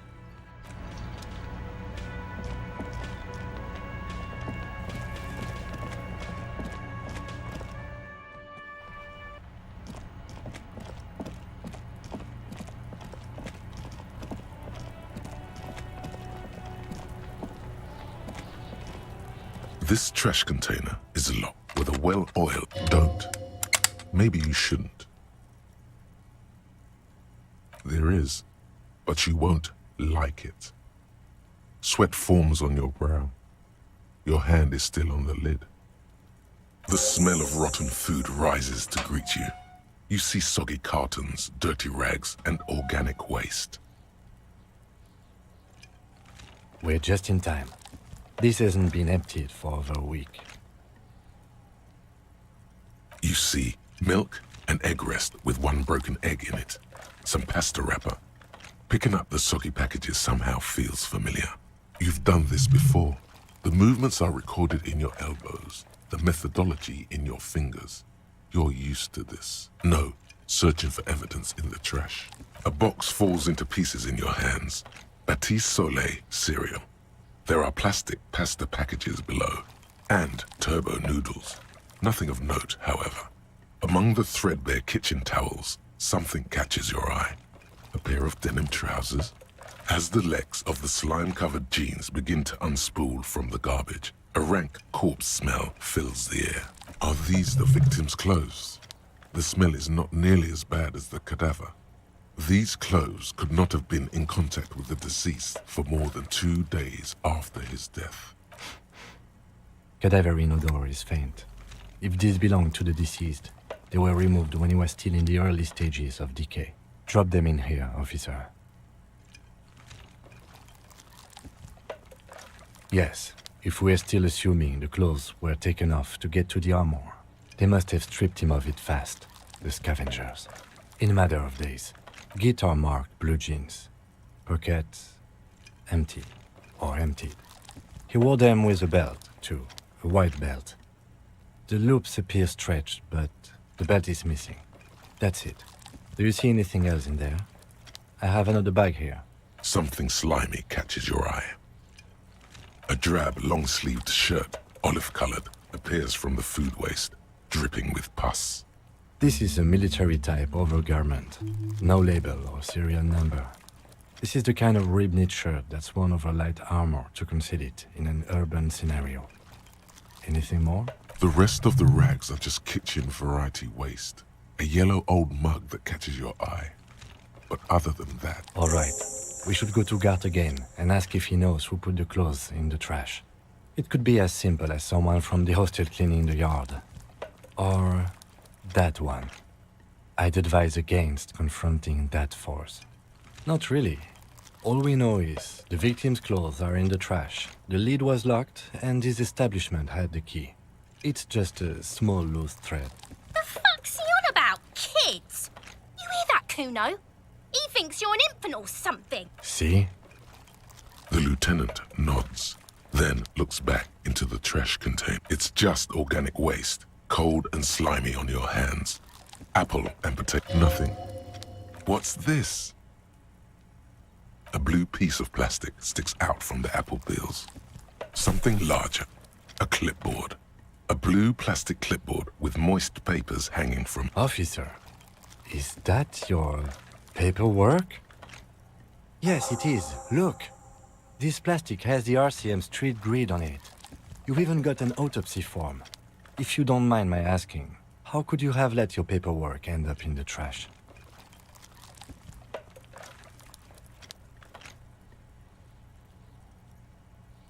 Well... His eyes express a rare condolence. Then he picks it up. Lucky we found it. You should take stock of what remains, just to be sure some has not made it into the hands of the RCM's adversaries. Organized crime and the like. There might have been police secrets in your notes. It would also not hurt to start taking notes on the case. Now, tell me what your eagle eyes see. Or are we finished? Some items, such as the ledger you found, are interactable. Go to your inventory and select the Interact tab to read your I paperwork. really should have done this much earlier. The container sounds a muffled gong.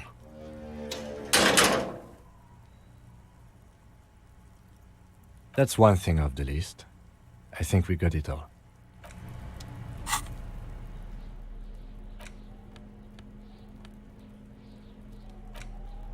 It's the ledger you found in the trash. A pitiful cabbage of white and yellow papers hanging from plastic board, barely held together by a metal clip. This sad display is made complete by the faint smell of urinal cleaner. There's a piece of toilet paper, or is it cleaning tissue? No, it's toilet paper, desperately sticking to the back of the blue plastic clip. It's a metaphor for you. Below the pathetics, terror. Do not look into its blue heart.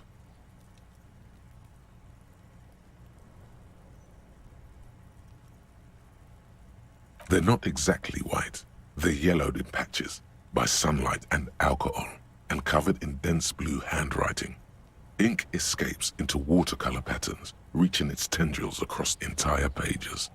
The paper itself is checkered, with faint red lines, forming short paragraphs. Once in a while, there's a red stamp that exclaims, "Case files commit to paper."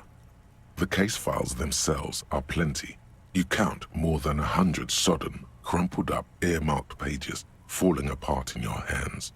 They appear to be sufficiently organized and extremely dense, if mostly illegible. Work, strife, poverty, the Jamrock Quarter. These are handwritten logs of investigations dated. It's the middle of March. You have attempted 2 cases a week on average.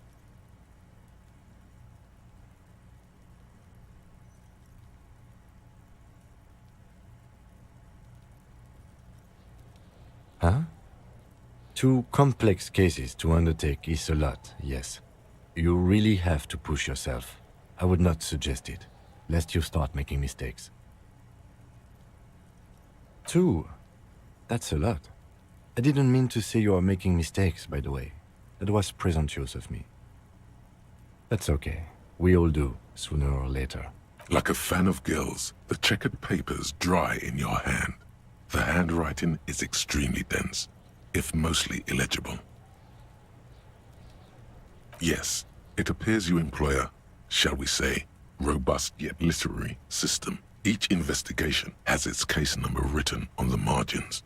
Yet, still more tellingly, most are accompanied by a name, a title, one might say even. One that draws inspiration from Snoop fiction and Vespertine cop show staples. Yes, all caps. One is called The Next World Mural. Another, The Square Bullet Hole Murders. Another yet, The Unsolvable Case. Others appear more light-hearted. The guys on a couch in an unexpected location, and the murder at the hookah parlor. Even the rare article-free collapsing tenement. Murder features prominently throughout. It's going to take an effort to piece these case files together, but it can be done. Once you're done inspecting them up close. You mean the alphanumeric? Officer, precinct, time of arrival at the scene? Oh, you mean the titular? Yes, well, so do I. In our defense, almost everyone in the RCM does. It's a holdover from the early days of the RCM, right after the revolution, when the organization had little idea how to do things. It persists in an unofficial capacity. Officers use these titles to refer to their work among themselves. Again, in your defense, I seem to have named one, the man with the hole in his head. That was a real person. His death was real. Still, I named it that, to amuse myself. I pray his loved ones never find out. Rail spiked through the head. He died. It was a workplace accident. There is, for precisely one more. 15 pages near the end remain untouched by the damage. The checkered grid forms a structure of passages, breaking the case into subtasks to accomplish. Once all the tasks are accomplished, the case is complete. The tasks you've completed flow out of the kind green ape pen in a brash freehand similar to the rest of the letters. The wording comes easily. It's almost robotically simple. a language developed for mental rigor and simplicity. Inspect the victim's body. Get the body down. Interview the cafeteria manager. It's not exactly poetry, but poetry would be out of place. A satisfying slash sounds across the paper. You're done, it seems to say. And you, and you. You're a swashbuckler with that pen, Harry, and it feels good. Feels like completion. Things to be done and things already done. The composition of reality. This is an extremely useful tool for a detective of the citizens' militia. Now all that remains is to name the case. No, actually. Any ideas?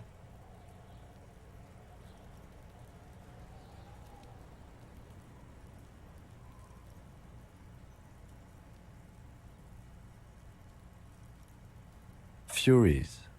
Yes, well, I don't know. I have to be honest, I'm not experiencing the internal strife that it refers to. And also, could you make it less poetic somehow? Just a normal case name. Yes. You know what that normal name is, but it's so plain. Anything else, please. Okay. It's a good name, but it has one problem. Something more concrete. Usual is boring. We don't do that. Great. That's great. That's actually what I was thinking too. The Hanged Man. Good, strong name. We have a very good name for the case now. I'm going to start calling it the Hanged Man. It's good we sorted this out. You don't exactly close them, so much as distance yourself from the smelly papers. They're a little further from your nose now. Yes, you can piece them together using the alphanumeric code on the margin. It always begins with HDB 41, then date of initialization and time of arrival on the scene, followed by the title. For example, HDB 41120111700, the Next World Mural. Why yes, your precinct number is every last alphanumeric in the files begins with it. And these are your case files. It's safe to say HDB are your initials. Harrier Dubois, HDB. Let's get reading. This one is relatively easy to reconstruct. Overnight on 1202, a graffito, nay, a mural, appears on an 8-story tenement overlooking central Jamrock. The building is a sparsely inhabited ghost tower, part of a failed real estate development called Grand Couronne. Cause of failure, rent too high. The mural is enormous. 2 silhouettes, a man and a woman, are kissing. The text cut into their form reads, "True love is possible, only in the next world. For new people, it is too late for us. Wreak havoc on the middle class. People call it that thing and that fucking thing. It's visible for miles. In 2 days, the station's complaints desk gets clogged with requests to remove the bummer. You and your partner are assigned to the case. The graffito crew is easy to track down. Only the belles-lettres have the literage of industrial paint to cover the surface. One of the graffito artists is rumored to be rich. They take responsibility for the execution, but not the design. The ideologue of the Next World Mural, as the crew calls it, remains an unknown. The case files do not show you finding the author of the design. The crew agrees to clean up after themselves. However, your partner, JV, is against the removal, citing public support for conservation. This leads to a debate in Precinct 41, which then spreads to the streets of Jamrock, ending in a rare plebiscite organized by you and the rest of Row 3. Plebiscite? What does that mean? Hold up.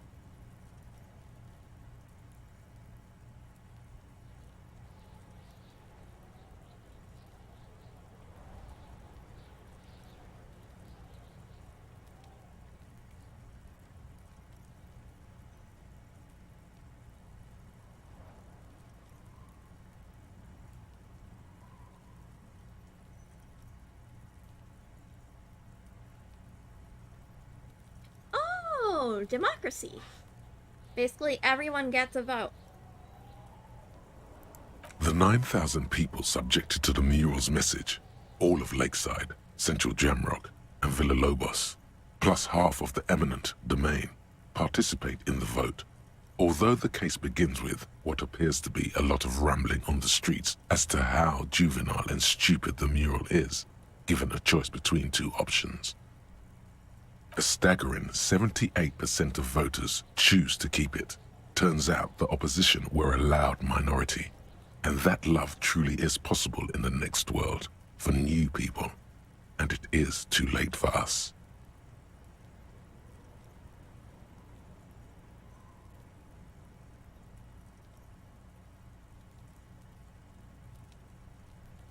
In any case, it appears to have been a rare case of civil activity in the quarter, and agreement as well. What do you want to tackle next? AKA Leslie and Burke, AKA the public indecency drunk and the property damage drunk, is a cursed case. It has been passed from unsuspecting officer to unsuspecting officer for 10 years. On January 29, the unsolvable case made its way to you. Why you accepted it, it is unclear. Every officer, and indeed most civilians in Jamrock, know it's unsolvable. You were so drunk, you didn't remember what it was when you signed on. That, or you were high. Leslie will always take his pants off when he's drunk. Burke will always trash everything. It's just what they do. It is their nature. You cannot change the nature of a man, and you can't lock them away because public indecency and small-scale property damage are not punishable by incarceration. The only way for Leslie to stop flashing his genitals to bypassers and for Burke to stop dismantling signage and rear-view mirrors would be for them to stop drinking alcohol, which, in their 40s or 50s, it's hard to tell because of their distorted features, is a medical improbability on par with you ceasing to produce the expression, threatening fines, dragging them to the station, locking them up in the hellholes they live in, locking them up in the station, hypnotherapy, even trying to get the local gang of Zemyaki to take them out. The Zemyaki gave them ethanol, so Burke and Leslie would expose and rampage even harder. You tried it all, and still the complaints wouldn't stop, as they hadn't stopped for 10 years. It's plain to see from the files that you, Satellite Officer JV, and Special Consultant TH had more important cases to attend to. You uncover cross-reference to several ongoing investigations, each brought to a standstill every time you drive down Main Street. Because there they are, on the corner of perdition. And what is Leslie doing? Good, you're learning. If the files are to be trusted, that's all there is to it. That and Burke breaking things, and the fact that they're both drunk. But then again, so are you. The case becomes considerably less comic one day when Burke takes a swing at your ledger. He must have it confused with the property he likes to damage. But the joke's on him. You're drunk out of your mind on potent Pilsner. You slam the hardened plastic board in his face. Then you proceed to beat him unconscious with it. Oh dear. In the process, the ledger sustains damage. The compartment within, reserved for permeable documents, is jammed shut. You stop your assault on the now unconscious Burke to open it, but are unable to do so. The officer began to cry, reports Leslie, who, at this point, is tending to Burke. He came at us, and at us. I think he was trying to kill Burko. While trying to kill Burko, you slowly come around. The permeables compartment is open. You've smashed it open on poor Burko's kneecaps. The good news is, Burke can't walk anymore. Oh dear. Can't get out of his apartment, an invalid. With Burke to tend to, Leslie cuts back on the indecent exposure. Maybe he flashes his genitals to Burke, who knows, but both drunks are off the street. The complaints stop. The unsolvable case is solved, which is also why the officer responsible narrowly escapes a disciplinary hearing. The end. Do you want to read another one? Oh dear. It would be very interesting to read about these, wouldn't it? I mean, there seems to be a square-shaped entry wound in the victim's forehead. She's been sitting there for weeks, on her rocking chair, with a square hole in her skull, staring at the wall, her mouth agape. That's all you got. From the half hour you spent piecing it together, all you know is the entry wound was square-shaped. You never found the bullet. And then another body showed up, also with a square hole in his forehead. Who knows? Those pages are missing. What next? Don't worry. One day you may still catch the man with the square gun. Some assholes brought their couch outside and hung out on it. In the middle of the street, on the roof, on the hillside by the motorway. You know, at an unexpected location. They were young, and they thought they looked cool on it. Insufferable dicks. Young people are the worst. So anyway, you got a complaint about the damn sofa, or couch, or whatever it is. They were leaving it out in all these unexpected and whimsical locations. They took it to where they also took photos of themselves on it, and smoked cigarettes, and drank coffee because they felt it's intellectual. Yeah, sitting on a couch in the middle of the street, kind of a bad idea. If it weren't for that, I would think it was kind of funny. Cigarette butts, coffee cups, stupid couch. You had to clean it all up, and you did. So congratulations to you. Okay? No, you didn't have time for that. These notes show that you have what is called a real goddamn job. You don't have time to be chasing down the couch assholes. You have a real job to do. What next? Murder. Tum-tum-tum at the hookah parlor was a case originally assigned to an officer called Joseph Mills, who is now dead. Of circumstances completely unconnected to murder at the hookah parlor. Beaten to death by a throng of Villalobos gang members when him and his partner J.M., only initials mentioned, answered a call one night. It's a sad story, and it isn't really represented in your case files. Stop stalling and get to the murder at the hookah parlor. Joseph Mills was on this case that he just couldn't solve. Was doing it solo. Said it was a real nutcracker, a real brain twister. Was on it for, like, a month. The captain got impatient. Shit or get off the pot, Mills. Mills didn't get off the pot. Not yet. He kept at it for a couple of weeks more, racking his brains, running with every theory as outlandish as they seemed. Still couldn't solve the murder at the hookah parlor. Tough case, he said. Toughest he's ever had. No, he was awful. Awful sense of humor, too. The worst jokes you've ever heard. Oh dear. Really rapey. Still, he'd been on it for months now. Said it was the final case. Said it was uncrackable. That murderer vanished into thin air. That goddamn hookah parlor was all he talked about. Okay, so the case is handed to you because Mills isn't getting anywhere, and you look into it. Here's the setup. A young man is found dead in a hookah parlor. You know, those places where you go and smoke bubblegum-flavored vapor all day. Yeah, so anyway, young man in his 20s found with his skull busted open, right on the floor of the hookah parlor, in the middle of the day. No one else is in there. Only client that day. In perfect health, too. Some kind of movie producer. No one enters. No one exits. He's just sucking on his watermelon hookah all morning, all noon, like he usually does. He's a regular. No calls, nothing. Just sucking on the hookah until 15:45. Then bam, he's dead on the floor with his skull busted open, blood everywhere. What happened? How can it be? Mills has no idea. Invisible assassin, movie deal gone sour. Girl at the counter did it. Nothing fits. Eerie. Man just dropped dead. So you go to the parlor. You see cushions around the table. Tables low, heavy, really sharp edge. See? You can't even read the thing without solving it. Yeah, it was that. Turns out hookah does do something. It turns off your brain's oxygen supply, and you don't notice it until you get up to go to the bathroom. Yeah, he liked his hookah. Stephen was his name. Smoking hookah. Didn't you hear? I don't know. Trying to come up with a movie script, maybe. Anyway, that was Murder at the Hookah Parlor. Joseph Mills wasn't a good detective, and about 30 minutes has passed, piecing it together. Next. Not much has changed in the meanwhile. A bunch of sodden papers still sags from the clipboard.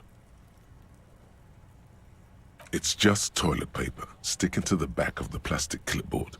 You can take it off if you want. Still wet, the toilet paper peels off the plastic easily. All you have to do is shake it off with your finger and voila! The ledger now looks marginally better.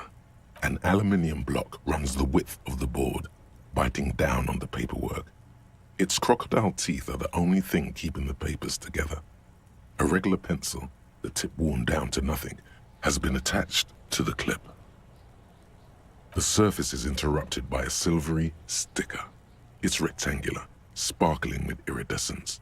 You don't know how you didn't notice it before. Looks like an official mark, made to be low visibility outside the right circumstances. What? That thing.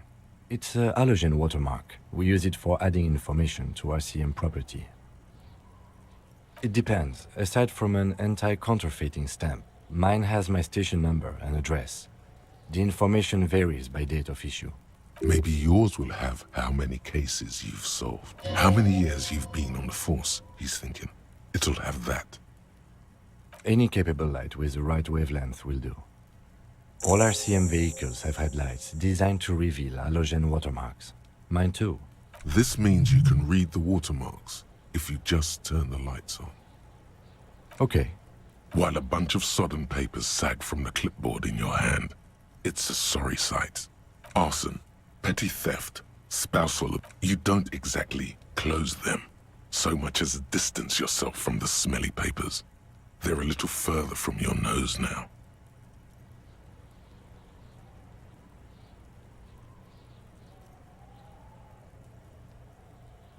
In the back, you see thin, translucent copier paper.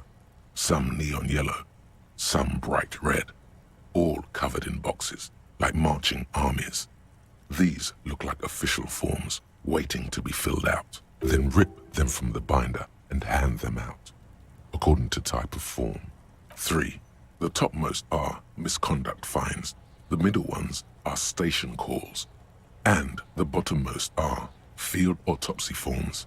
Each is easy enough to make sense of. You don't have to be an intellectual giant to do police work. A monetary penalization ranging from 20 to 250 real. Severe cases allow for 1,000 real, but that requires special paperwork. The details of issuing these fines are spread out over the rest of the fields, but they appear pleasantly vague. These are quite sinister in tone. They give a date and time for the person to appear at the specified precinct police station. Below the call are the criminal charges you risk by not appearing. All in a print so small it could be considered downright cute. A dozen pages of thin copy paper, bright red in color. You see the parameters of a deceased human form waiting to be filled in. Age, sex, condition of internal organs, color of the irises, predation marks, condition of sexual organs. Yes, all that remains now is to fill those forms and hand them to people. Fines for wrongdoers, interview requests for bad guys, and field autopsies to dead guys. The rest of the stinking cellulose is much worse for wear. Being sandwiched between the board and the rest of the paperwork must have spared the fragile copier paper. It's made of dark blue plastic, hard enough to beat someone to submission with. The edges are rounded, however. The U4 size board feels thick and heavy in your hand. Light shimmers on its wet surface. On the back, you see the embossed letters, Ars Blue. The blue heart. Don't look into it.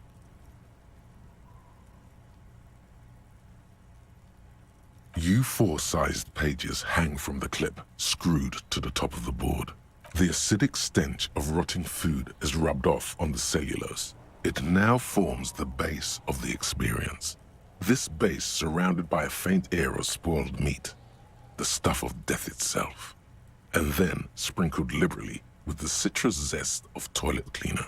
You know, like the bits they put into public piss bowls, probably called Fermi Discrete, or Axel, or something. At some point in its journey, the ledger has seen the inside of a public toilet. If you knew it was dunked in the toilet before getting chucked into the trash, why are you sniffing it? Torturing your own nose for no reason is not conducive to case cracking, bud. Your nose is somewhere between grateful and resentful.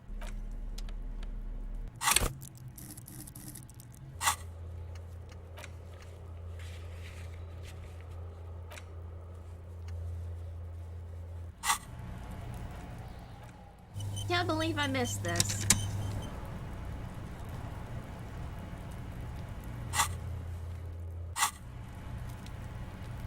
Alright, let's... It's the ledger you found in the trash. A cabbage of papers hanging from the board. With the permeate, it's made of dark blue. Something rattles inside, and something small inside. Like permeables. It's not hidden per se.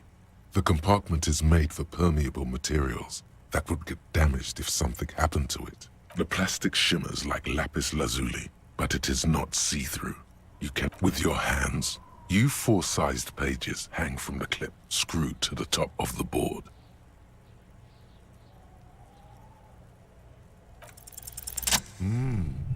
The two sides of the board appear slightly misaligned, like a drawer that's come off its slides. If you bend the plastic on your knee, slowly, the slides snap back into place. It should be possible to just, you know, without resistance or sound, the two ticket stubs and a handmade postcard. Two octopuses are smiling, reaching their tentacles toward each other in the colored pencil drawings. The tickets permit access to the zoo in Revachol East. The aquarium costs extra. These let you go there, too. Thin wax paper has been glued to a piece of cardboard. Sounds like leaves rustling when you pick it up. You see violet flowers, floral patterns, patches of glue. Familiar handwriting lines the inside of the card. Looped, round letters in a woman's hand. A young woman in her 20s. There is care, effort, and a smile. You think. Although that is not something you can read from someone's handwriting. Harry, it begins.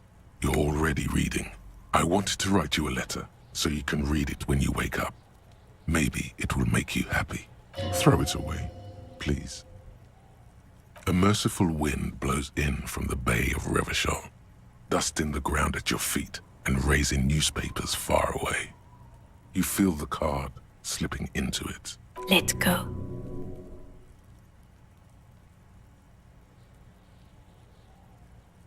Frisson covers your entire body, a feeling of cold, a persistent chill. Your hands shake, holding onto it. Every morning when I step out and you're asleep behind me, it says, I find a little piece of sadness in me. I carry it in my chest, down Voyager Road. Every step I take, it grows. By the time I reach the fuel station, it has filled me entirely. I step onto the light rail and look back. Sparks fall from the bow collector. I know it will be like this until late afternoon, when I get off the 42 and walk back to you. You. Every step I take will get lighter. It almost makes me run. Sometimes I do. I can't believe I met you. I can't believe the happiness I feel with you. You have a vast, vast soul, and I will always, always, always come back to it. Kisses, kisses, kisses. You feel the air sucked out of your lungs and the blood sucked out of your head. Everything around you gets dark. Small white dots appear. You feel the ledger slip from your hand. No. Hold on. To what? There's nothing. Detective, is everything all right? Uh-oh.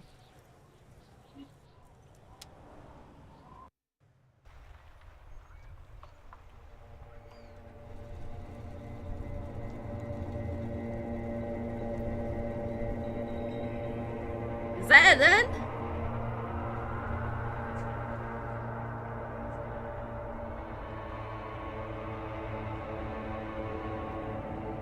There is nothing. Again. Nothing sad, brother. No treachery. Just blackout. Well, almost nothing. There is the ground below you. That's still there. And the small light that's on, fluttering, somewhere in the basal ganglia. That's me. Blue eyes, that's me. Who was what? He speaks of the sickening longing, the unwell emotion. Even in the darkness, he's grasping for it. Still trying to. Here in the paleo-mammalian cortex, we call it the shadow. Because it's always there. Tell him. Tell him. Ah, yes. In the olfactory system, they call it the apricot chewing gum scented one. It's unhealthy of them to linger on it so. But as they say, what do you do? It didn't smell nice. It smelled like betrayal. Bloated corpse of the past resurfacing. Beautiful. Believe me, stupid ape, its lack of beauty was not the problem. There is no Voyager Road. There are no roads, no houses, no lights in the windows. It's all on your name. It certainly ain't Harry. Your name is passed out on the ground, dragged around by one of the other evil apes. They're taking you somewhere. You think they would let you? Until you disintegrate into biomolecules? No. Someone is breathing on your face now, inspecting your pupils, stupid idiot. Yes, they're pouring something on you. It's in you. And It's delicious. Glowing lights on a dashboard emerge out of nothingness. In the upholstered cabin of Lieutenant Kitsuragi's motor carriage, seated in the driver's basket, the air is thick with leatherworks and heavy fuel oil. Cold water runs down your chin. Drink. Water. The water is cold, silvery, the stuff of life itself as it pours down your parched throat. The pounding in your head recedes. The darkness parts. Drink. You haven't drunk water in 2 days. Did you know the human body is not made to survive on alcohol alone? You need a secondary form of hydration. With greedy gulps, you down half a liter of cold water. Some of it spills on the driver's seat. The lieutenant pays no heed to it. What happened? You were reading your paperwork. Then you passed out.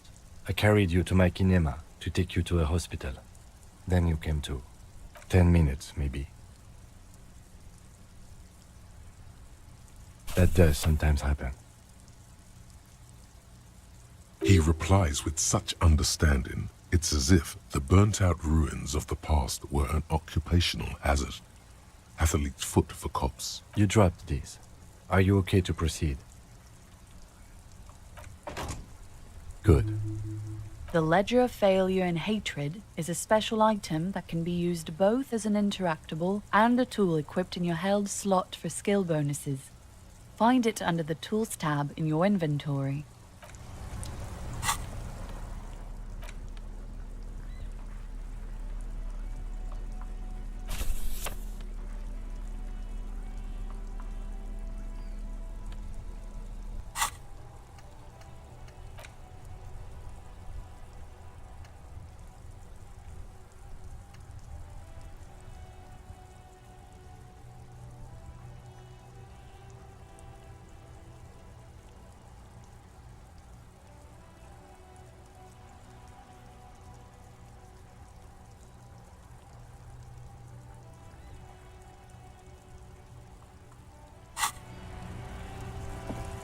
Yeah, I was definitely supposed to do that a lot earlier.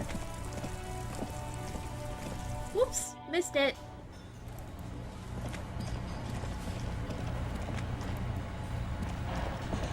Hey, was there something you needed? Thanks. I hope you found what you were looking for. How strange. I certainly didn't put them there.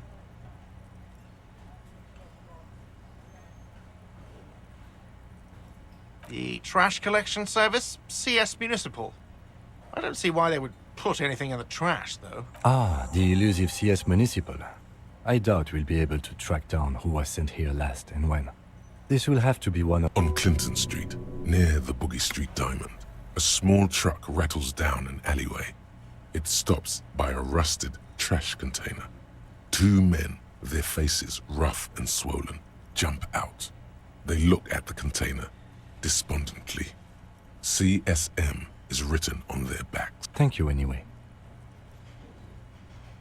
Sylvie had the keys before I got here, and I can vouch for her. I can vouch for all my stuff.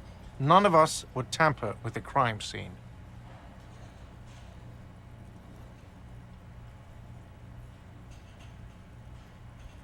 Yes? That's sus. Ruby wouldn't have had that key. Unless Sylvie is a co-conspirator.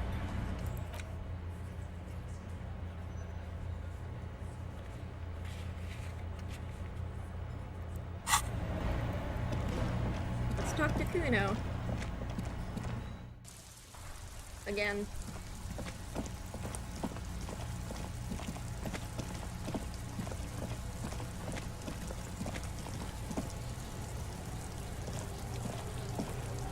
Fuck does Kuno care?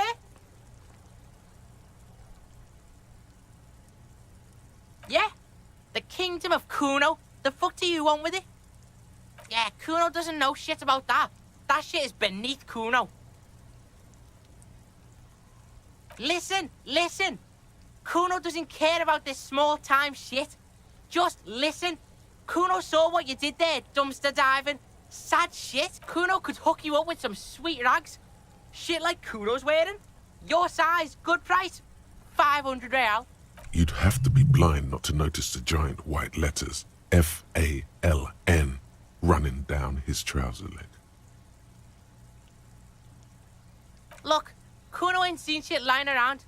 Except for that you took away. Now you want performance gear or not, Grandpa? The lieutenant remains silent, but his expression couldn't say, "I told you so," any louder. Whatever. Kuno was trying to help you, but you're too fat for Fallon anyway, pig. Don't be wondering about Kuno's shit, pig.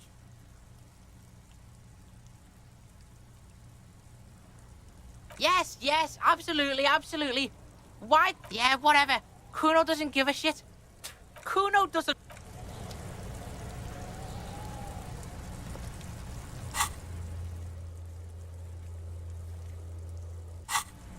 I'm gonna have to call Sylvie again.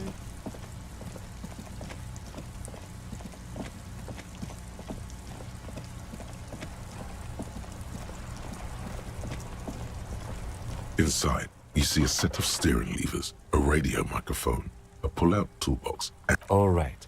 Ready? I turn, you press start. It's next to the preheater. He's downplaying his excitement. The lieutenant is more than happy to show off his precious carriage.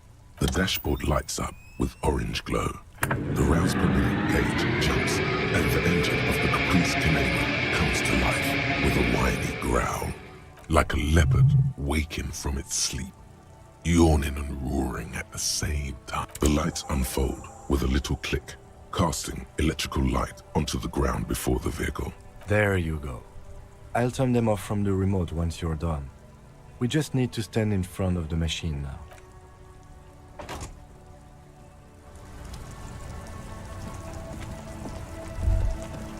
As you hold your ledger's clip under the headlamp, an iridescent hologram appears. A street grid and the veins of a great river. A familiar sensation washes over you.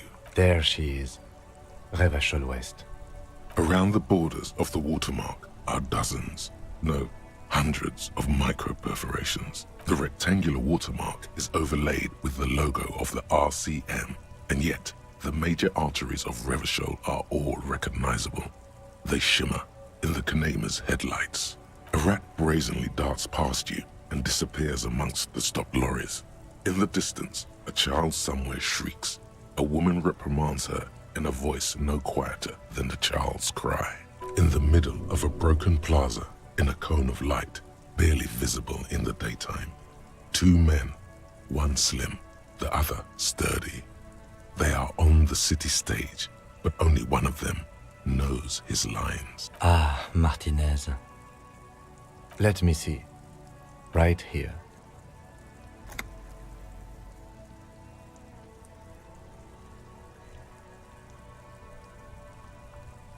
Oh yes. Coal City.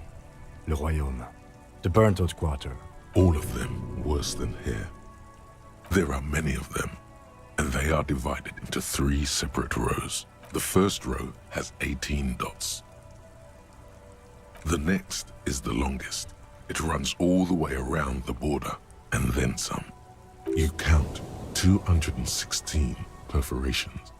Considering that nice, large number, a wave of pride washes over you. Though you can't say why, precisely. The last row has 3 perforations. That's it. Those are perforations. They represent your record as an officer of the RCM. They are your statistics, as it were. I should have guessed you'd keep a record. Officers often do. Let's take a look. Alpha male officers who are proud of their numbers often do. It's meant. Son, here is where we score your life performance. You better hope it's good. The first row represents your years of service. 18 years. Okay, not bad at all. What did you do before you volunteered?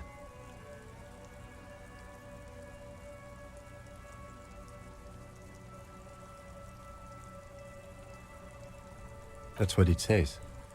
I might have guessed even longer based on your age. What did you do all those blissful years of your youth? Fair point. Let's move on, shall we? This next row, the one that wraps all the way around, is your number of closed cases. Closed is good. It means finished. You've got, let's see, wow, more than 200. It's quite a lot, even for someone who's been on the force for nearly 2 decades. Usually, clearing more than 10 cases a year puts you in the 90th percentile of all RCM officers. Call it what you want. You are a valuable member of your precinct. Now, let's look at the last row. Right. Those are your confirmed kills. You've got precisely 3 perforations there. For an RCM officer, especially Precinct 41, which is in the Jamrock quarter, it's rather tame. I mean that in a good way. There are certain officers who treat their kills like some kind of ghoulish game. If they do happen to solve a case, it's usually by accident. But it seems as though you are, or at least were, one of the good ones. So we have that to be thankful for. Everyone has their own method of coping. Some more effective or self-destructive than others. Personally, I find it helps to keep up a few hobbies. Why not historical reenactment? You've already got that turn-of-the-century revolutionary hat. It's meant in earnest. Please don't mistake it for a jab. If you want to pour out the booze you've been carrying around on duty, I'm certainly not going to stop you.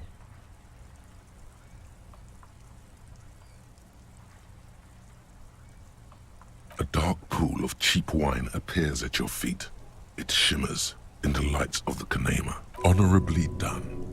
You have given up some of your own blood for theirs.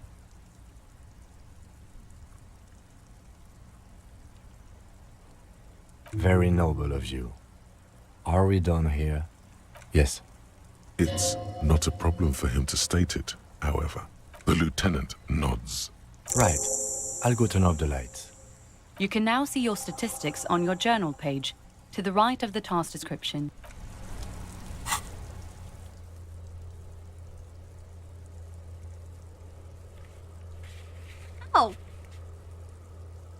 Sorry, Cup.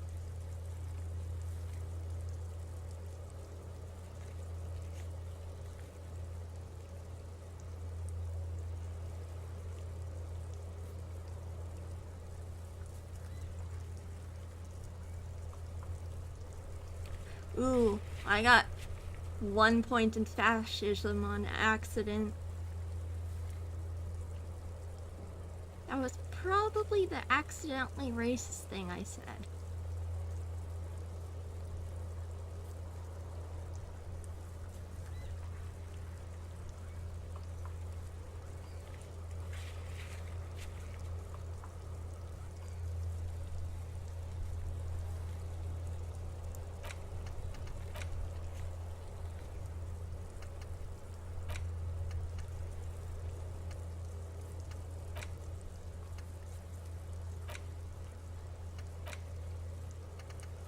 I can't check the island. I have no way to access it.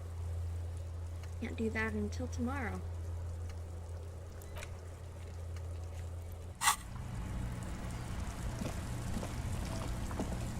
Inside, you see a set of steering levers, a radio microphone. This is Precinct 57. How may I assist you? Just a second. Sylvie Malaika. Yes. Hello? Oh, great. What else do you need, detective? You mean, why did I leave? Why not?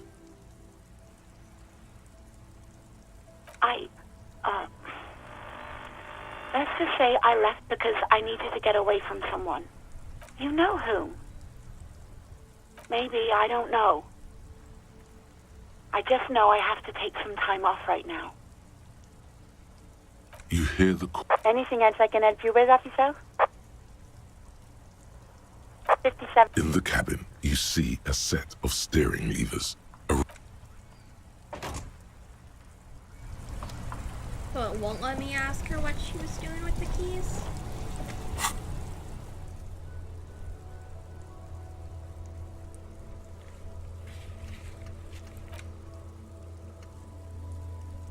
Okay, report my findings to the cryptozoologist.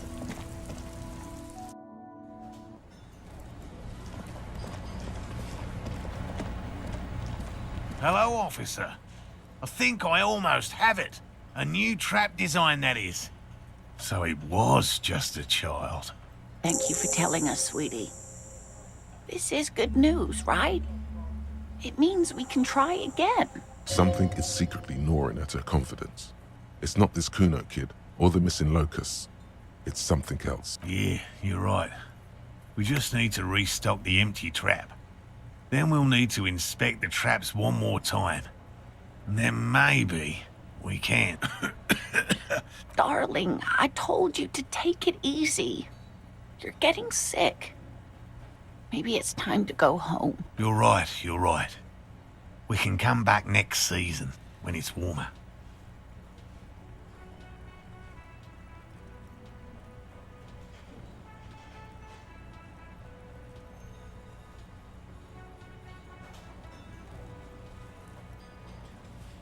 He's right, dear Morel. Come now, we've waited so long. What's one more season? You're right, dear.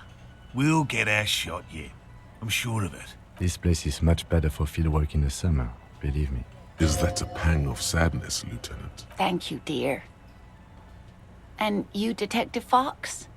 You've been great company to an old lady and her stubborn husband. You're right, Lena. The RCM is worth their salt. More so than they say on the radio. Goodbye.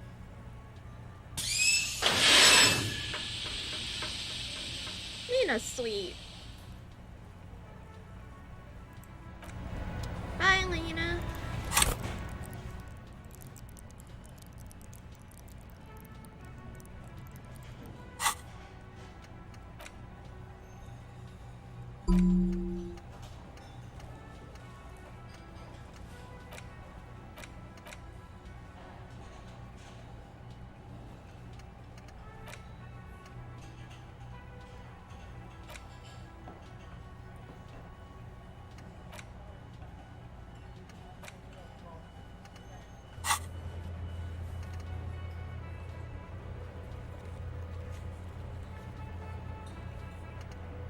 Damn.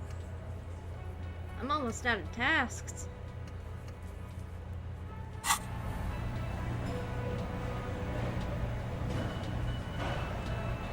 Well, I think this is a good place to stop for the night. Oh my god, how did the time pass so fast? It's almost 11. Ah! Alright, well, thank you so much for watching.